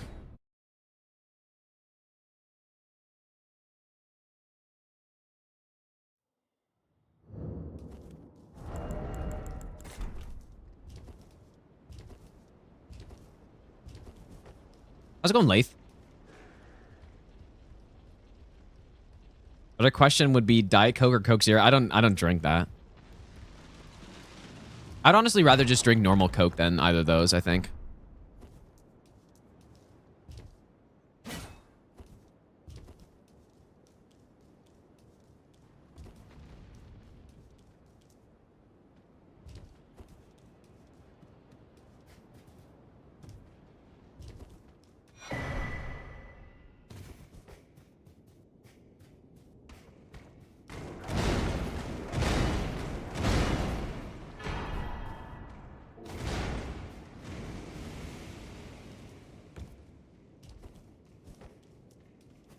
Clean water or fresh water? I don't know. Diet Coke's actually for cutting? Well, yeah. That's true. I like my Zevias, dude. That don't have, like, the garbage sweeteners that's in diet drinks. Milky water. Isn't that just simply milk? Very light milk.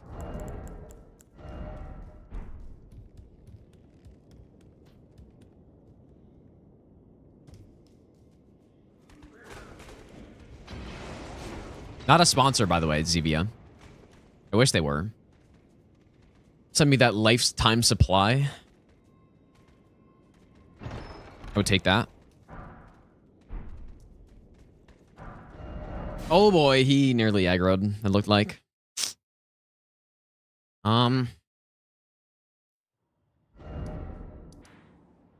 Go here.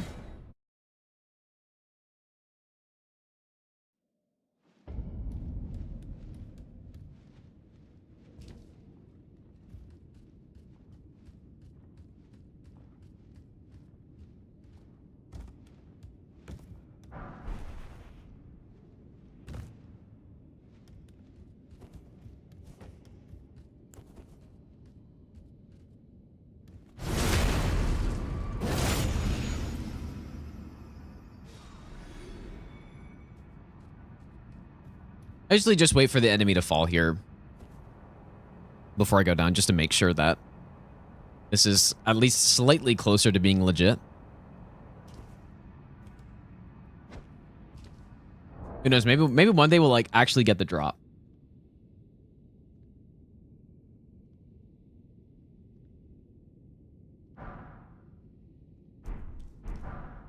Ooh, look at that. Okay, we got the sword.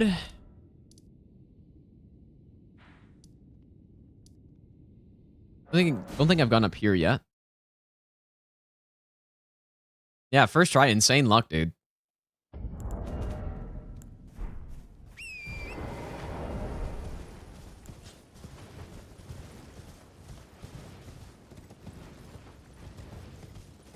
Maybe I should go through that that weird pot flesh enemy section now. Because I only need the weapon for later because I have to kill the guys with I carried the fragments. Clifton shipped to Bandai. Yeah, they're taking me out soon, dude. Gotta make sure I get the run Burt first before they ban me.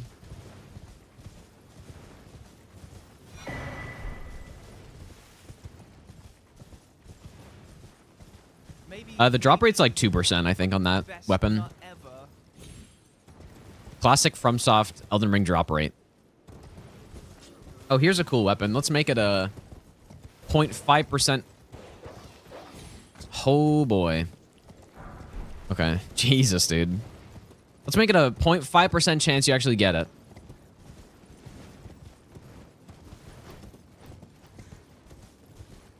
That was a little scary.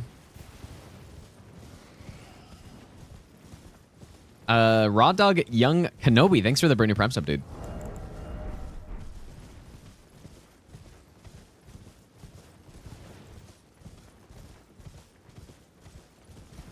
Maybe one day they'll make a game where they don't have absurd drop rates in it.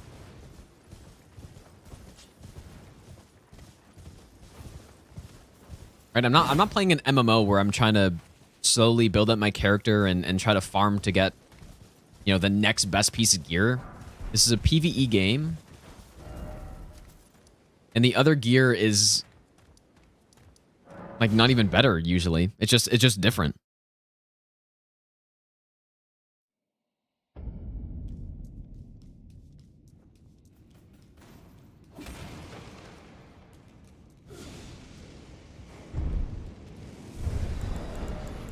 Yeah, this is a real attempt at Arthroso. I'm obviously not farming that. If I had to farm it, I would not use it. I'd use something else.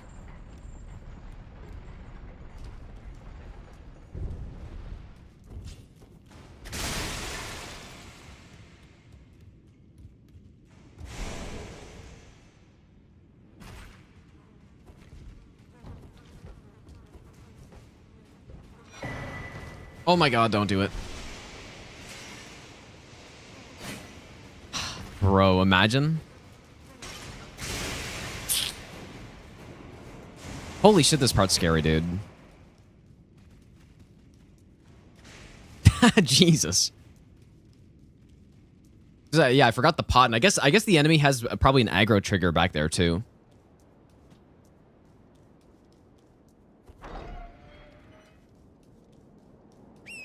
Jesus, dude. But you know what? I think the cast on that spell or whatever it is has very low range, so I guess I was fine, but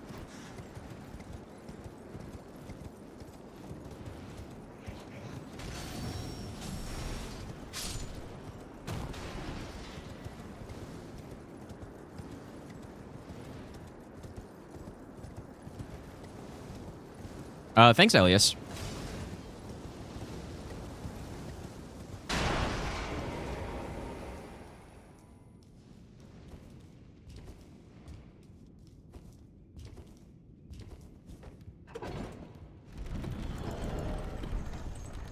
Okay, Jesus, dude. Made it past that part.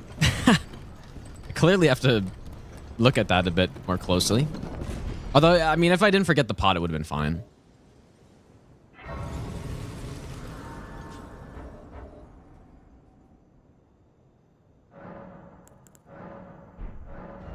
So, we didn't go here yet.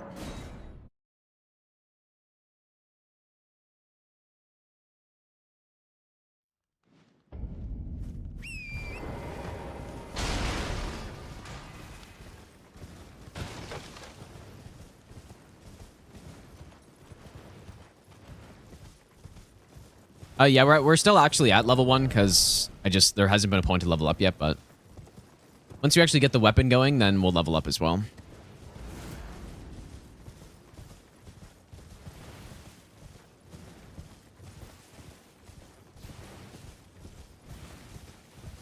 I didn't even know there was a one of those ascetic guys there, whatever they're called.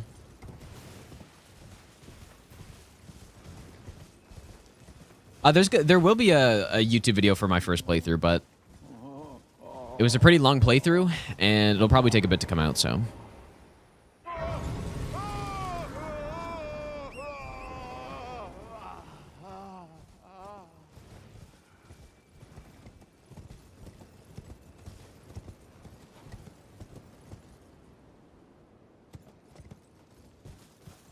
Oh, that scared me, dude. No damage from that. It's kind of weird.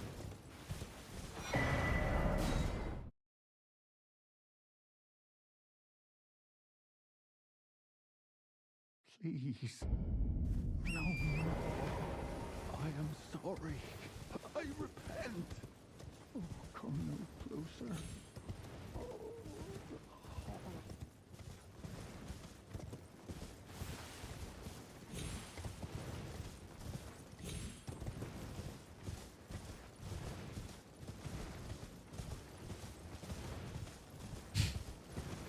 Classic average Elden Ring setup right here.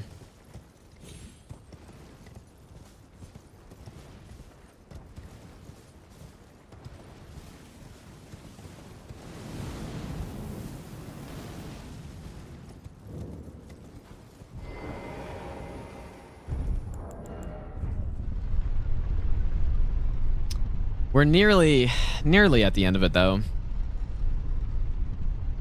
All they get hit by the Gaia's charge attack. Yeah, if you didn't get damage from a fall, it means you haven't landed yet. Exactly, yeah.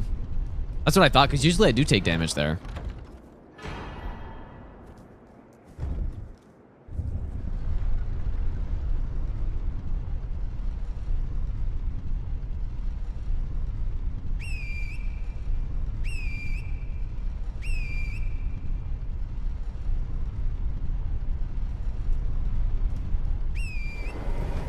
I'm gonna go this way instead.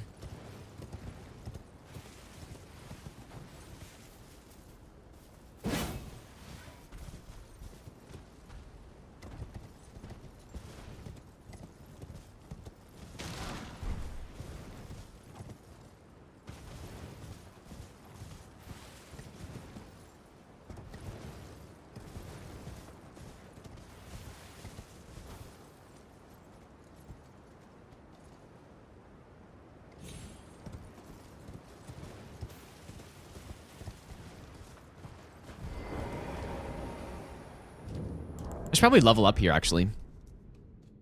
How do I have so many runes?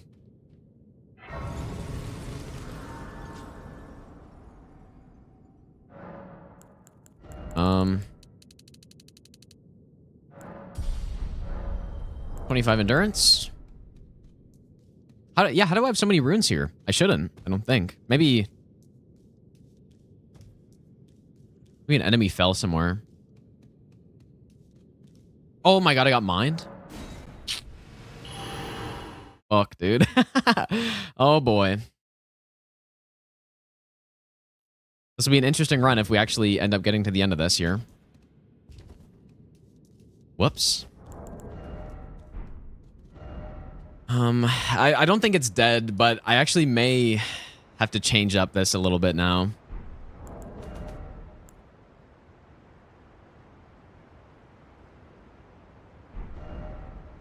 Where are the rest of the ones at?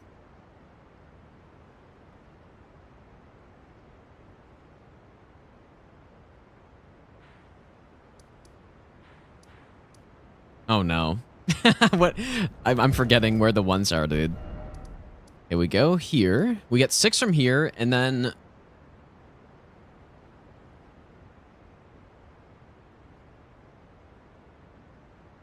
Where are the other ones?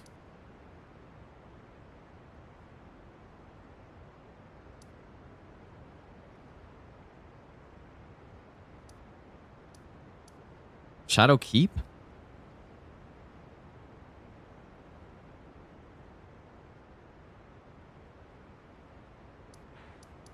I don't know where they are. I forget. It's been I guess it's been a while since I've done this, but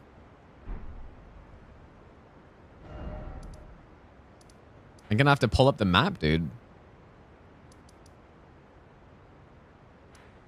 Did I not pick something up in Shadow Keep? Because I think I'm supposed to have them.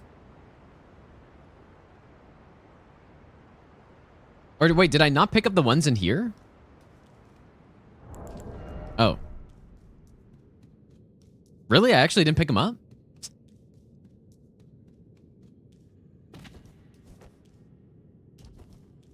Oh. Whoops.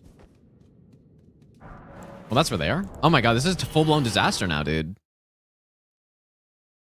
Okay, we need the 8s now. This is actually so scuffed now, dude. I just wasted 15 levels on leveling up Mind.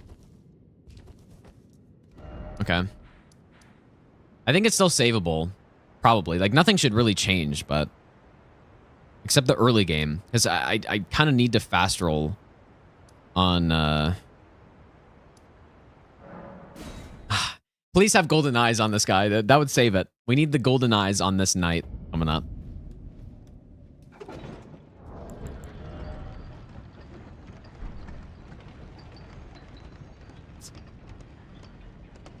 Yeah, it would be funny if this was the run, but the reason I get 25 endurance is so that I can fast roll with the greatsword.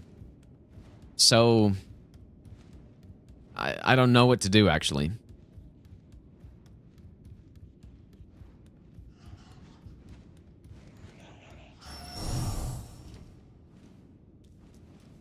That was a little close.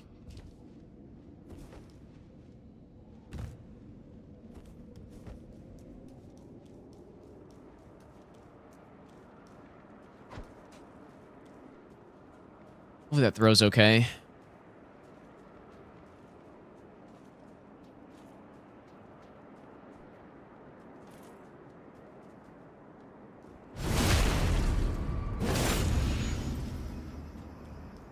Surely golden eyes there.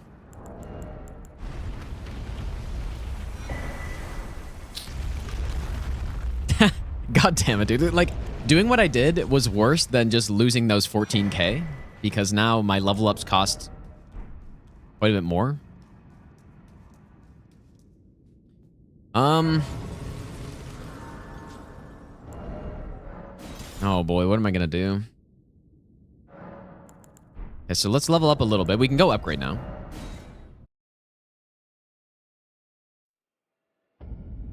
Yeah, we could go down to the Avatar. That's what I was thinking. It just, I'm not sure if I one-shot that bat. I probably do, though. Oh, wait, I'm missing... Oh, my God, dude. I'm missing... from here. No, we'll just go down the Avatar. It should be fine, I think.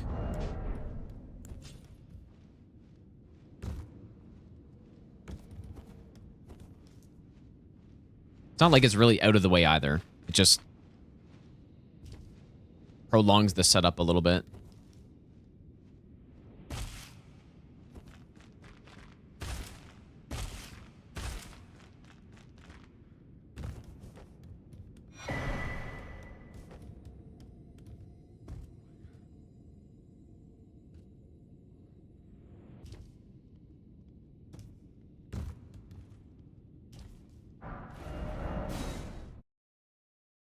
That's very close there. If I scuff the fast travel, I just lose the run there.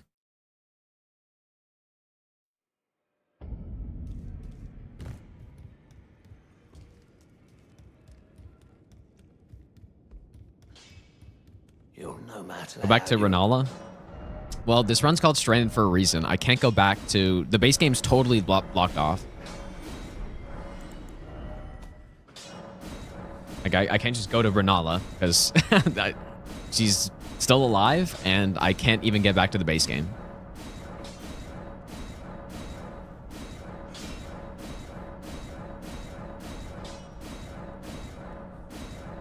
There's the plus 25. Back all no matter.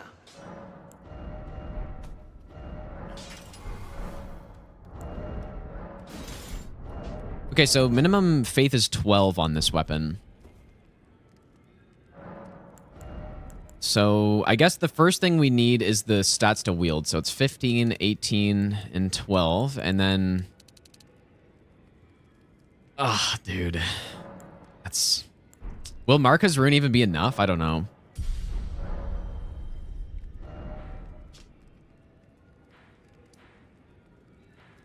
I guess, yeah, let's head down to the Avatar then.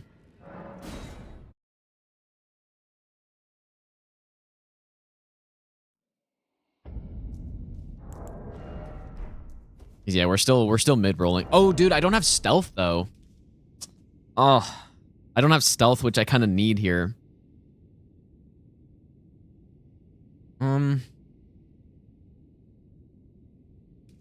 This is so stupid.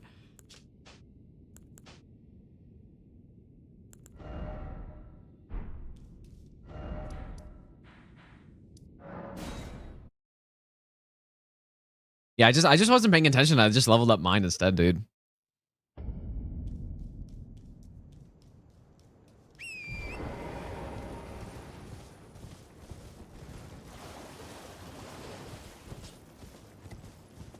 I could probably just wing it getting down there, but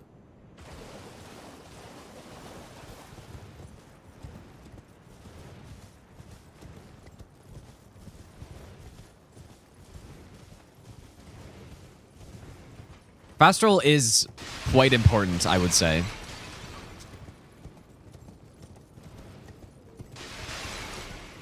Especially on Gaius because of that charge, right?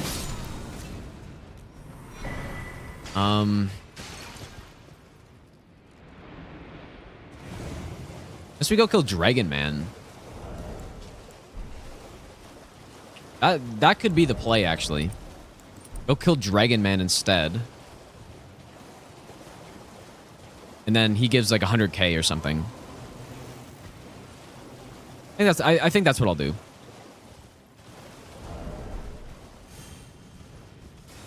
Yeah, even though mid-rolling is obviously not good there, but...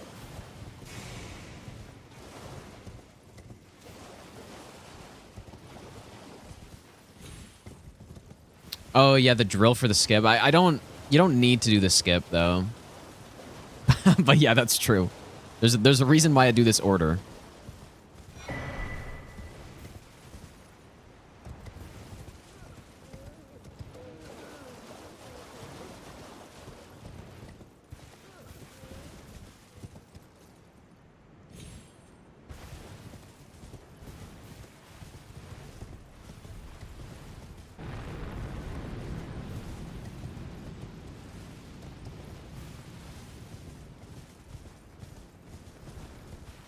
Yeah, I think the only reason why this is happening is just because I haven't done the setup in probably a week and a half. So it's a little scuffed right now. Man City, thanks for the donation again, dude.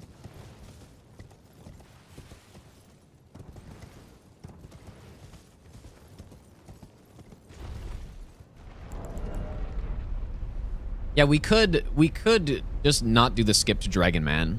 We have to dodge past a single enemy, though.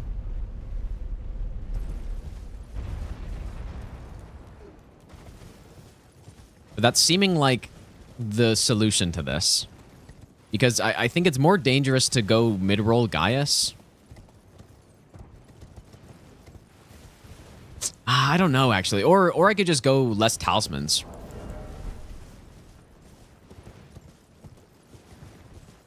I could go fewer talismans in light roll, because we do have some endurance. It's just not enough.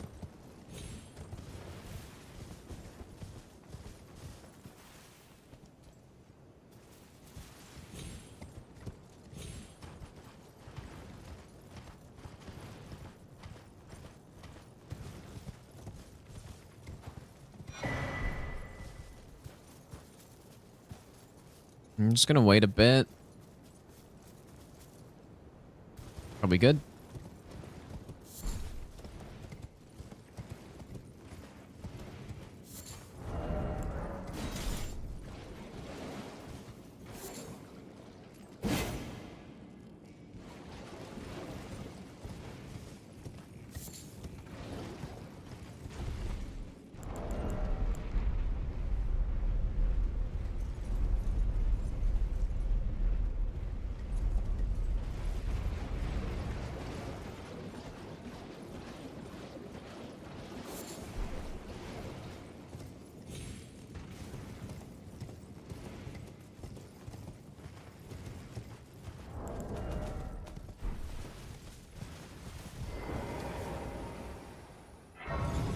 Scarlet Buds are for the rot pots for the dry leaf Dane cheese. The gods demand repentance. Cough up your coin. All of it. Mika, thanks for the donation, dude. Yeah, we use the Fire Knight Greatsword for basically everything on this run. I don't think... I used the Gaius' weapon just for the Ash of War to skip some stuff, but... In terms of dealing damage, I only use Fire Knight Greatsword, I think.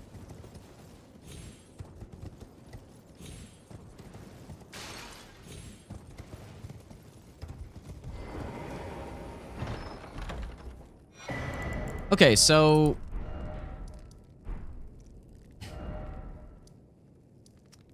That's basically the setup done. It's just I have 25 mind instead of 25 endurance. So I think I'm gonna go Dragon Man, dude. Well, let's just see. I still want a fast roll Dragon Man though. Why is my character doing this weird thing?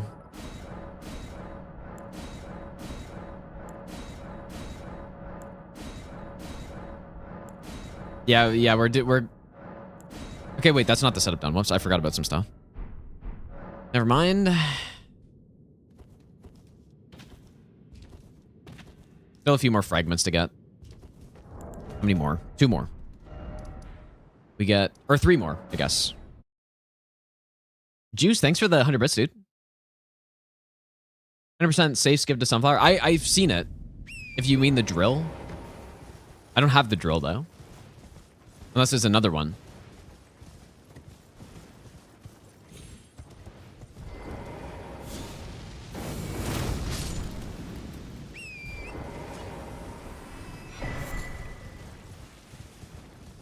Oh, no drill required. Well, it's fine, dude. What is the skip?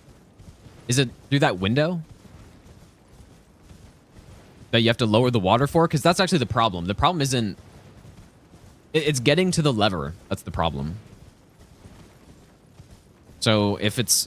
I mean...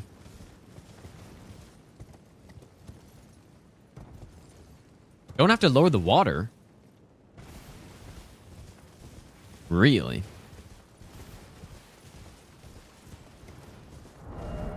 I'll check that out in a second then.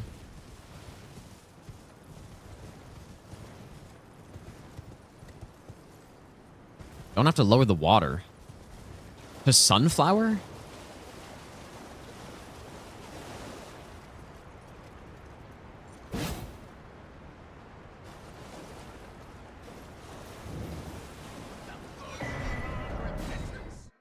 Cough up your coin.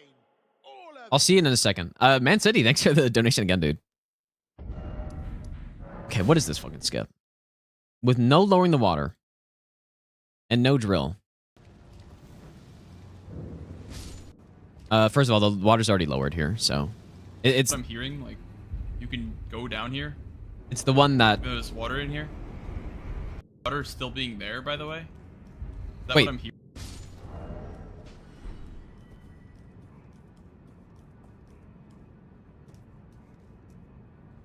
Yeah, there's no water. You can't do this without lowering the water. The insane, like, 15-second time save. But yeah, no. Unfortunately, no. I think we'll just go do Dragon Man. No skip here, I guess. So, how much... Oh, man. Even the Crucible Talisman. Guess I'll just mid-roll here, then.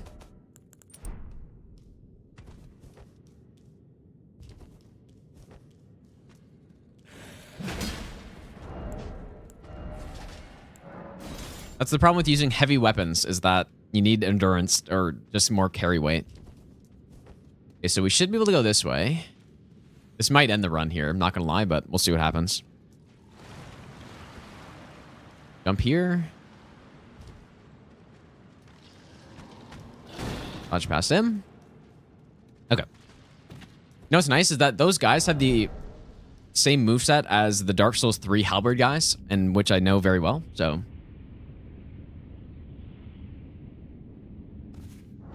And they're just a base game enemy, which I learned for Zero Hit League, of course. Okay, so mid-roll here is obviously not good, but let's see what happens.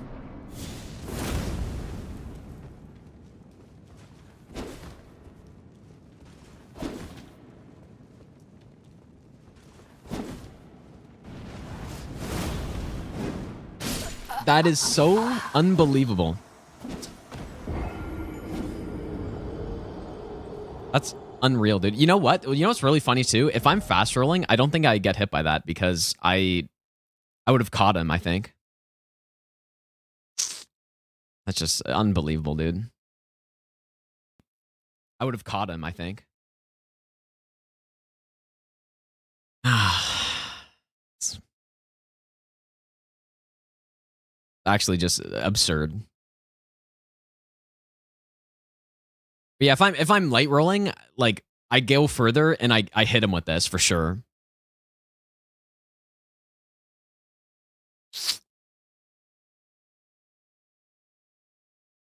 Wow, dude. That's got to be like an input read, right? It has to be. Just a ridiculous input read.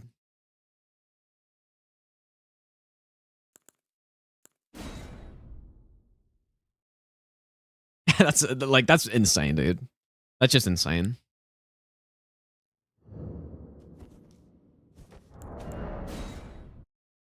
Well, this is going pretty well so far. We just wasted 2 hours, and we haven't even gotten past the first split.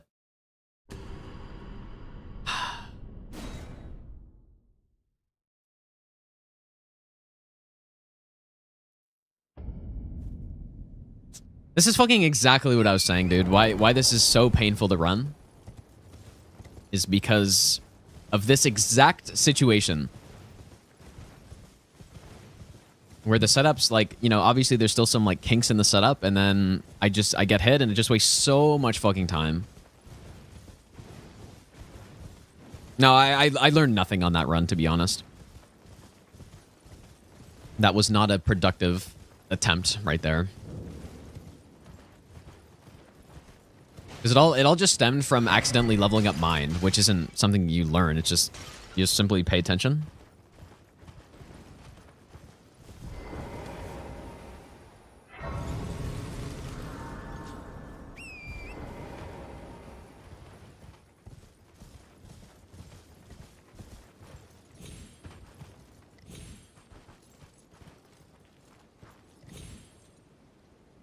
Why is this so scuffed here?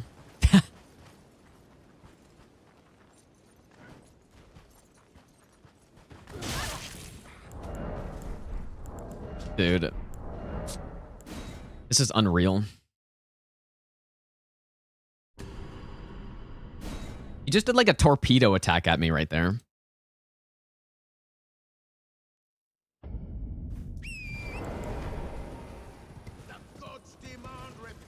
Maybe going the other way is better at this point. Like walking up that cloth is so messed up. Mika, thanks for the donation as well, dude. Yeah, that's true. Yeah, Dragon Man should do the run at this point. Maybe I'll give you the best. Mono, thanks for the 5-month Prime sub as well.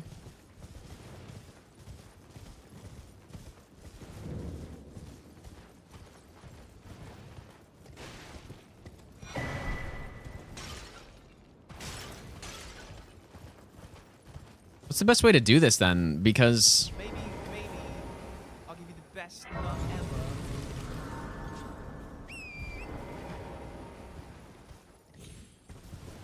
Because I assume these guys could also just jump up if I trigger them. Yeah, and that guy gets aggroed.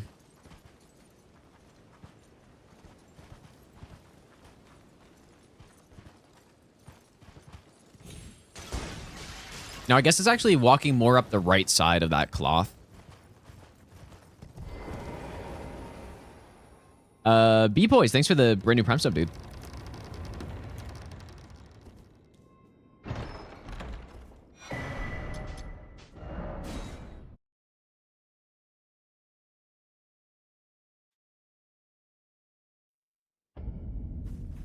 Damn, this is painful, dude. This sucks.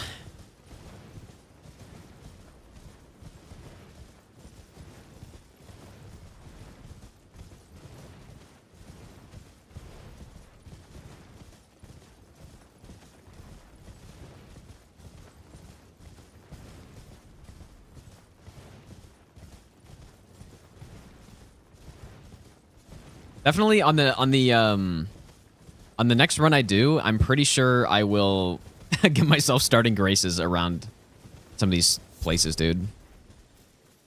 Like I won't actually skip picking anything up, but I'll just give myself like starting graces so that I don't need to run through this every time. Yeah, you know what? A somber route is not a bad idea either. I want to figure that out. My plan was actually to do multiple of these runs with different weapons. So eventually I'll do somber weapon. I don't know what it would be, but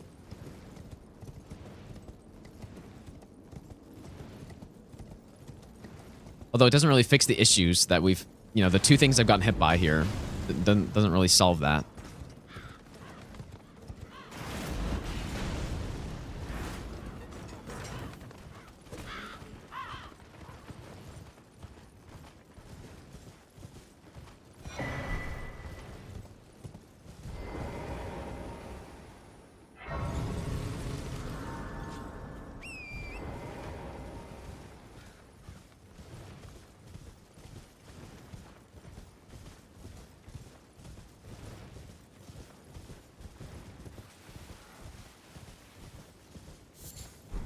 Maybe maybe it wouldn't be that fun to use since we're already using a greatsword on this one, but the meteoric greatsword would probably be pretty good.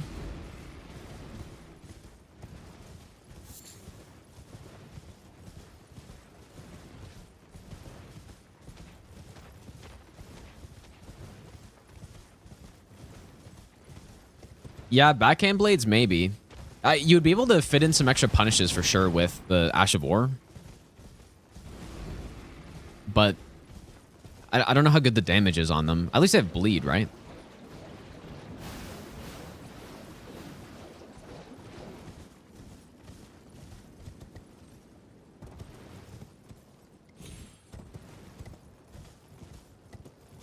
We haven't really gotten to a boss yet. Well, I mean, I got to Dragon Man, but not really. The goal at this point is just to simply actually get past the setup, you know? And then from there, we go, but...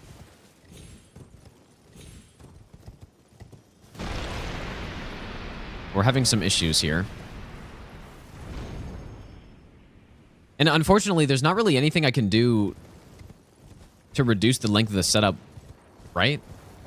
It's not like getting less fragments is a smart idea.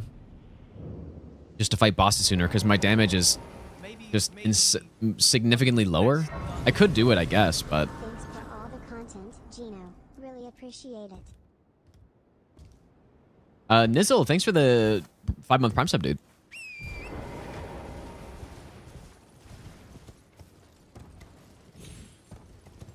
What about Guy Sword?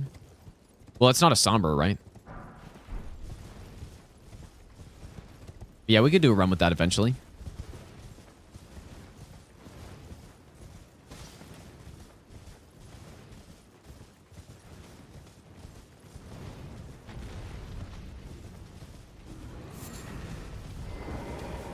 FromSoft fall on that one with the fragments. I like I was saying earlier though, I don't think it's actually...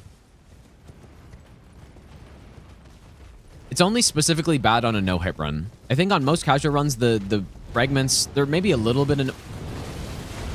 What the...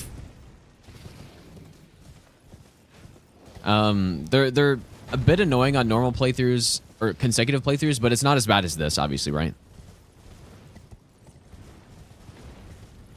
This is just really bad because it's the exact same every time.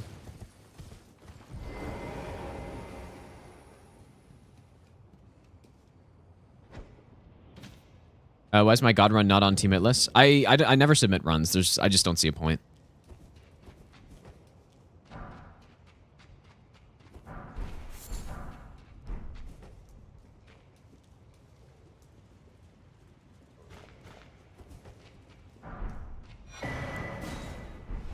In my mind, submitting runs is for your first run to get onto the team or whatever, but then beyond that, I don't know.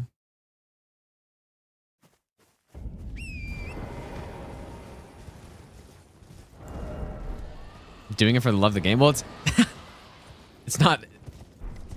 I don't think, really, anyone does no hit runs just to be able to submit them Team Hitless, right?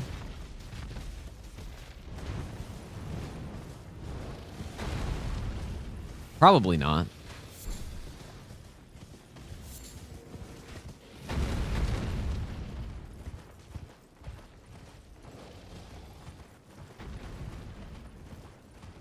But I've been doing no hit runs long before they had a before the Team Hitless Discord. I mean, I was actually one of the founders of that whole thing, but I'm not really super involved anymore.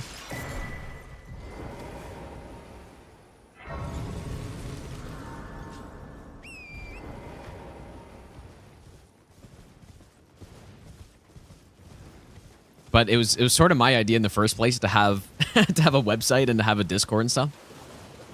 It was myself and Eden who wanted to start that, but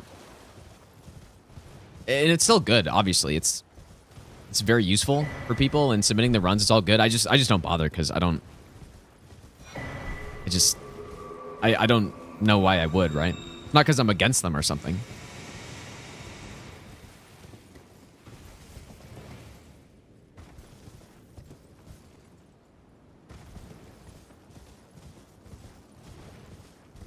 The Sunflower is on this run, yeah.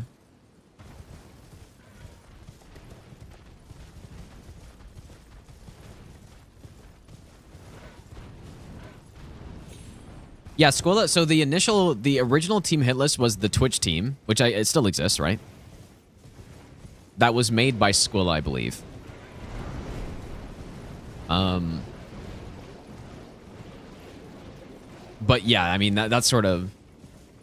That was a while ago, right? And it was just kind of the Twitch team, and what would happen is you'd basically just message Squilla. This is what I did. Like, yo, I got a no-hit run. And then, I don't know if he or VSwed looked through it or what, and then he invites you to the team, and it's like, okay, you're on the team now. But now it's just, it's a bit more streamlined than that. A bit more official, I guess, but...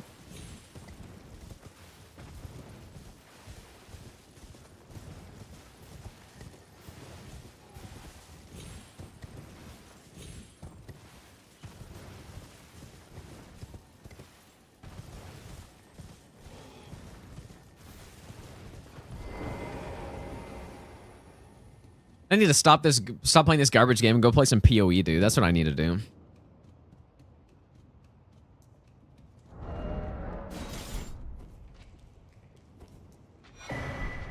That's actually what I'm going to do after stream. I'm going to go play. Maybe practice some more bosses, I guess, but... I am feeling, despite what has happened, what has transpired so far, I'm feeling pretty good about this run. It's just, I need to... get past the setup, dude.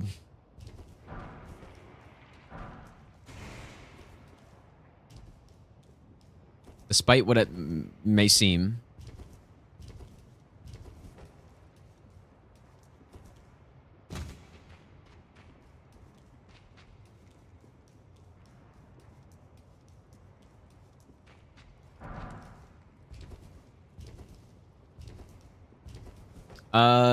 I'm like halfway through Act 2 on the new league. I haven't played it that much. Because we played on Friday and then I played it a little bit.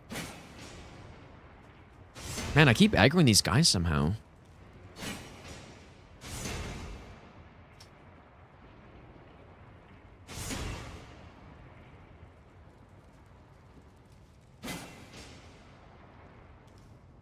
That's good enough.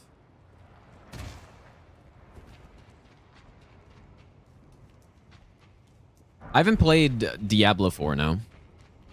Or any Diablo game for that matter. Feels like I'm getting faster on each setup run. I don't know about that.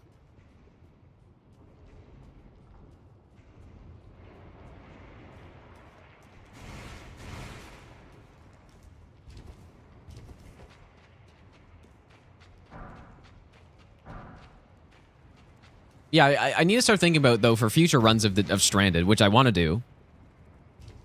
How should I do the setup? What would be nice is when you're doing a level 1 +0 run, at least there would be the only setup is collecting the fragments. So at least that's not bad.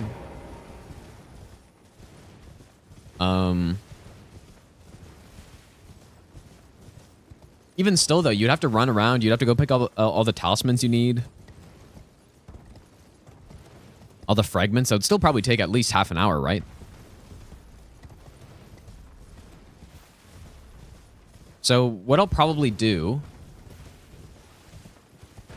is just like I was planning to do with the base game runs, like the Nightmare run and stuff, and the Master run, is just give myself graces that are around the DLC. And do that basically instead. I think that's what I'll do. It seems like a decent solution to removing all this torrenting around. I'll still pick up every item and stuff. Obviously, I won't give myself gear. And so I don't know. Invalid run then. The real question is to who, right? That's the real question. Let's go Naziz. Because to Team Hitless, is that an invalid run? Yes, but is it to me? Not really.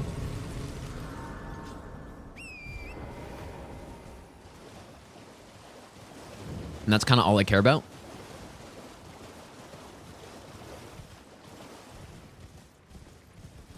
Go to Talisman. So the Talisman setup we use is the two-handed, which we're about to get. I get the extra iframe Talisman, I get the Stamina Talisman, and then I also get the... what's the other one?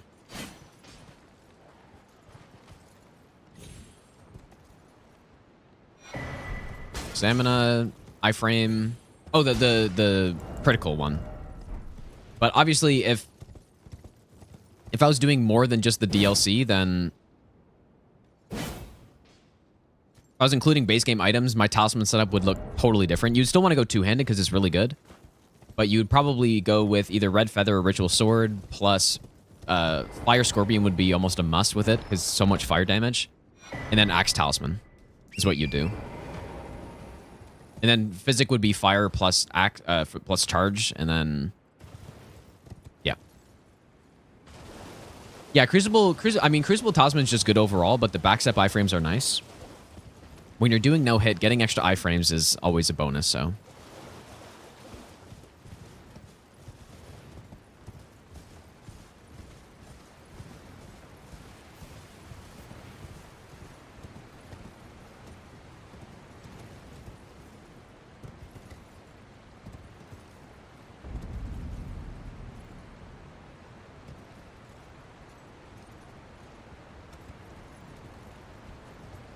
I cannot believe how much my game lags here when I'm going down these stones.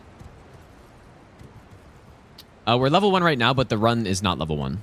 Maybe We are allowed to level up. best not ever. But yeah, as I was saying, after this run, I'll do an unleveled version.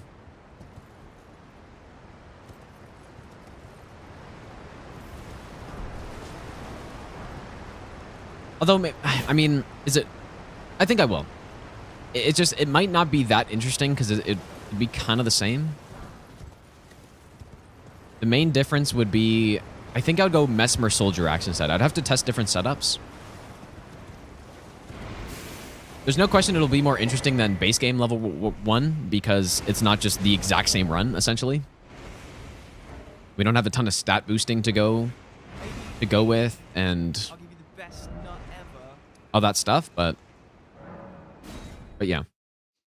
We have nothing in the physic. I want to test out the oil tier because that's really the only tier that makes sense. So I want to test it out, but last time I tried it, I didn't really notice a huge difference.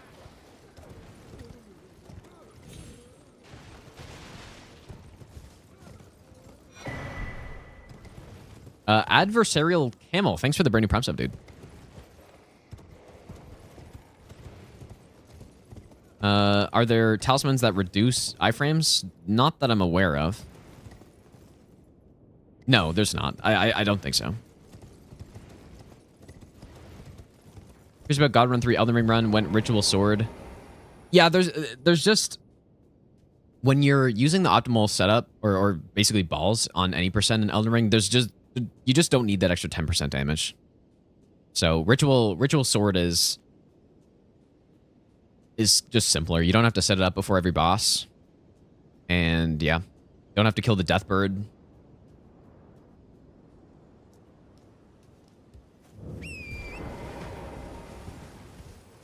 Oil tier plus fire tier or fire tier plus charged. I don't know. I need to test the oil tier more. Because based on what I've tried with it, it just seems like it's a little inconsistent with what it does.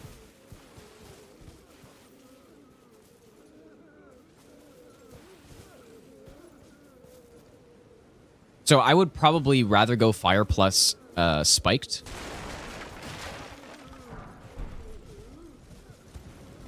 But again, I need to test the oil tier more. And then I'll probably test it maybe after stream today. I'll test it out and see if it makes a difference on bosses. Now that I know how much damage we should be doing, and then if it's worth it, then we can route it in and just add more time to the setup, of course. Starfist doesn't work with two-handed talisman, I don't think. Which is probably a good thing.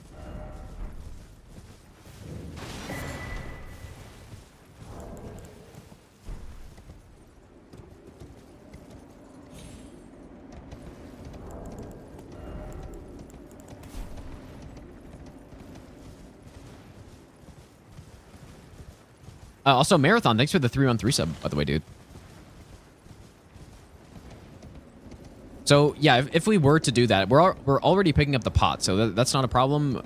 We would need to go get the crafting for the furnace pots, which isn't that far out of the way. And then the thing that would take the longest is just killing the guy, I think, but you can do it. You can do it from the poison graveyard area where all the birds are. I'm not sure how many pots you would need for that. I guess 4 or 3. Somebody sent in Discord them doing it with, I think, fire pots. Am I sure Starfist doesn't work with two-handed? No, I'm pretty sure, yeah. That was the first thing I tried when I saw that talisman. And my damage was the same, but it's not like I tested it very thoroughly. I just did one hit, basically. It's the golem. So the oil tiers in the golem that is... An open map. It's the one that's down in that lower area that you get to from Shadow Keep. Past that ladder and the illusory wall and stuff. Down the coffin. It's the one that isn't in the door. There's 2 down there. Yeah, PB's personal best. And at this point, I'm just resetting until we get the run because I think I can. I'm ready to get it, but the setup has been not so good here, so.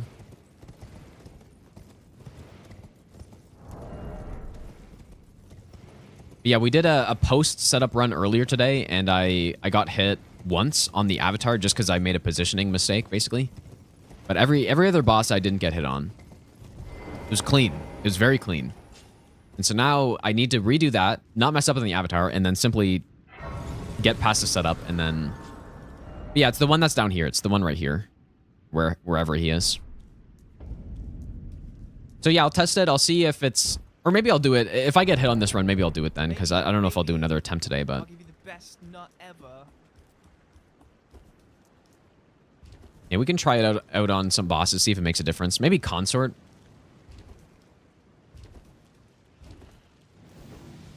Yeah, simply don't level mine this time. And then, yeah, get past the pot section. And actually remember to pick up the pot. I think it's just because I haven't done the setup in about a week and a half. So I think that's why it's been kind of scuffed here. Sammy, thanks for the brand new Prime sub, dude.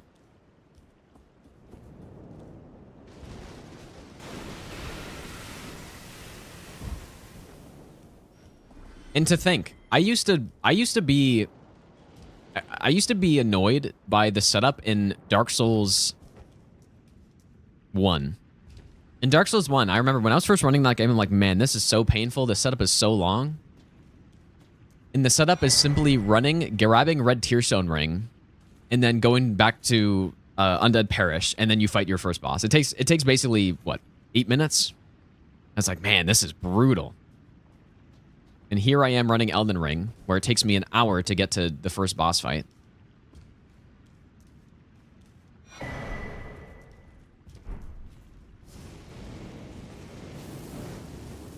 I thought about that a lot, actually. Even when I was doing my first Elden Ring no-hit run, just in the base game. Just any percent.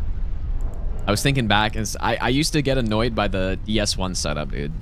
It didn't help, though, in DS1. There is kind of an RNG part with the Valley of the Drakes, but I kind of figured it out.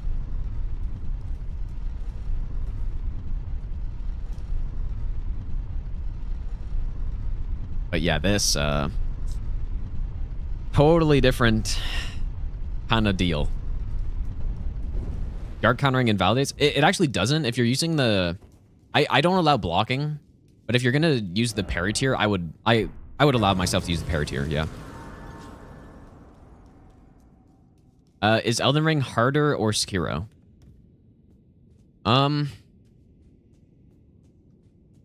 You're more likely to struggle in Sekiro, probably, but it really depends on a few things. But probably for the majority of people, they're probably gonna have a harder time with Sekiro. But yeah, like I said, it depends. If you go through Elden Ring and you have 20 vigor and you're using a very unupgraded weapon for the content you're doing, then guarantee Elden Ring will be harder than that, right? So there's more variation in the difficulty of an Elden Ring playthrough compared to a Sekiro one, where it's basically the same every time for everybody, right? The only difference is, did you find these prayer beads? That's kind of the variation that'll happen.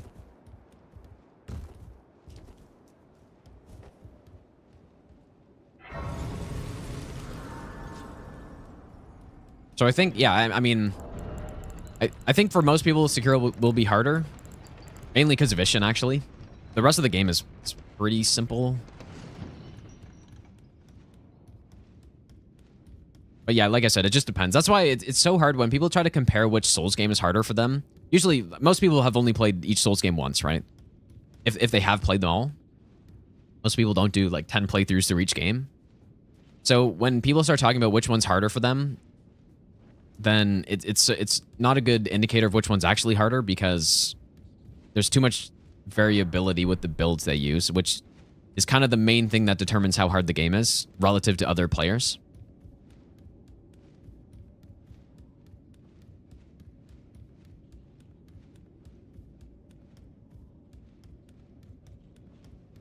Monk is brutal if you don't understand posture.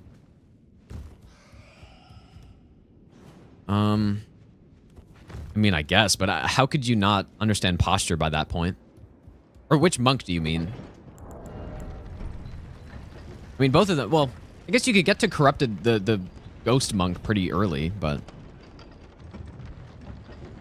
posture is actually not even a big deal on that boss. Yeah, maybe I would be surprised. I don't know. I probably, like, even before I fought the first enemy, I understood how it worked. But maybe it's just because I played some similar games, I guess. I don't know. Kid Lara, thanks for the brand new Prime sub.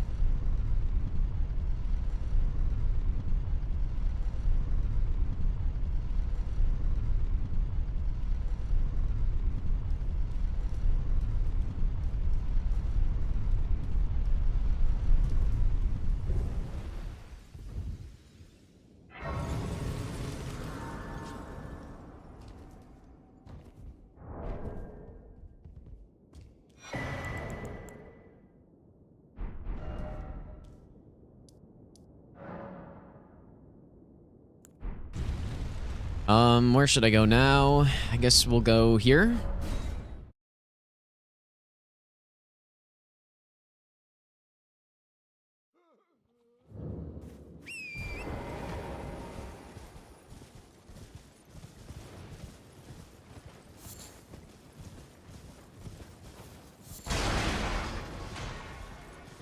Yeah, Sekiro, I mean, Sekiro's a really good game, and it's really fun, but I would never prefer a game like that over a Souls game. I know a lot of people actually do, but I just like the build variety and stuff in a game like this.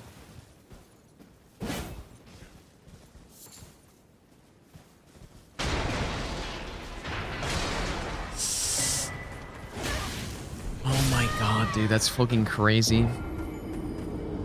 Okay, so this actually is not what I was doing before. So I guess I should probably do what I was doing before here. Oh boy, actual just set up fucking pain, dude. What I was doing before here was this.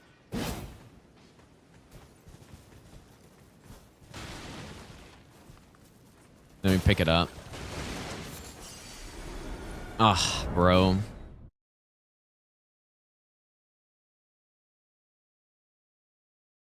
Actually kind of wild that he was in range of me there to clip the horse, right?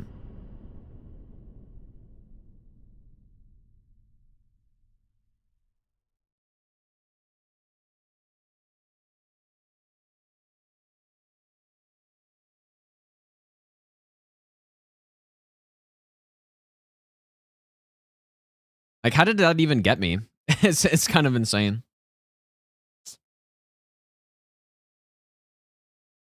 That's wild, dude.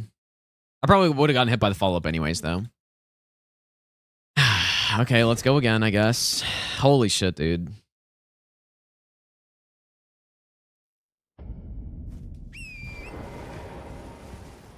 Yeah, they do have very long range. Horse hits are not okay, no.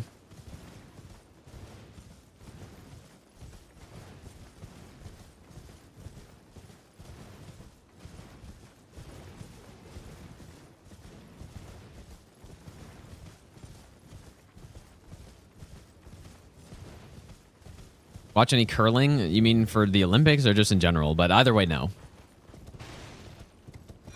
Not really.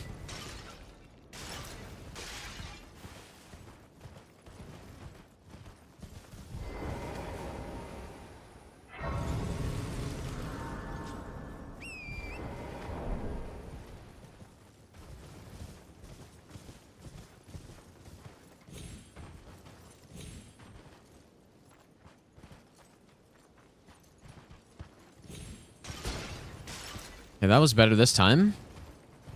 Yeah, back to we need the new back to what is this place called?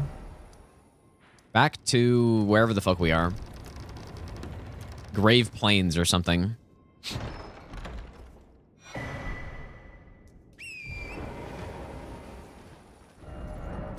Gonna be in Bingo Season 4? I don't know. I'm not sure. Maybe I need a break from those leagues for a bit, because we've kind of there's kind of been a lot of leagues recently. Because we're only Zero Hit League only ended what, a month and a half ago, and then Bingo ended literally a week before that. So depending on when it happens, I'll probably, like, if it's soon, I'll probably not be in it.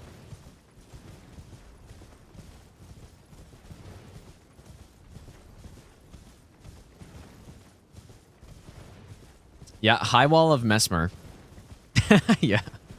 I used to... It's so funny thinking back to when I was doing runs, you know, 7-6 years ago in the Dark Souls games, and I was just... Even in Dark Souls 3, I was like, man, this... Going through High Wall resets is just painful, dude. It takes 5 minutes to get through High Wall in total. And you're past Vort, and then you're moving on. I can't believe this, dude.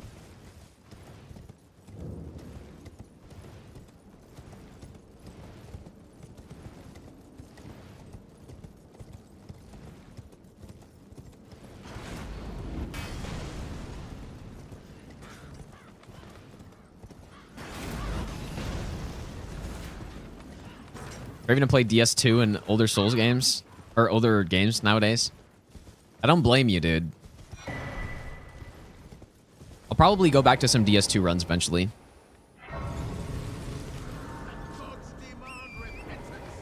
Man City, thanks for the donation again, dude.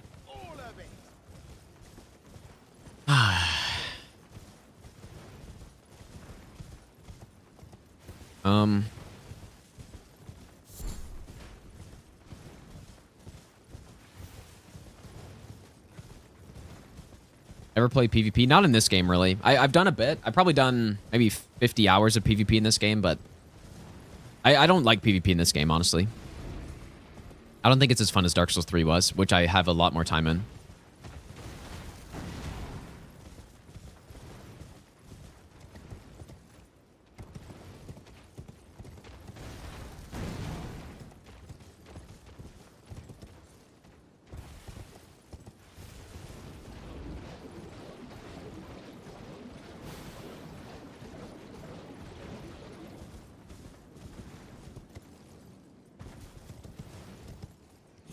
Yeah, 50 hours is not much. Yeah, that was the point. Like, I haven't played a lot because it's not fun in this game. Whereas Dark Souls 3, I probably have around 1,500 hours of PvP in or so.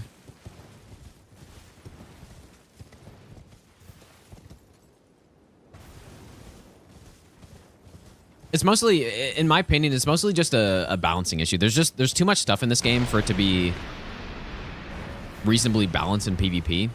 And it's simply not. Like, it's just not. So. Whereas Dark Souls 3, maybe it's less interesting because there's not as much stuff, but I think it's just more fun.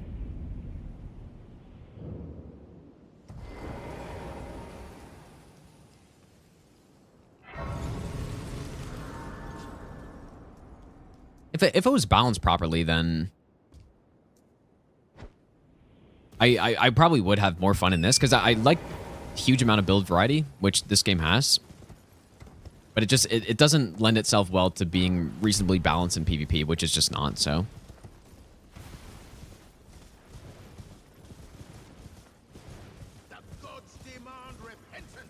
Aaron, thanks for the donation, dude. Yeah, simply learn and then win. Exactly. True. Simply learn and win. Gonna do more no-hit runs with different weapons. I might, like in the DLC you're saying? I might do that. I was kind of thinking I would. Doing runs in the DLC is much harder than the base game, though.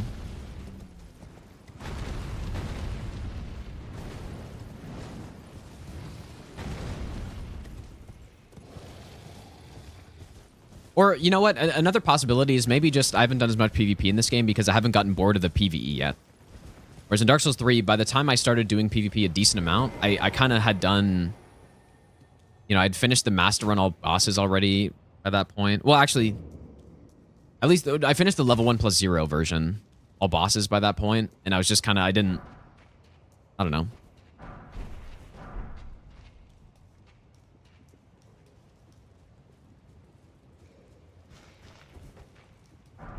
Was looking to do something else.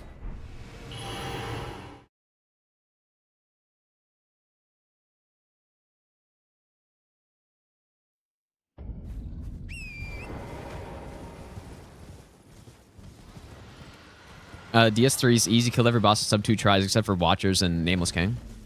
What kind of build did you have?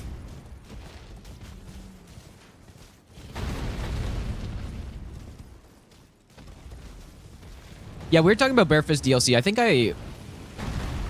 I might, but I wouldn't want to skip stuff. So I wouldn't want to skip Letta because it's horrible. I'd rather figure out a way to do it, but I don't know how you do it at this point, so. Who's the hardest PvP player I ever fought? I don't know, dude.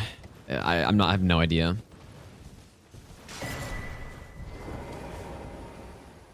I mean, G9's maybe the most memorable one because I don't know. Did stuff with him, but I'm gonna pick this up now.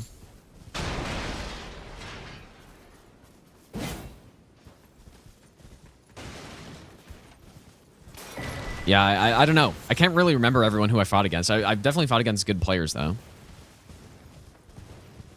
And it was always fun fighting G9, too, because I don't think he lives that far away from me, so our latency was really good.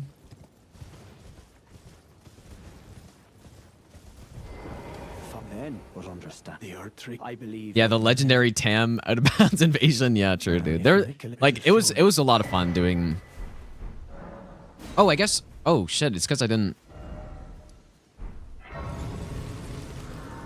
He's not mad at Mesmer right now.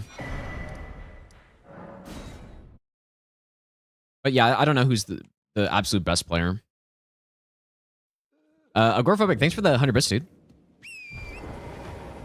Yeah, I definitely was never the best DS3 PvP player. I mean, I was okay, but... I mean, definitely not the best. Especially not at duels, but...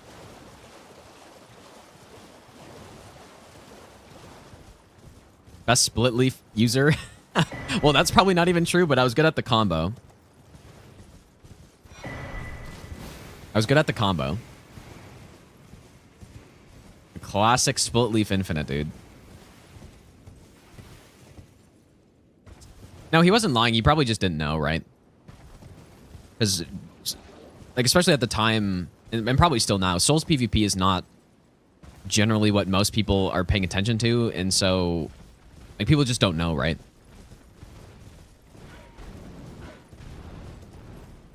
Just don't know who's the best. Looks similar to Bill Cosby. That's fucking insane to say.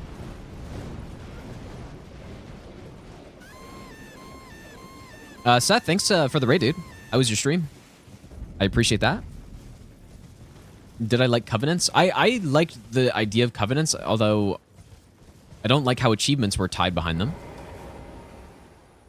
But...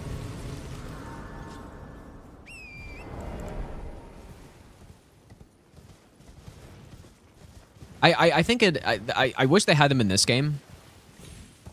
Or had at least some better rewards for doing PvP. So that there's a bit more incentive to actually do it. Maybe not put achievements behind PvP, but... I don't know. There could have been at least something you get.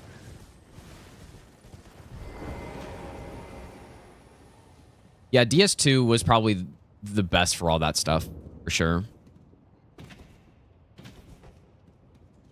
Even though I never did a lot of DS2 PvP, though. I probably would have. If DS2 was my first Souls game, I probably would have, but... Since DS3 was my first Souls game, that's the one I did... I put the most hours into and stuff. Eventually, my hours in Elden Ring will surpass DS3, but not for another... couple thousand, at least. I'm probably... I think I'm nearing maybe 4,000 hours in this game. So maybe another 2,000 hours and I'll catch up. Which I for sure will do, obviously.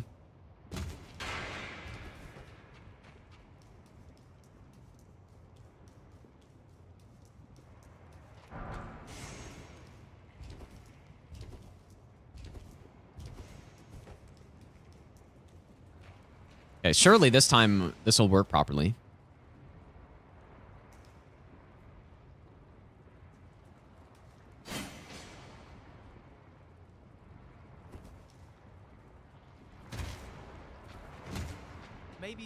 These guys are so weird because you can't tell what where they're facing. Hi Gino, do you think the exploration and bosses in this DLC are weaker than in the base game?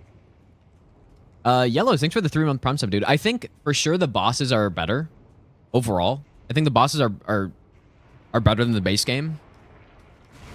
The exploration though, that's tough because I think uncovering the map is really fun to do in the DLC and seeing how the world layout is really cool I think that was fun. But in terms of actually exploring through the areas, it's very unrewarding. And I think the base game's better for that. You know, you just find more stuff in the base game. You find upgrade materials that are actually useful. You find you know, all these spell tomes and just more interesting stuff you find, and it's also not as empty in terms of items as the DLC is, so yeah. Yeah, one recipe cookbook. You know what, the cookbooks actually weren't bad. It was more just finding a bunch of upgrades that you would have already had access to through the bell bearings is so weird, I think. It works out perfectly for a run like this. Because we can actually just build a character solely in the only in the DLC and get a plus 25 weapon or plus 10 or whatever. But on a normal playthrough, when you're picking up smithing 1s in caves and stuff, it just... it's pretty bad. Nice leg spike, by the way. Holy shit, dude.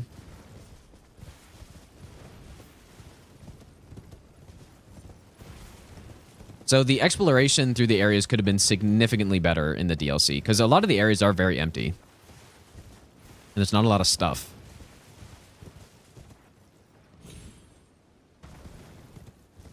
Let's go on Nixon. You didn't really want anything once your build was dialed.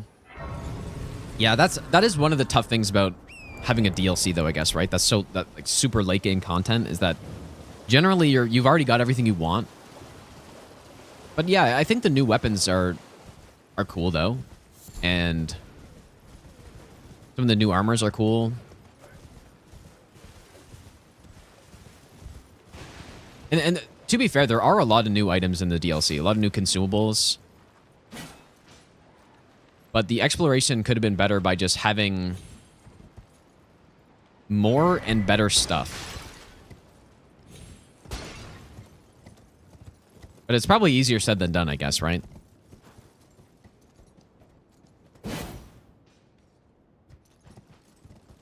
Yeah, Abyssal Woods is probably the worst example of that because you have no horse. And on my first playthrough, I tried to explore everything I could. And I feel like I was decently thorough on my playthrough. And going through Abyssal Woods, I checked every corner, basically. And there was nothing. There was basically nothing. There's 3 fragments and some smithing 7s. Okay, so maybe I shouldn't go this way.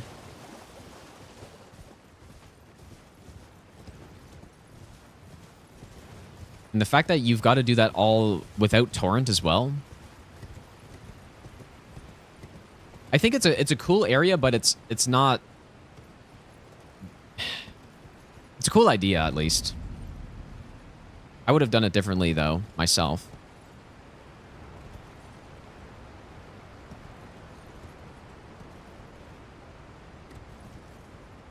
And then when you actually get to the manse, it's cool. I like the Midros manse area and stuff.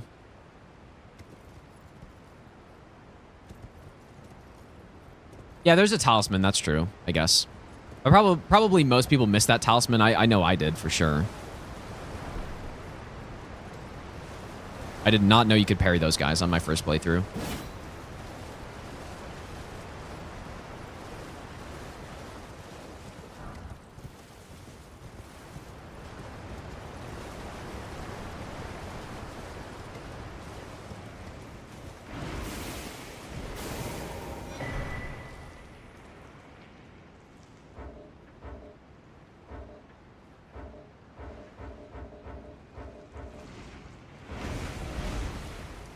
That's weird. The guy's literally attacking and I can fast travel. Yeah, the finger runes are really bad too. Maybe they're even worse actually than the. They might be even worse.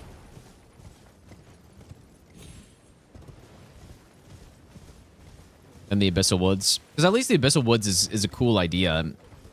The finger ruins are just empty with the most annoying enemies you've ever seen, basically. And again, the first finger ruin I went to, I tried to explore basically everything. And I actually missed some stuff, apparently. I missed some side road that leads to a shack and another crafting. But in the actual ruin, I walked around and I explored it all. I killed all the enemies and there was simply nothing there. And I didn't even have the necklace to ring the bell either, or whatever it is, blow the horn. So I went all the way around, and then I went to the middle at the end, and I couldn't even do it. It was very disappointing.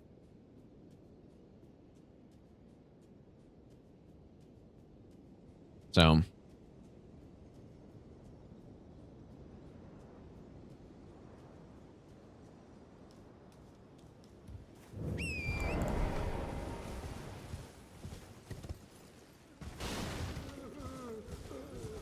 So yeah, in conclusion, basically, I think the bosses in the DLC are better overall, but the exploration I would say is probably worse.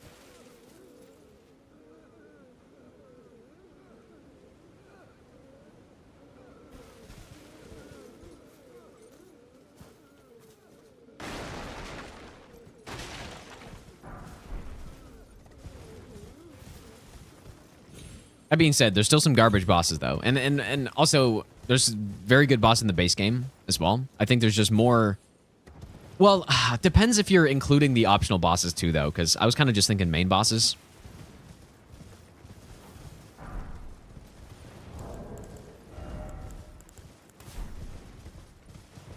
Because if you're including the optional or all the other bosses too, then and then it's tough at that point. But even still, there's not as many duo bosses.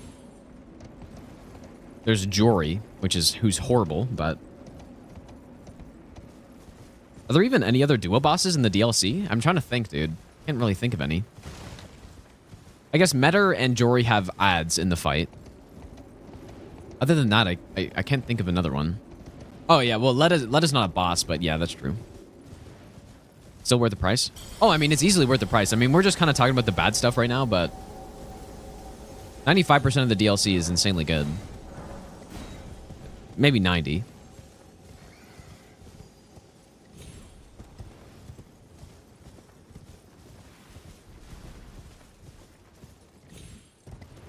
Oh yeah, I guess the Lamenter, yeah, that's true. Now, Tree Sentinel is not a duo, right? Because you get... I'm pretty sure you can just kill one and then leave, and then the other one... Is, I don't think it's a duo. I think they're just close to each other. Base game is much better. I don't know if I agree with that.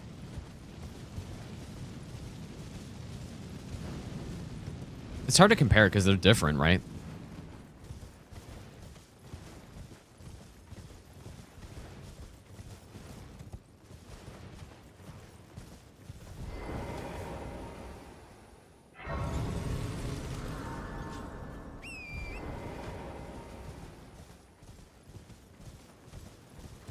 Yeah, dancing. Well, it's not really a duo. There's not any proper duo bosses in the DLC. There's a few bosses that have trash mobs in the fight. Kieran, by the way, thanks so much for the donation. I appreciate that. Thanks, dude.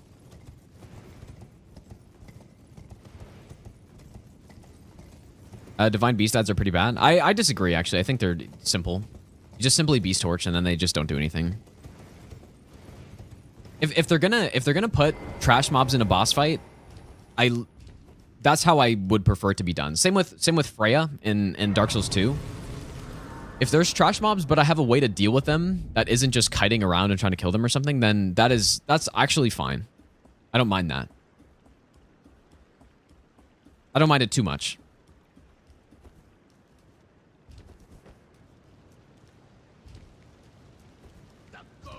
Because in Freya and Dark Souls 2, you just torch, and then the spiders don't go after you.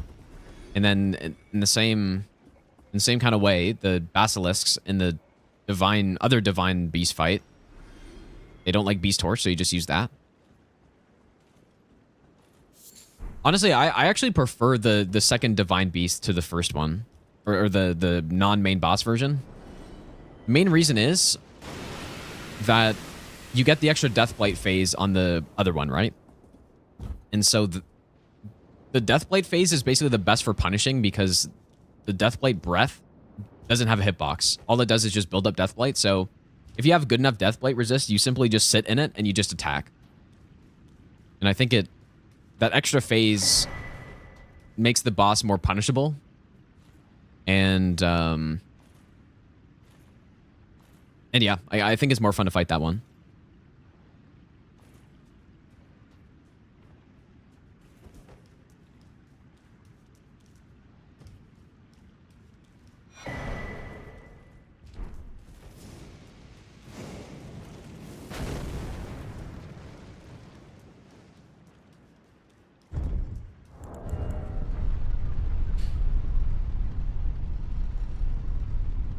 Monty, thanks for the donation as well, dude.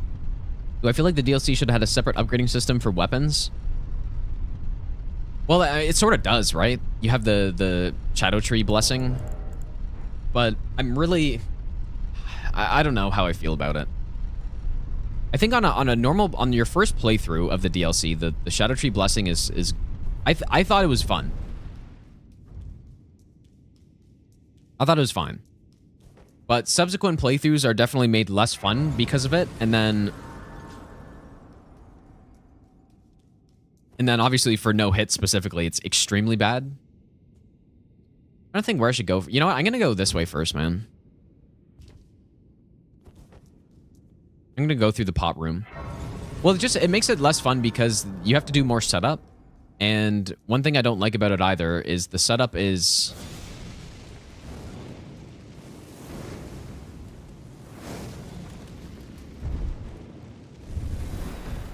The setup is the exact same no matter what your build is, which I don't like. I think part of the fun of setting up a build in Elden Ring is the incantation build setup, for example, is much different than the sorcery build setup. And this is an RPG after all, so there should be differences between builds in their setup at least. And oh my god, I did the same fucking thing, bro. I'm gonna have to go back for that, I guess.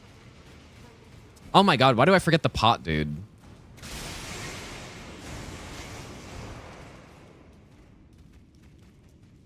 And so yeah, one thing I don't like is that the fragments are...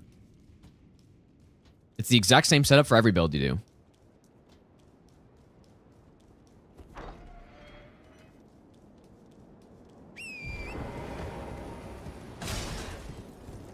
I'm not really sure how they could have made it different than that, but I do like, though, that at least you're still progressing your character through the DLC.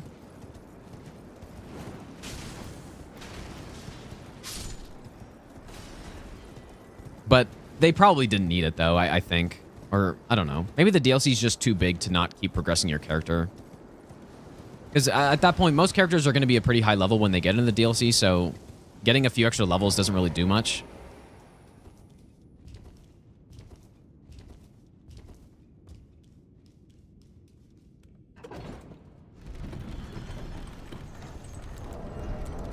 Oh, I've messed up the setup again, you guys.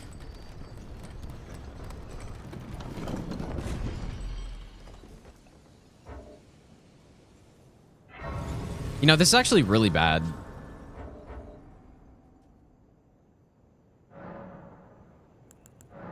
This is really bad, dude. I'm not gonna go back for it, I think. I think I'm gonna pick up the other one.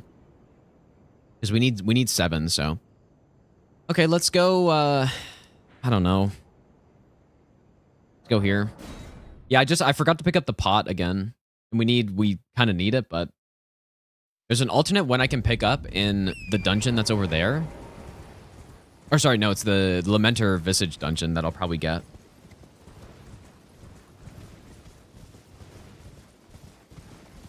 Do you prefer Ring City or Old Hunters? I just like Dark Souls 3 more than Bloodborne. So, probably Ring City, but... Old Hunters is probably a better DLC, though, I would say.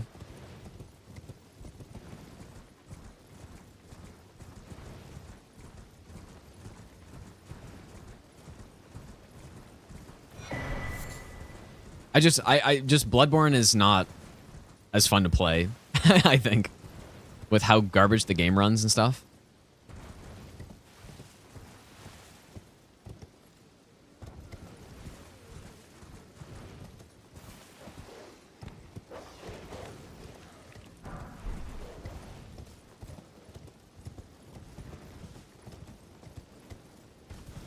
Bloodborne without Old Hunters is not Bloodborne.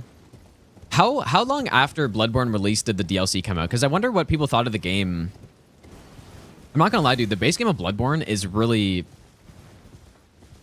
not good. At least in terms of bosses.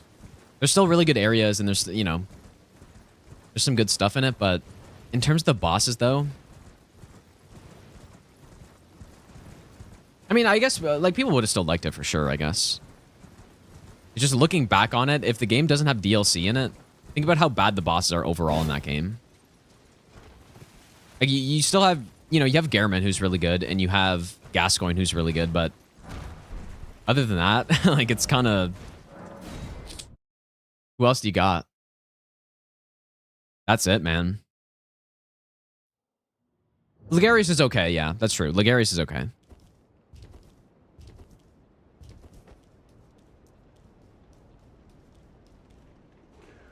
But that's kind of it, dude.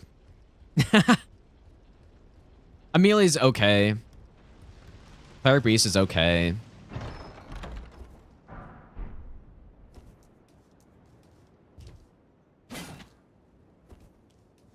Shadows are bad.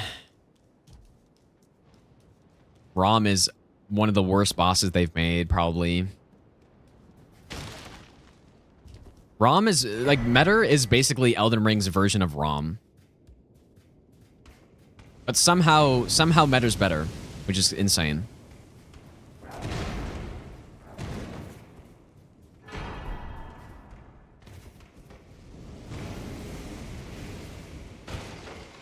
But yeah, DLC saves the day, though, at least. Because basically, I mean, most of the DLC bosses are just...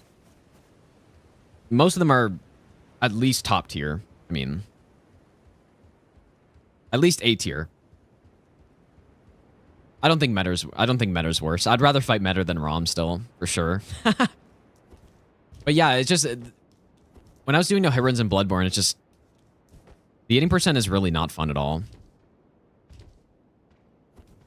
At least in terms of the bosses. The areas are all cool, though, and the strats are cool. But it's just the boss quality is not really super high until you get into the DLC. Also, that being said, it came out in, what, 2015, so...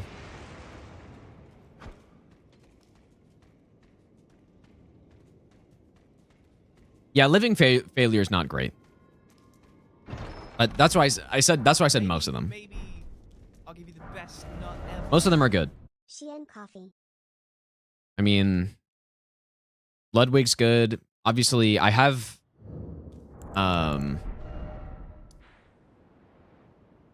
Where are we going now? I guess... You know, I still haven't been in the top of Shadow Keep yet, actually. I just realized. Lawrence and Living Failures are kind of the ones that I'm not a huge fan of. I think Lawrence is okay. I give him a B tier. He's okay. But Maria's S tier. Drake, thanks for the 2-month Prime sub, by the way, dude.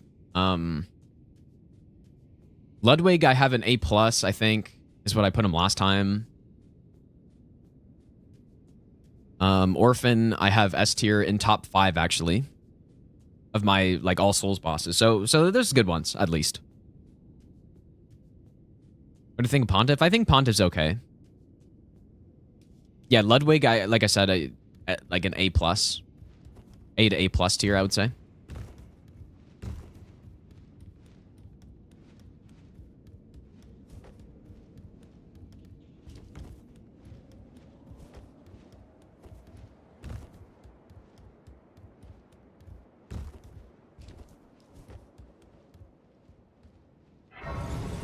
Pontiff or Rolana? It's not even close. Rolana's significantly better. Pontiff, in my opinion, Pontiff's overrated.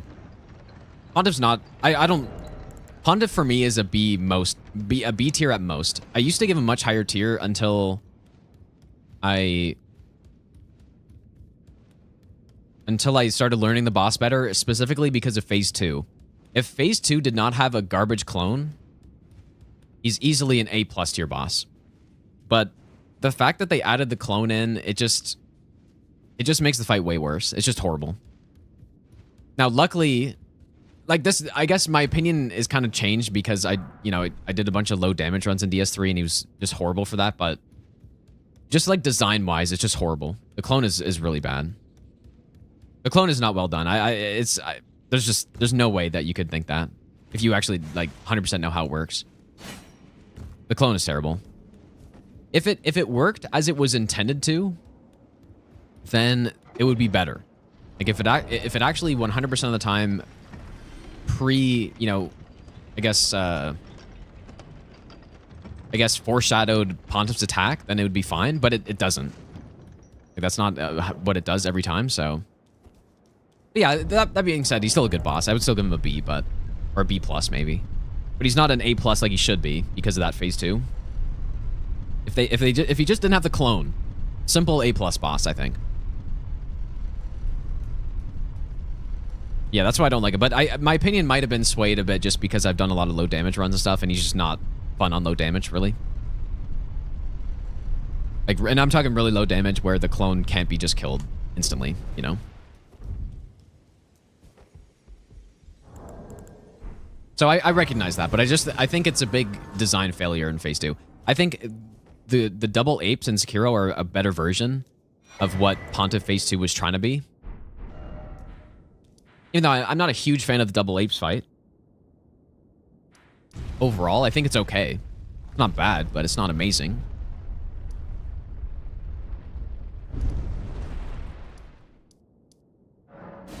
But I think that's a better version. Where it's actually, you know, the brown ape consistently reacts to what the white ape does, and then you can play around that.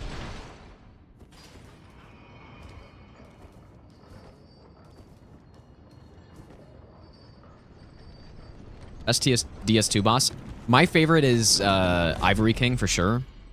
Not really for no hit, because I think on no hit Ivory King is honestly just horrible. At least the pre-fight part is, but Ivory King's my favorite for sure in DS2. Like, that's an insane boss, dude. He's also in my top 5, I would say. I'll give you the best nut. TV, thanks for the brand new Prime sub, dude. Vord, yeah, Vord is easily an A-tier boss in my opinion. Dark Souls 3 bosses are just really good overall, for the most part. You have Greatwood, who's bad, who's really bad. And then, I guess you have Gravetender and Half-Light and stuff, but... other than that, they're all basically just good. Deacons and Wolnir are bad, I guess, too, but... they're not great. Other than that, everything is basically just B tier and above.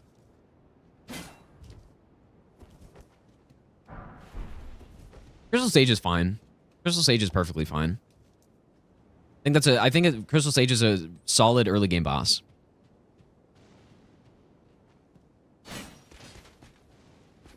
And I especially like how there's some complexity with the whole spawning mechanic on that fight, which most people don't know about, but I think that makes it more fun as well.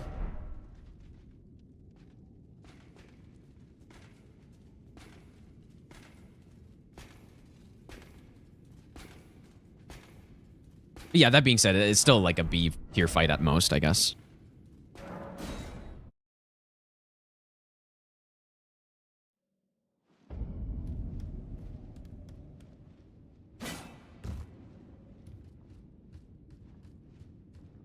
Yeah, I think Malekith could have had some more health and some more poise and stuff.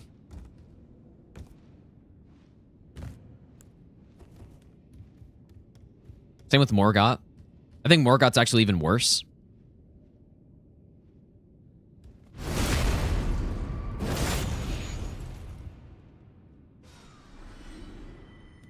Dancer's easily an A+ or even like a low S tier boss, I think. I think Dancer's really good. Insanely good fight. Lothric and Lorien, an A+ boss as well. Like, so many bosses in DS are just so good. It's kind of insane. Okay, Somber 7 we got. And surely we just get a delayed pickup of this. If you want to see what I think about the bosses, you can watch my 6-hour tier list or however long it was. My very long tier list that I made. It was like 5 or 6 hours. I'll probably make another one even with the DLC bosses included. DSA is another A+ boss, I think. Very well done boss fight. Yeah, what I've said before is that, you know, when I compare Dark Souls 3 to the other Souls games, Dark Souls 3 clearly has the best bosses. I don't even think it's really close, but they kind of sacrificed a lot of stuff to make the bosses good compared to the other Souls games, right? I think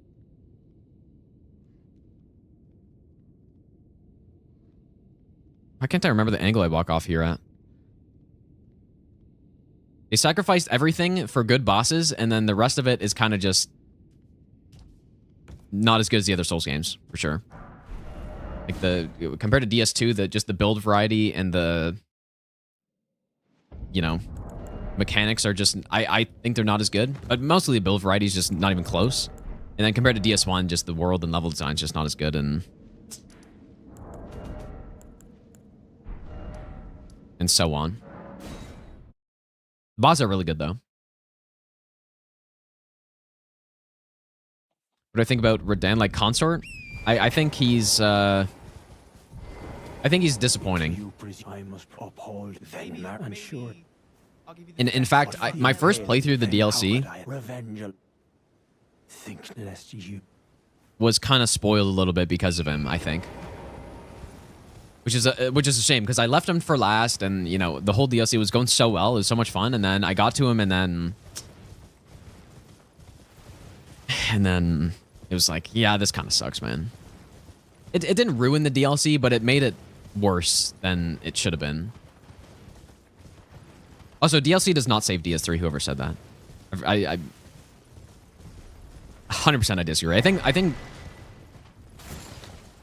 I don't think so. I would disagree, but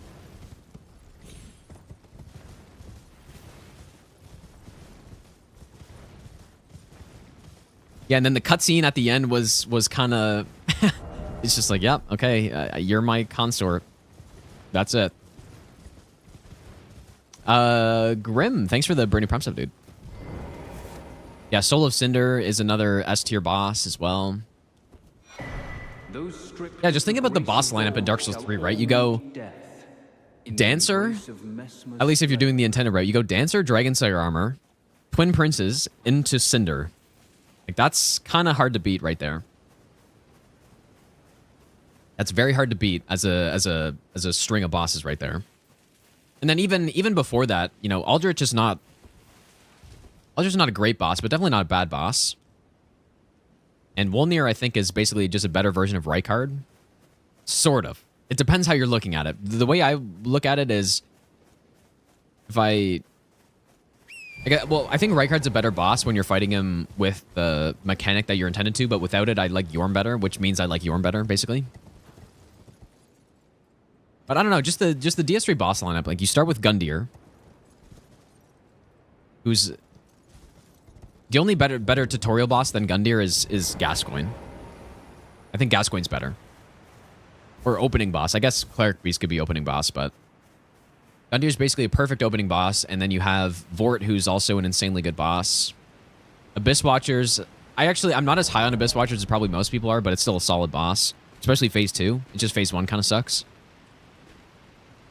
And then, you know, you got some, like, Wolnir. I don't think Wolnir's too bad.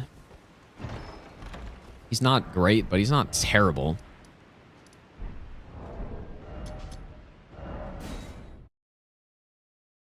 And yeah, you got Crystal Sage, and you got Deacon, so it's not great in the middle, but then you get to the end game where it's really good. Okay, let's go here.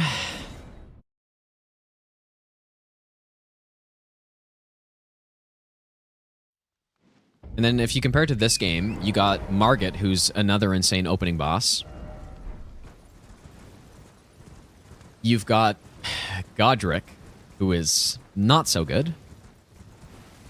You have Renala, who is not so good, but you have Red Wolf, who's decent.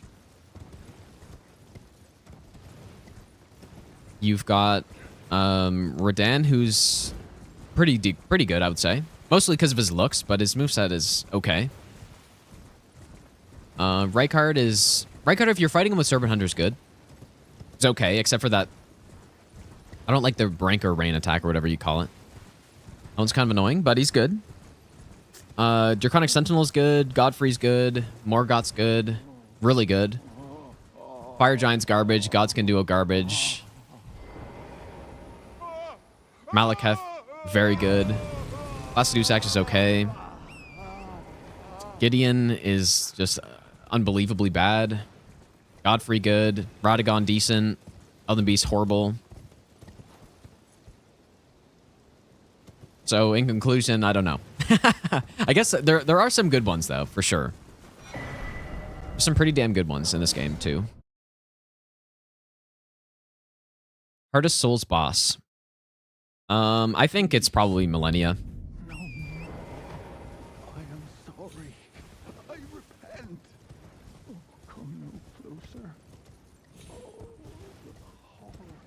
But it depends, though, because there's a lot of different things you'd have to consider. Or because the difficulty of a no-hit fight, once you learn the fight properly, versus a first playthrough difficulty, those are two wildly different things. So...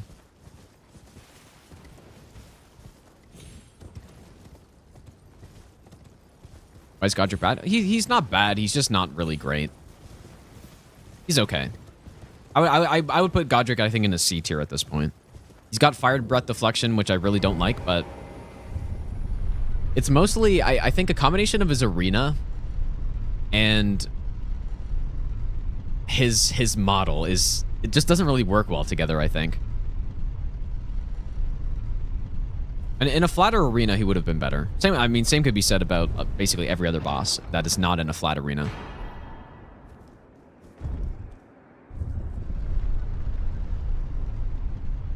You include Sekiro boss, all your top 5 will be Sekiro. But yeah, like you can, I don't think you can include Sekiro though. Really, you can try, but they're just different games and they're different. They're just too different, in my opinion, to have them in the same list. Although I obviously I've done that though, but.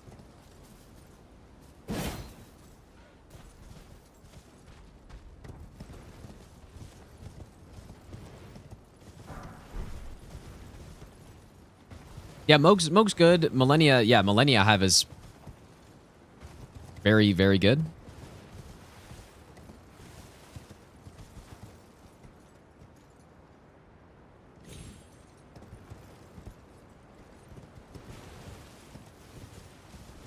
I'm gonna level up again, but I will simply level up endurance and not mind.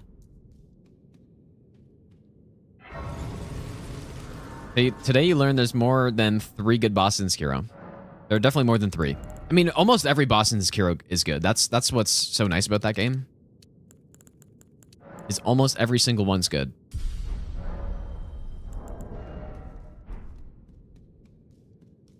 Do I still think Bale's the best boss in the DLC? I don't know about best, but he's my favorite for sure.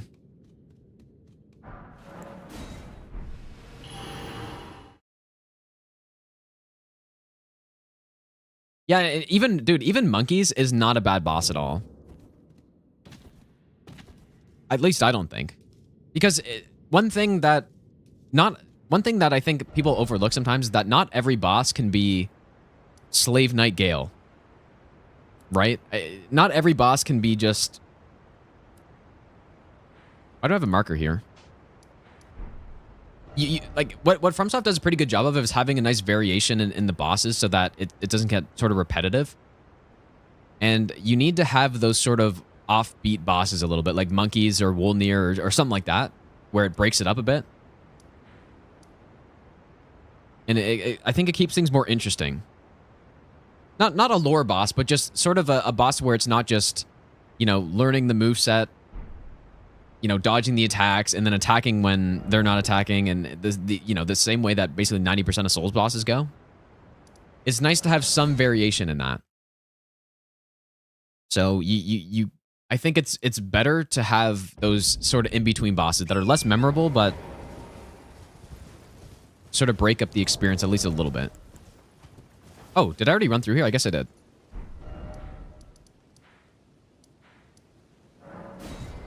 I like Ishin more than Gale, for sure.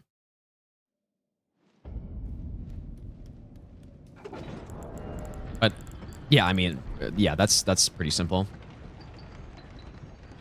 Ishin is either my favorite or second favorite FromSoft boss. Yeah, for including all of them. Or, yeah. Or third. Like, definitely top 3 easily.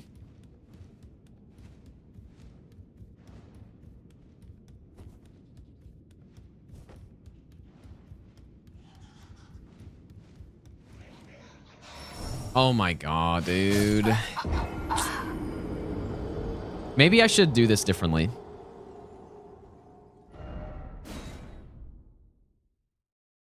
I think I just cut back too late. And you gotta be really fast there so that you don't get hit by that attack. This is simply how it's gone today, dude. At least we can learn something from this one. So maybe I distract this bat or something.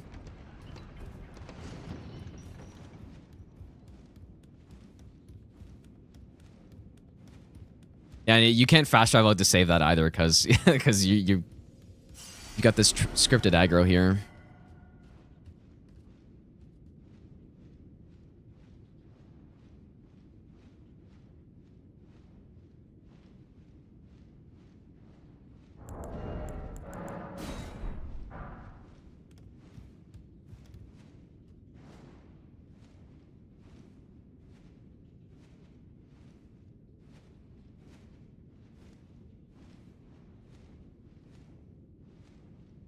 Hmm. I mean, I guess you could go from there.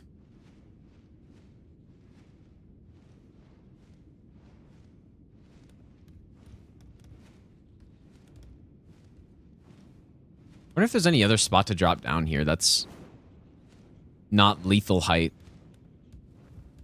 Because yeah, what is meant to happen is this. But on the last run, like I think what was happening there, I was thinking about the last run, how it was insanely close, and so I wanted to like make sure I did it quickly. And I just did it too quickly and I simply died.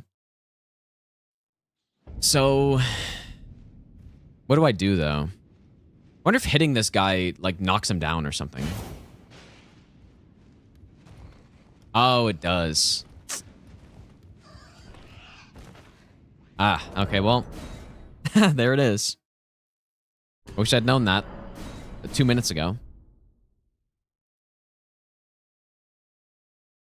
This is what I get for not really including the setup in most of the runs I've done, dude. Or the like practice. Ah, it's so simple.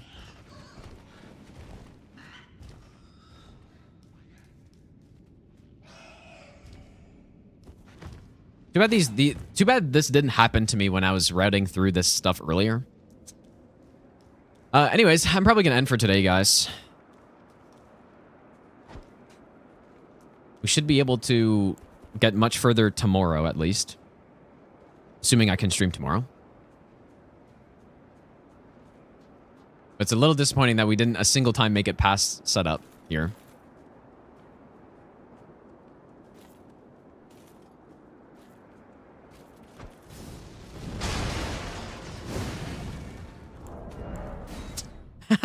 Yeah, I clearly gotta practice some stuff, dude.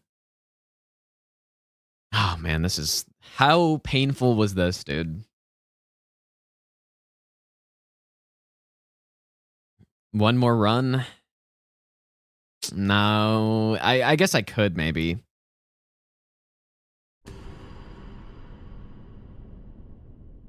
Okay, fine. I guess one more, sure. Surely we get through that and I don't waste another hour. I would at least just like to get one run past this fucking setup, bro. Just one. So I can get one chance at it, but we get past setup and there's still 2.5 hours of the run left, basically.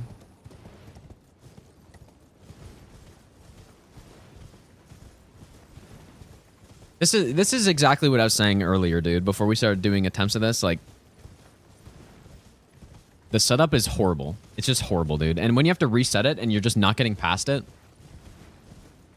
that is the worst thing. But it's just the main reason right now is just because it's early in attempting this, so there's still some things I need to learn clearly. And yep, so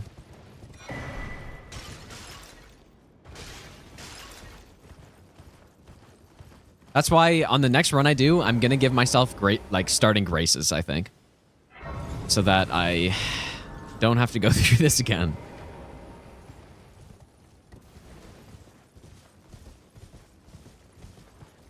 And this is why I would also recommend if you want to start no hit runs, do not start with Elden Ring. It is probably the easiest run, but the setup is just so bad that it will probably put you off of doing runs very quickly. I'd recommend just anyone that's not Elden Ring. Unless, you know what, I guess in a way it could be good if you're not going to end up quitting because of it, then it could be good to get used to that setup, and then, you know, the setup for the other runs is much better than this. Yeah, Sekiro's a good one too, I guess, but not for Souls games, really.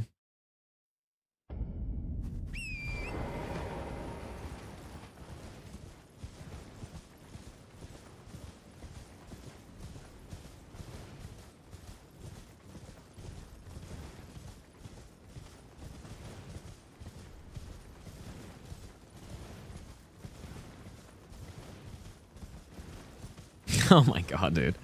We haven't fought a single boss in the last like 4.5 hours, dude.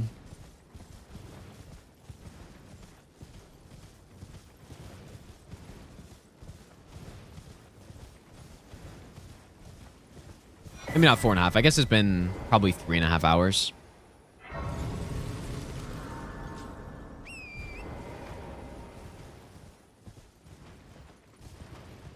Maybe I'll give you the best nut ever. Infinite set everywhere. Wilo, thanks for the 2-month resub, dude.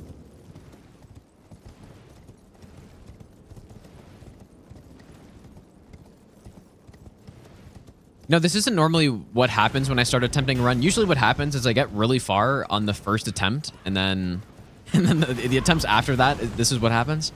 But we haven't really gotten to the point where I've gotten far yet, so...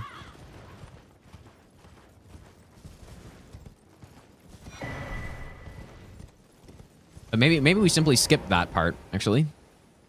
Maybe we just skipped having to do that first run that got far and then died.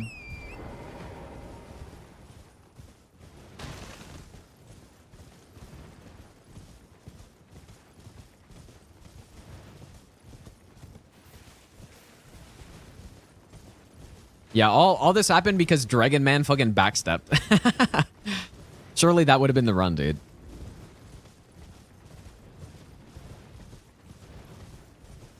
Surely.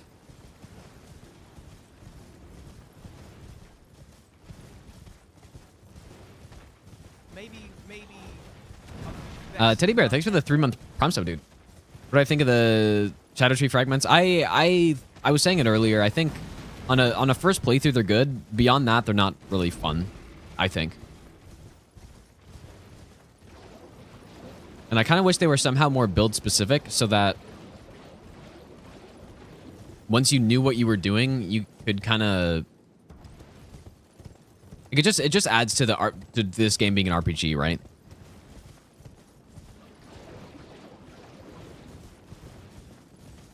Have I played Tamriel Rebuilt? I have not. Yeah, I agree. The amount of NPC fights does suck.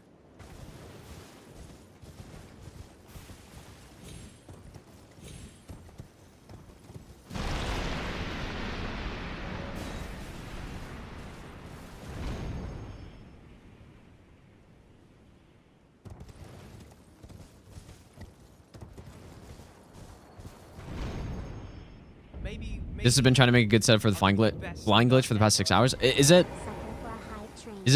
not consistent? Nixon, thanks for the 4-month resub, dude. What do I think of Abritus? I think Abritus is not very good.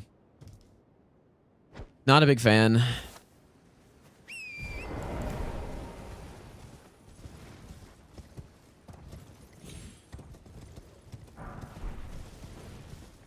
That's classic Distortion 2 stream right there, dude. Sitting, doing one thing for 5 hours. Johnny, thanks for the 5-month resub as well. I usually do the same thing, except I'm usually practicing bosses instead of trying to find a skip or something. Like, yeah, the nobling stream and stuff, yeah.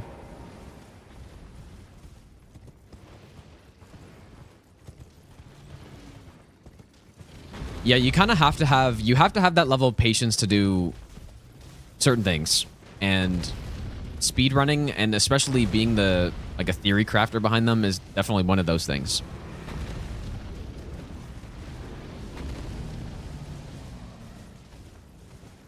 I mean, I guess if you want to be good at anything, really, you have to be able to do that, so...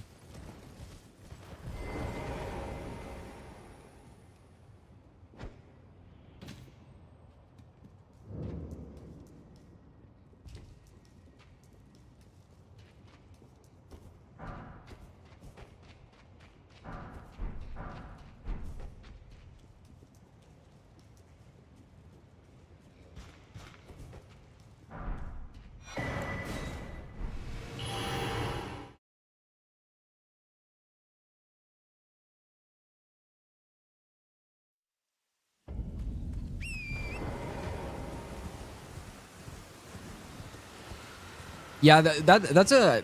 Like, Abritus does have bad hitboxing. That's kind of a common thing with a lot of the bosses, in my opinion, in Bloodborne. I'm not I'm not an expert at Bloodborne bosses to be fair, but hitboxes are... I don't like how the hitboxes are in Bloodborne a lot of the time, especially for the beast bosses, because it feels like they're kind of all over the place. And there's so many hitboxes happening at a time. I kind of prefer more of a Soul of Cinder type of boss where the hitboxes are super clean. And when you get hit, you know exactly what you got hit by, and it's... I just prefer that, usually.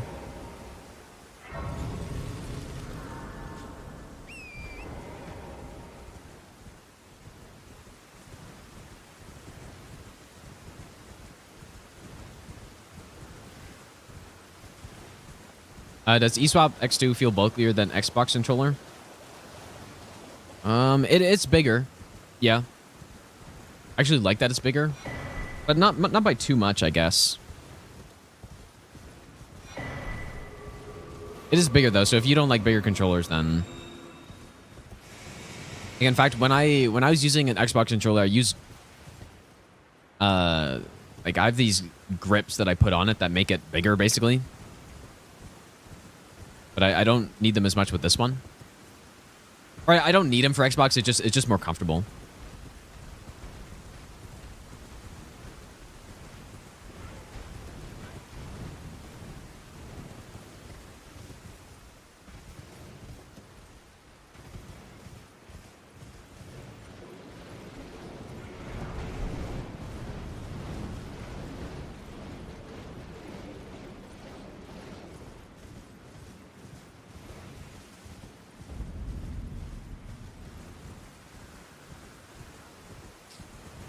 This is what I get, dude.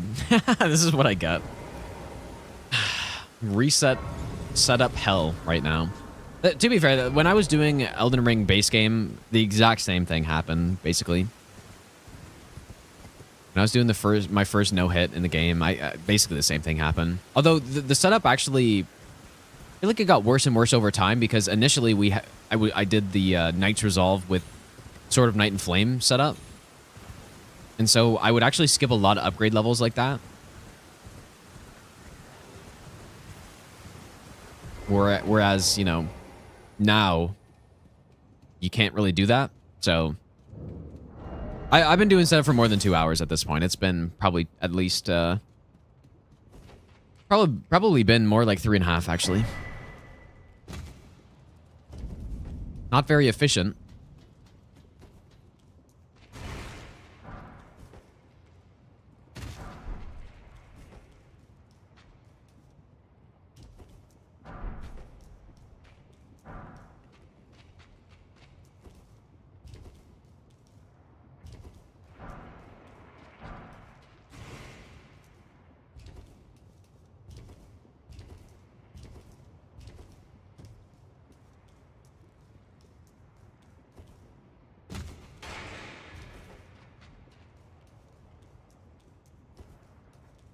Yeah, the DLC setup is actually longer.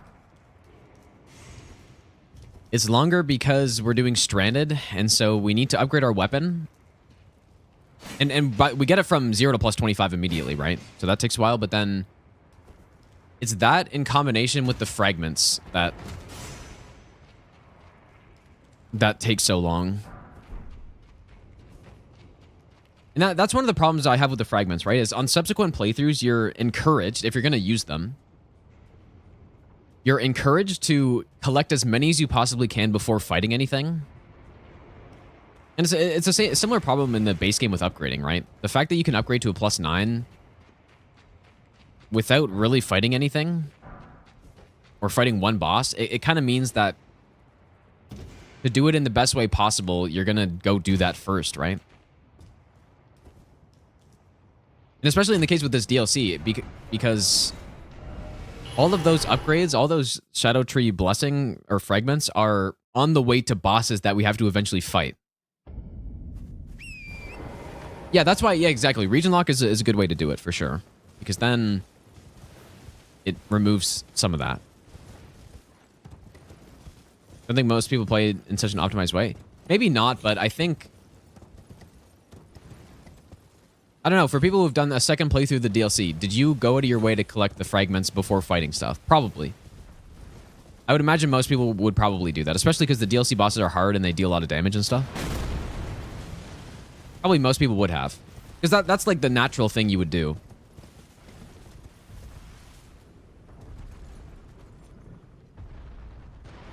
And it's the same with playing Elden Ring any percent or whatever, just the base game.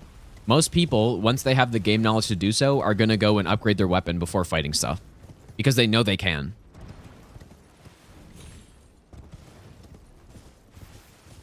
So that's why I was saying on my first playthrough of the DLC, I do like the blessing system, and I think it's a fun way to build your character continually through the DLC, but basically after that, it makes it not as fun.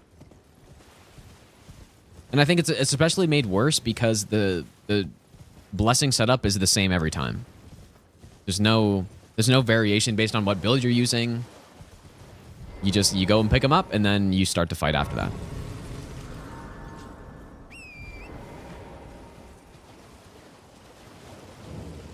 Yeah, definitely need to do a region-locked DLC run, though, at some point, and figure out what kind of rule I want to, or what kind of rules I want to use for that.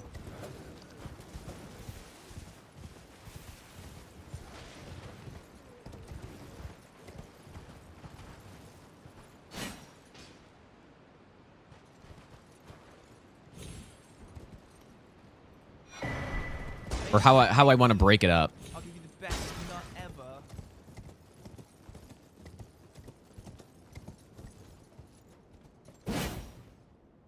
Whoops, did I just miss that?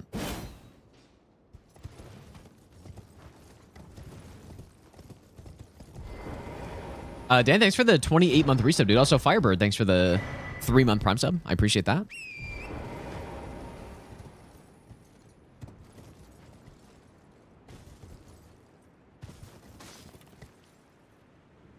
Which way should I go here? I really don't know.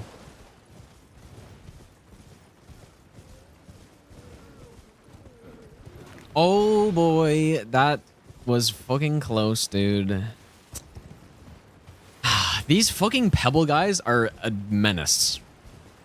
They throw their projectiles really quick. And they throw very quick, and so it doesn't take much for them to just catch you. And right fucking there was very close.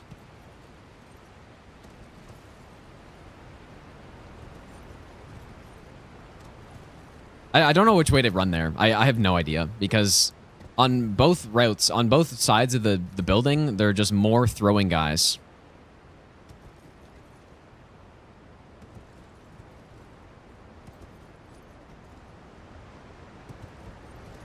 Yeah, somebody made a good point, though. It is weird. I agree that fragments drop from random enemies in the world. I do find it weird. They're not random, but they're just seemingly inconsequential enemies, and then they just drop a fragment for some reason.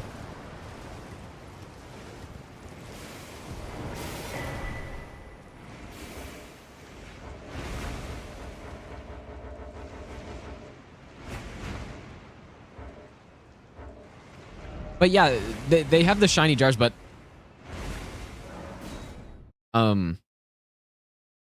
even the ones, like, there's a bunch of them that have the shiny jars that don't even have a fragment either. So I just don't really understand. There's probably some lore reason for it, but not the decoy jars. It's just some of them are shiny and have a jar, but they just drop something else.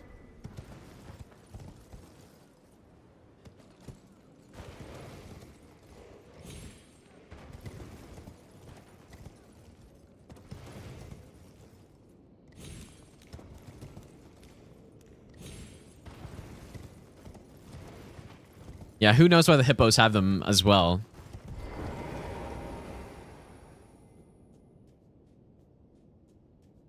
You see it as an opt-in difficulty system. So, what does that mean? What do you mean by that?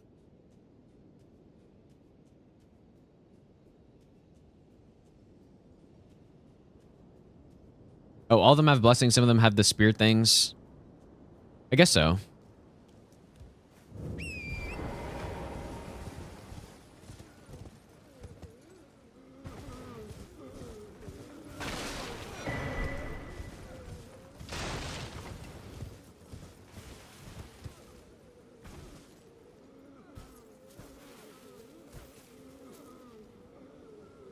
It's really funny how prior to today, when I've done this setup, I think I've only gotten hit one time. Maybe twice. While doing setup, but most of the times it's been clean until, of course, we're actually ready to start going for the run, and then all the issues start to pile up. Setup is 55 minutes approximately.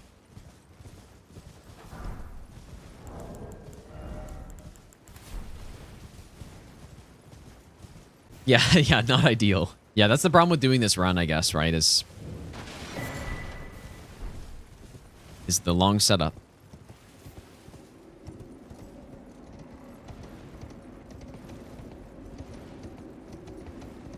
It is a practice issue, yeah. I mean, I haven't done the setup enough to know all the issues, so 100% that's true. Mink, congrats, dude.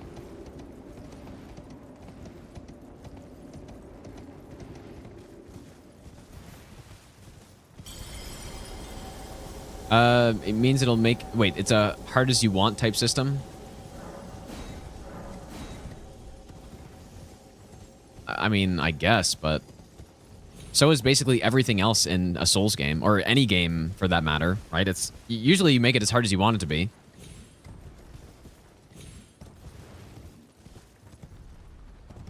In most games...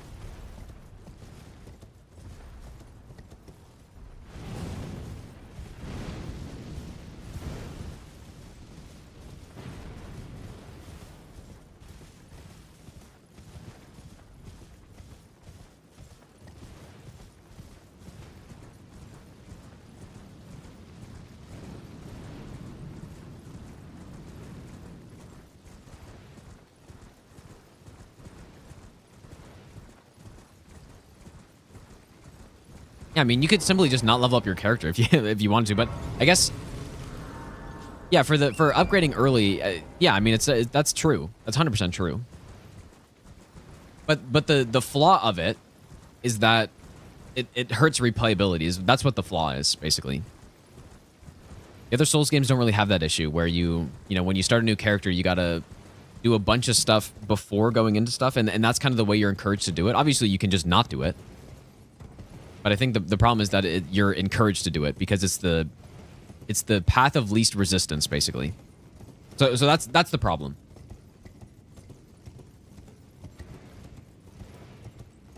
And 100% you're right. It comes with open world. Like that's you're 100% right. And all this being said, Elden Ring's still my favorite kind of Souls game. Even with all that stuff, it just specifically for no hit, I think it's kind of painful, which is what I'm going through right now. And it doesn't help that the setup in the DLC is even longer than the base game.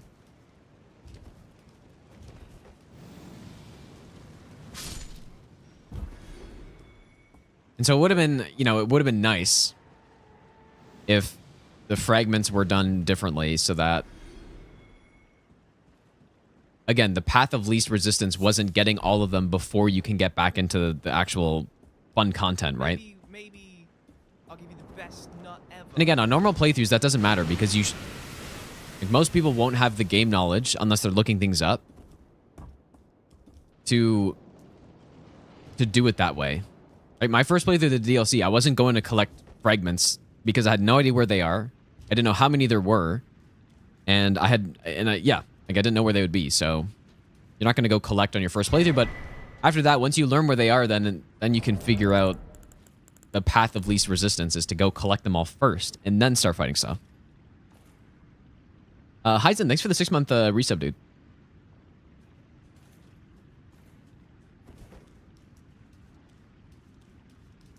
Maybe I'll give you the best nut ever. Are you excited for your upcoming strip chess match versus Joe Rogan? Coco, thanks for the 13-month Prime sub, dude. For sure, I'm excited. For this run, can't I just do 2 hours of bosses instead of 1 hour setup, 1 hour bosses? Well, the problem is it's actually 1 hour setup and then 2 hours of bosses. And if I did it the other way, if I didn't set up, then I mean, that'd be a little different. Level 1 plus 0 build. Simply have 30-minute boss fights on every boss.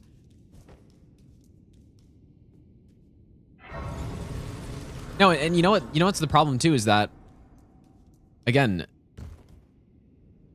setting up the blessing and getting your blessing level high, it's on the way to these bosses.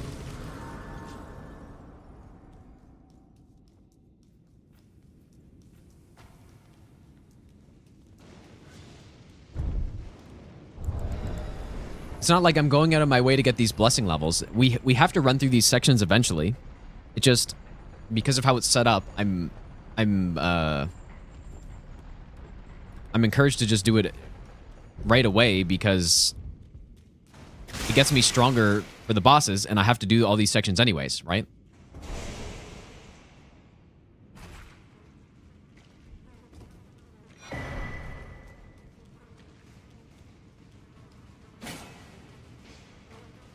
If you see what I'm saying.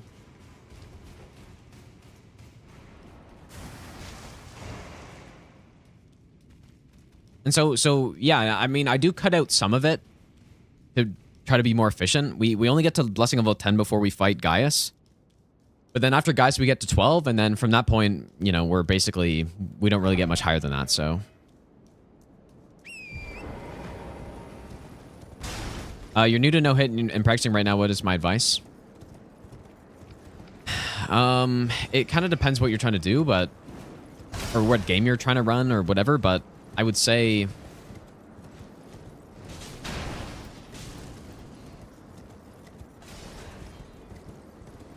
the more time you spend preparing for the run, the less time you'll spend actually trying to grind for it.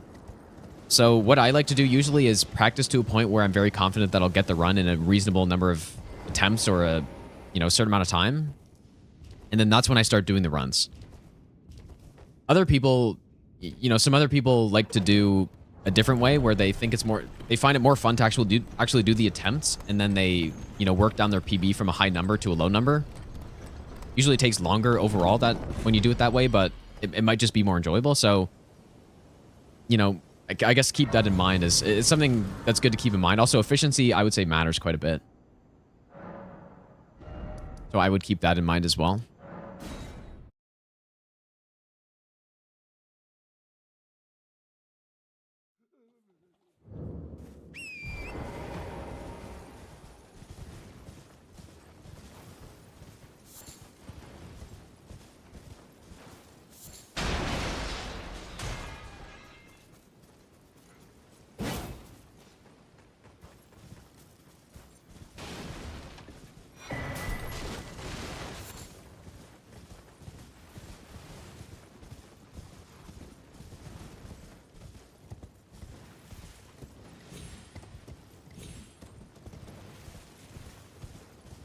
Last attempt, I got hit by a bat. Or I fell down in Shadow Keep on the way to Mesmer. Again, kind of like right near the end of the setup. How could I revenge lest you?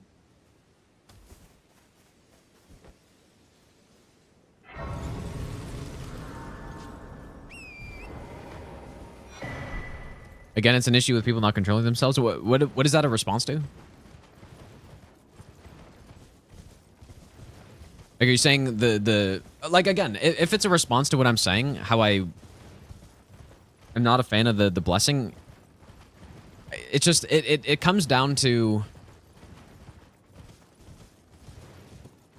being the path of least resistance, right? Which basically means the game's encouraging you to do something.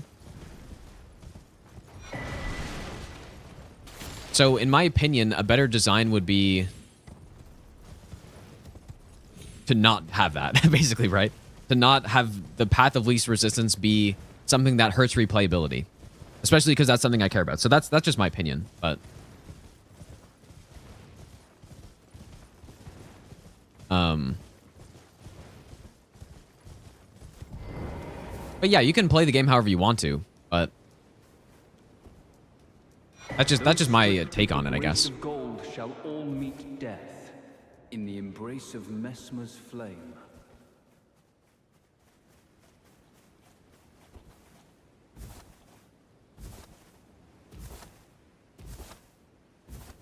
I 100% agree with that, Blaze. Yeah, I would have preferred just kill a boss and then you get a bonus damage. I would have preferred that for sure.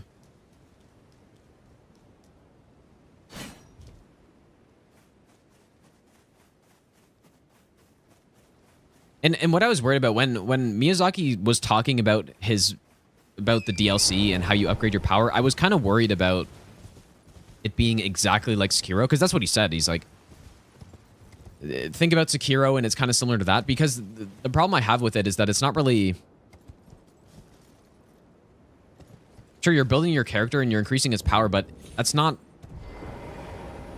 a good RPG or a good way to do an RPG where you just get an item and it just makes your character stronger. It's just not interesting compared to having a choice.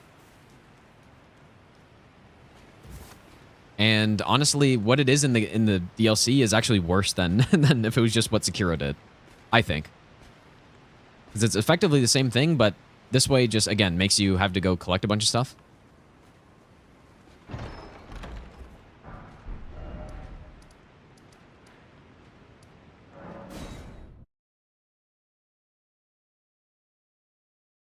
Could have been a mix of the two. I think that would have been okay too.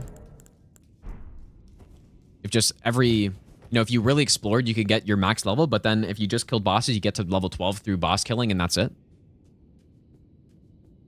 As long as maybe not that many fragments are outside of bosses.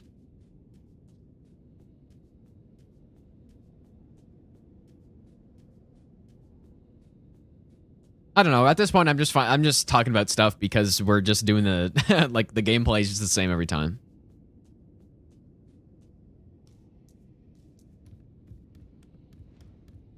We're just going through the setup, the pain of the setup.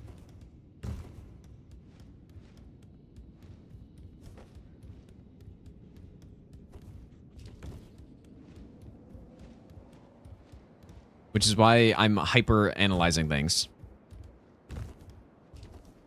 Got nothing else to do. Would have been fine if there just wasn't any DLC specific level system. I agree with that too.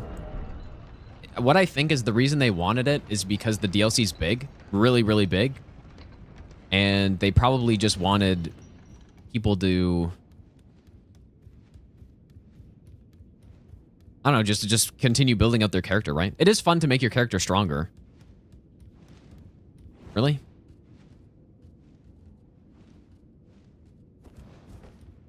Really? Come on, bro. Why is this happening?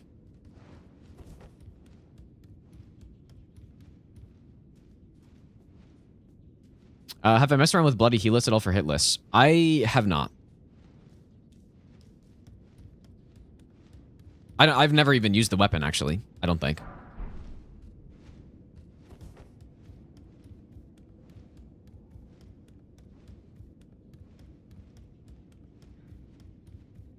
But yeah, when I was running Skyrim, which is, it is an open world game issue, 100%. When I was running Skyrim, it was the same sort of thing. The setup was super long. It was much longer than this, actually. Especially when I was doing the legendary version of Skyrim No Damage or whatever. Legendary Skyrim No Damage setup was easily longer than this, I think. So I think I farmed to 99 Conjuration, and there's a lot of running and stuff. So it's the same kind of problem, but the thing is in Skyrim that the run it's not like a Souls run where it's actually difficult to do. It's more of a routing puzzle in in Skyrim than actually being tough execution-wise. So you get past the setup and then you just get the run immediately, right? So it wasn't as painful. You didn't have to reset constantly when you were first learning it.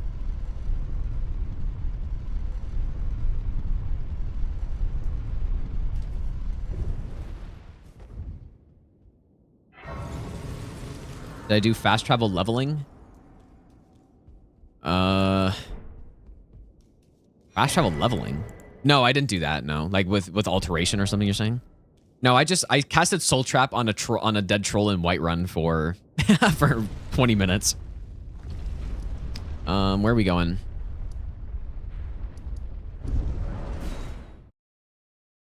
I like Elden Ring more than Skyrim for sure at this point. Maybe not. Yeah, I think Elden Ring is probably my favorite game.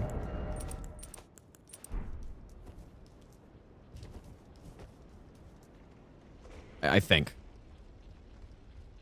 It depends. And it's probably because there's a lot more outside of the actual game that impacts it.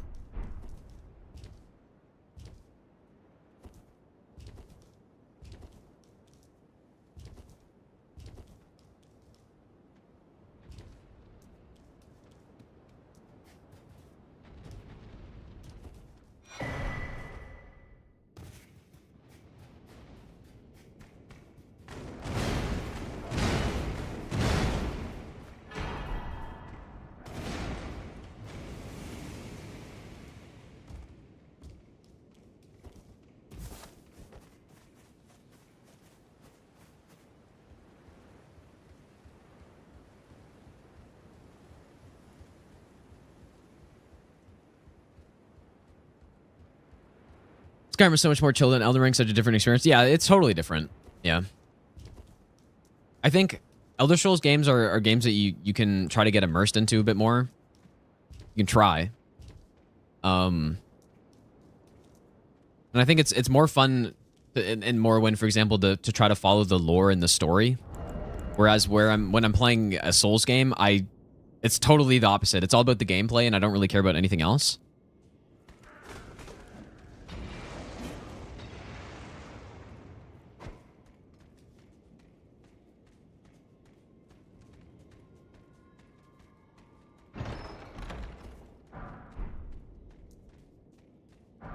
I like the games for totally opposite reasons, basically.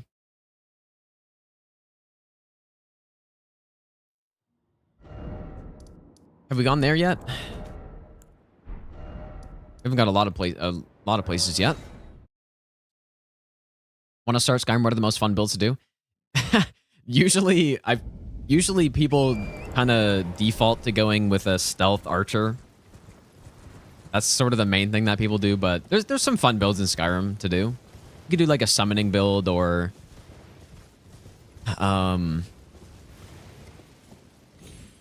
you know, like a stealth crit build or something. I don't know. You can go with tank. There's not crazy builds in that game, but there's fun things to try. Yeah, illusion is totally broken. Yeah, you can go with the total mind control build and just pacify enemies and stuff. Like there's some cool stuff.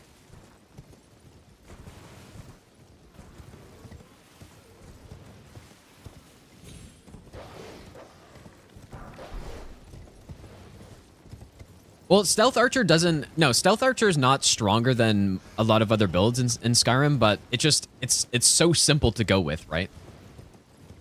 It's such a simple thing to default to because, you know, stealth means that you're avoiding enemies and then you're also dealing good damage by crits and stuff. But there's certainly much stronger builds than that. I would say Illusion is one of them.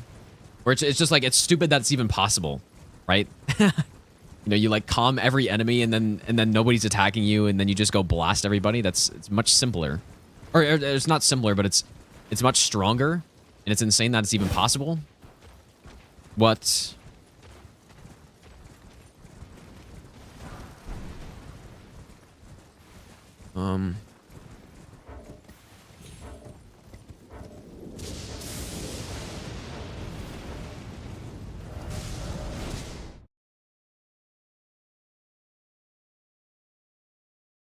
Yeah, or Fury. Yeah, Stealth Archer, like I said, I think it's just the easiest to fall back onto.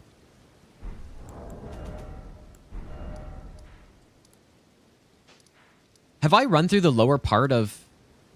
Oh my god, I've done the setup so many times that I don't even know where I've gone. The moment Elder Scrolls 6 comes out will be the best time of your life.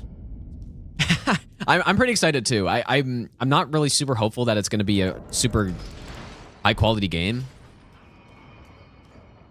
But it just, another Elder Scrolls game's always, I mean, it's going to be fun, dude.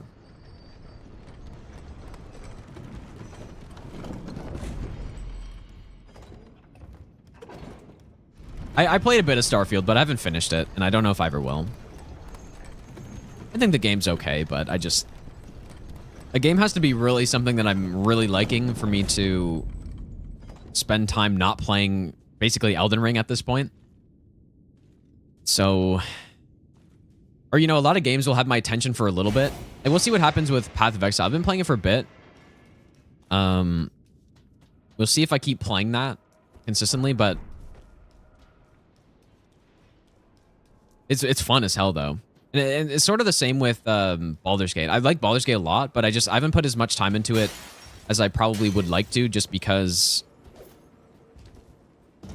I play Souls games, so that's the problem. Yeah, Witcher's another game. I before I started streaming, I played Witcher 1 and 2, which I really enjoyed. Witcher 3. I played a tiny bit of, but by the time I started playing that game, I was already playing Dark Souls 3, and I just never put a lot of time into it. Souls games ruining all the other games for me, dude. And it's not because Souls games are just that much better. It's just because first of all, I stream it at this point. And I like streaming, and I like streaming Souls games more than anything else. And just the things I do in these games take more time than... They take a lot of time compared to just playing a game normally, so... Shiro, thanks for the brand new Prime sub, dude. Surely one day I'll go back and play all those other games that and finish them up. But not yet. Yeah, exactly, yeah, I started... there was a funny... I forget when this would have been, maybe 2020 or something, but... I started playing Witcher 3 on stream for about 5 minutes. And then somebody came and told me that somebody beat my DS3 No Hit speedrun time. I was like, well, gotta go beat that. And then I don't remember what happened after that, but yeah. I played it for probably 5 minutes. Or 10 minutes or something. And then I went back to Dark Souls 3. And then I got a 50-minute run. And then, you know, obviously now the record for that is like 45 minutes or something stupid. But... No, and I remember I started a character and I just killed the Griffin in the first kind of area. And... Or maybe... I forget what quest it was, but... I think I was investigating the Griffin's nest.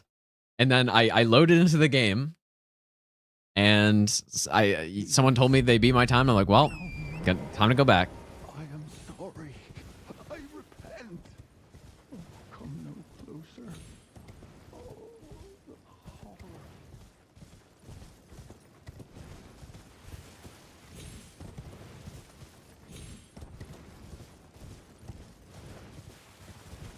horror. I don't really ever use summons in this game.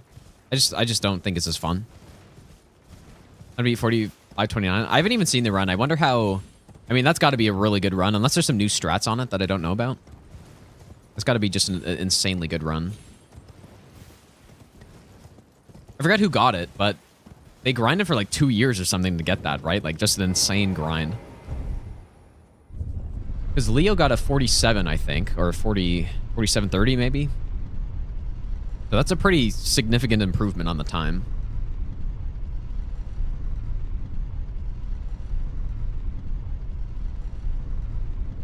There's a reason why very few people do no-hit speedruns in Souls games, and it's because it is very fucking painful.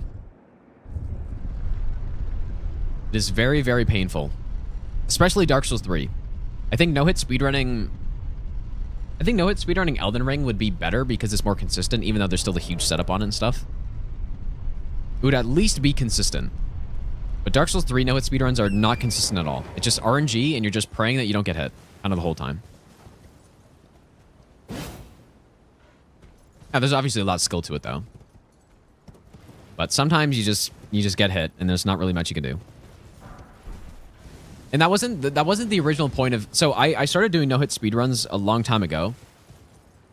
They weren't really speedruns when I started it. It's just... What I wanted to do was show that no-hit runs could be efficient, mostly. Like, not really fast, but just efficient, because at the time, people were just like, man, no-hit runs, you gotta be super slow, you gotta be super safe all the time. And I was thinking... No, you don't. And then my first run was an hour and... It's funny, my first run was an hour and 17 minutes, I think. And at the time, that was, like, insanely fast, right? That was fucking fast for DS3 any percent. At this point, my consistent route is an hour long.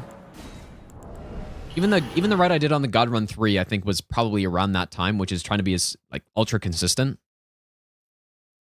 But yeah, it wasn't really meant to be a super insane grind. But then eventually, I got a 1 hour run, and then, you know, to get faster than that, it started to have to get a little bit more grindy, and then I got like a 55, and then yeah, and then it started to be a bit more of a grind after that. Where am I going?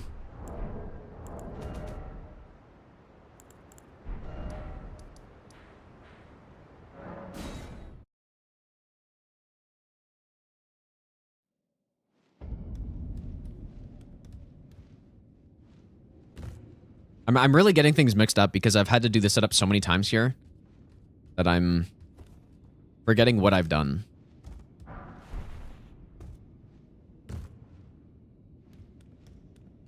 feel like speedruns get to a point where RNG plays a big role. That's true, but depending on the game, it depends on the game. But in Souls games, it kind of goes... It goes from being... You know, for the improvements that you have to make on your PB, for example, the first big improvements will come regardless of RNG, just simply getting better. And then after that, once you get a bit better, it'll become more RNG. But then kind of after that, then you start to get consistent. And there's still some RNG, obviously.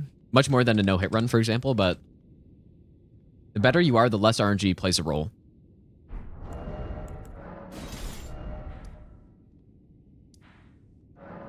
Depends on the game, though. But at least for Dark Souls 3, which is a game I know a bit more about speedrunning in, that is 100% the case.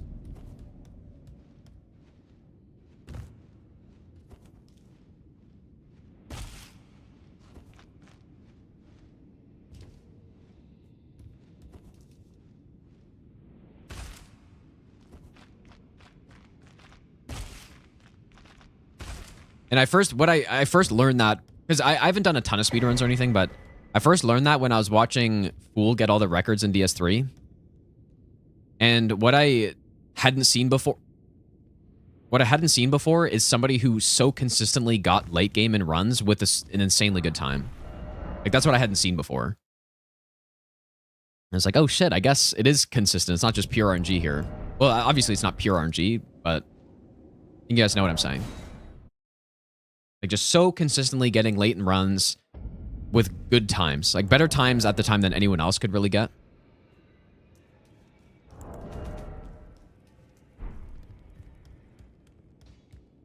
How much faster is a normal speedrun versus a no-hit? The glitchless... So, no-hit speedrun rules are the same as normal no-hit runs, so you're not allowed to quit out. And all that stuff. I think the glitchless run is maybe, what, a little under 40 minutes? Or... Probably around 40 minutes at this point. I don't remember exactly. The last time I saw it, I think it was around 42 minutes. But I'm sure it's better now. And the no-hit speedrun is about 45 or something? 46? Was it 45? I can't remember, but... Yeah, I mean, it's a bit faster, normal speedrun. It depends... It really just kind of differs based on rule set. Because the glitchless speedrun would allow for quitouts and stuff, so that would be the main difference.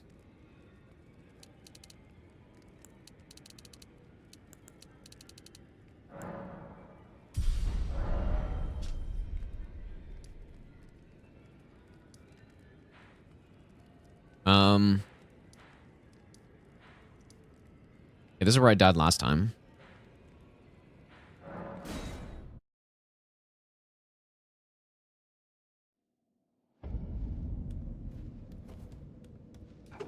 Oh, 4125. Okay. So yeah, like I think mainly the difference is just what's allowed on that. Yeah, in general, speedruns are significantly faster than no-hit runs because time does not actually matter. Well, it does, but just not... It's not the goal. Time matters, in my opinion, and efficiency matters because you don't want to be... Like, I think it's obvious why. What? Because if you're doing a run that is 3 hours long, that has the same amount of content as somebody else's route whose route is 6 hours long, the person whose route is 3 hours long is going to be able to get the run much more efficiently than someone whose route is 6 hours. Obviously. So that's what I realized very early when I started doing no-hit runs is that the goal isn't time, but you want to be efficient when you're doing your runs because if you're not, then it's going to take you a lot longer to do what you're trying to do. And so there's a good balance to be found there.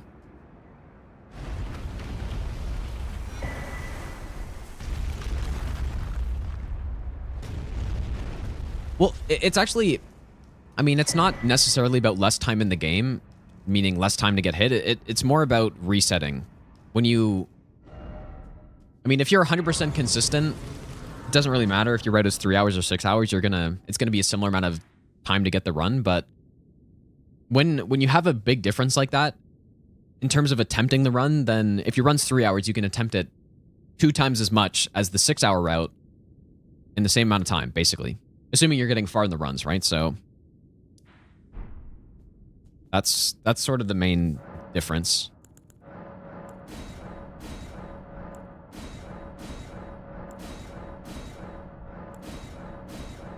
But yeah, that's what's nice about no hit is that you have the option. You have so many options what kind of route you want to do, or you don't have to play quickly. I think it helps to be efficient.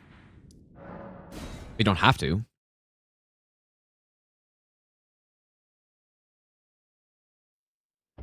Whereas speedrunning, like that's one thing that I just don't like as much about speedrunning is that you're kind of forced into doing the best, I'll give you the best nut ever. the best possible route. You know, if you at least want to get a good time, you don't really have many options generally.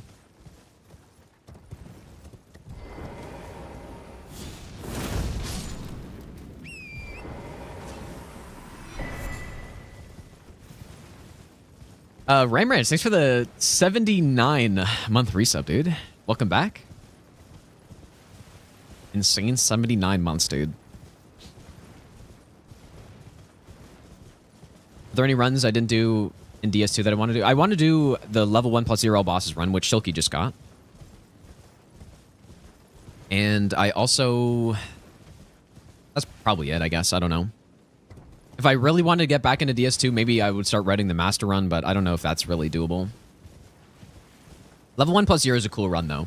With the Ice Rapier, and it's kind of insane how much damage you can get on that run still. We're talking to a point where you can still kill... In the King's Pets, you can still kill the first cat before the second one comes down. Which is insane at level 1+0, but it's still a cool run, though. And I would like to do it eventually. Not in any rush, though. What's the easiest no-hit Souls game?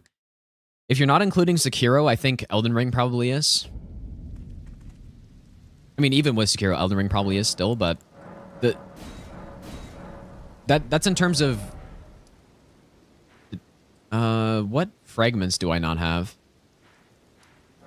These ones. That's in terms of the actual...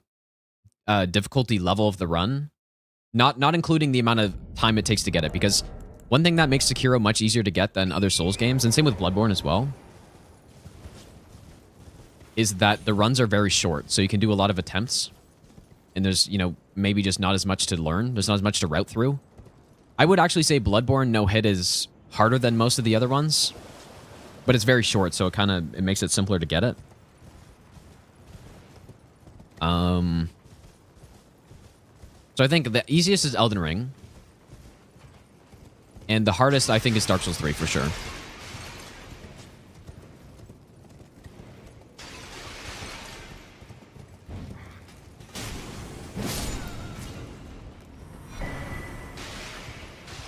Yeah, Shadows is tough. In Bloodborne for sure. After Shadows, though, it's so straightforward. But in the early game, there's a lot of there's some tricky stuff. Right, the Amelia script at first is a little tough, and then Gascoigne, obviously.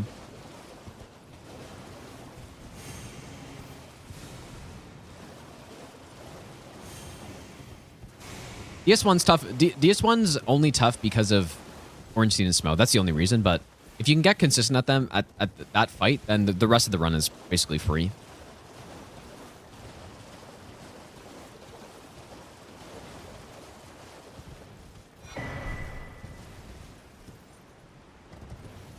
What about Elden Ring All Remembrances compared to the rest all bosses? So I haven't done Bloodborne all bosses. But I think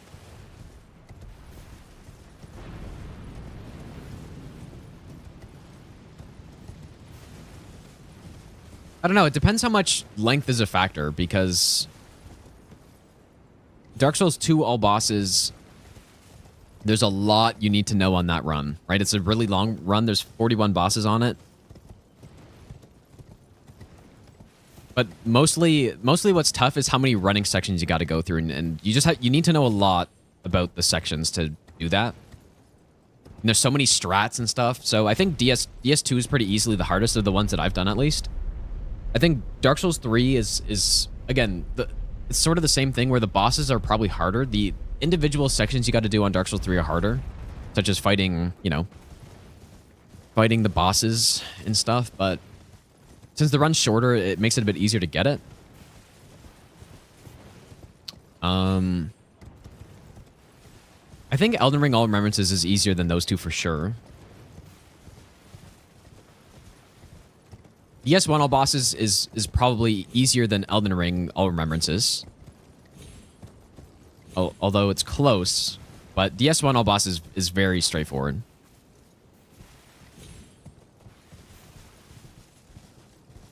And then the rest I haven't done all bosses in, so.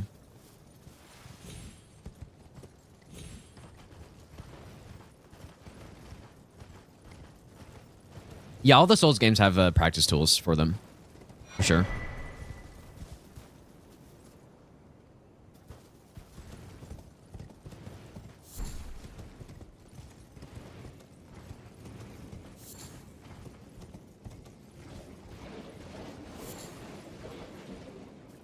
This is a little weird.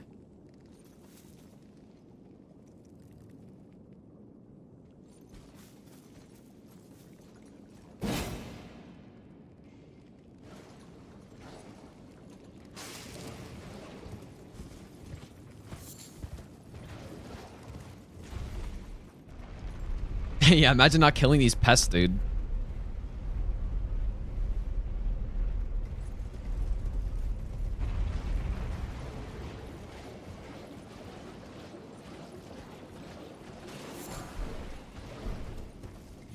Yeah, that's actually a good point. One thing that makes Bloodborne no hit harder than it should be is that it's on console only, and you don't have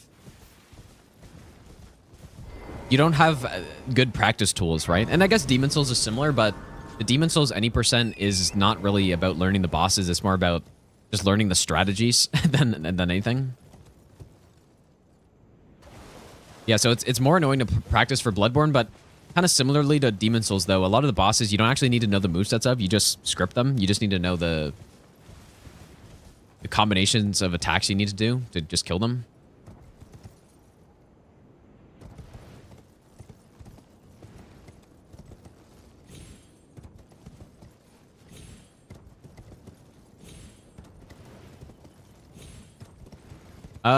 There's no Bloodborne emulator at this point, right? I don't think so.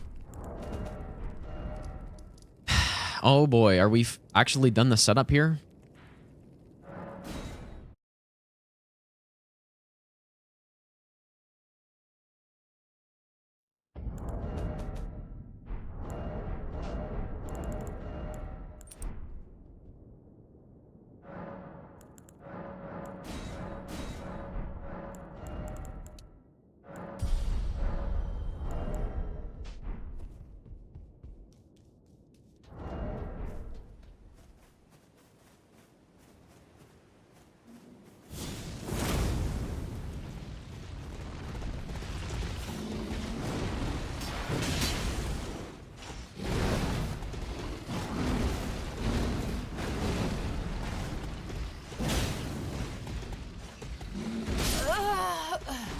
I don't even know what I just did. I seriously have no idea. Oh, dude, that's insane. I gotta go see what I just did. I attempted to roll, but I just didn't. Best nut ever. ER, goat. What did I do?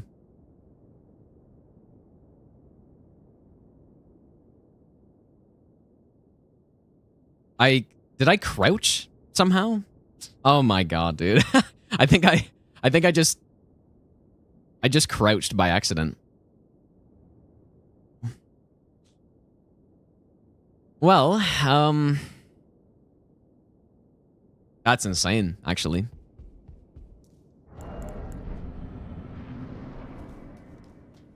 Well, surely the runs will go better tomorrow, because they just simply couldn't go worse, actually.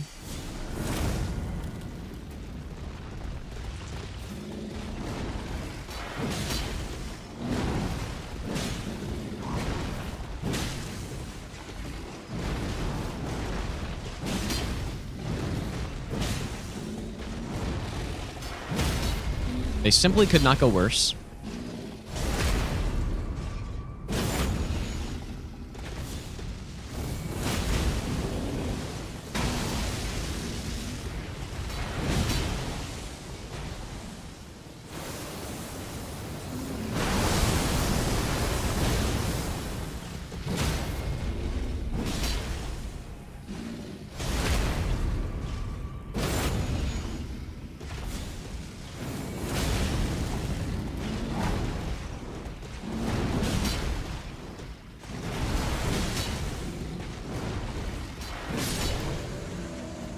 I like that. I don't know how I crouched by accident there.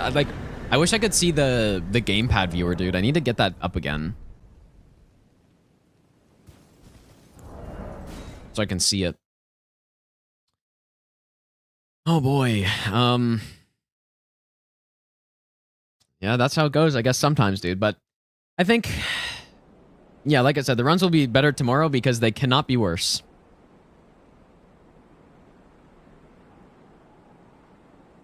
But anyways, have a good night, you guys. I'll hopefully be back on tomorrow.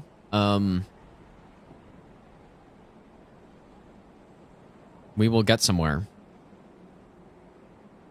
I think. I don't know if we've solved the setup stuff, like if there's no more things to learn there or no more things to mess up, then we should be good. Maybe I'll give you the best nut ever. Who should we raid, dude? Let's raid.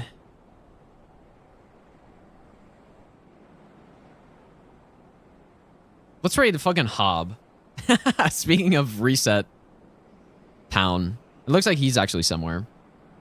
Shy, thanks for the 3-month Prime sub, dude. Also, Matt, thanks for the 3-month Prime sub.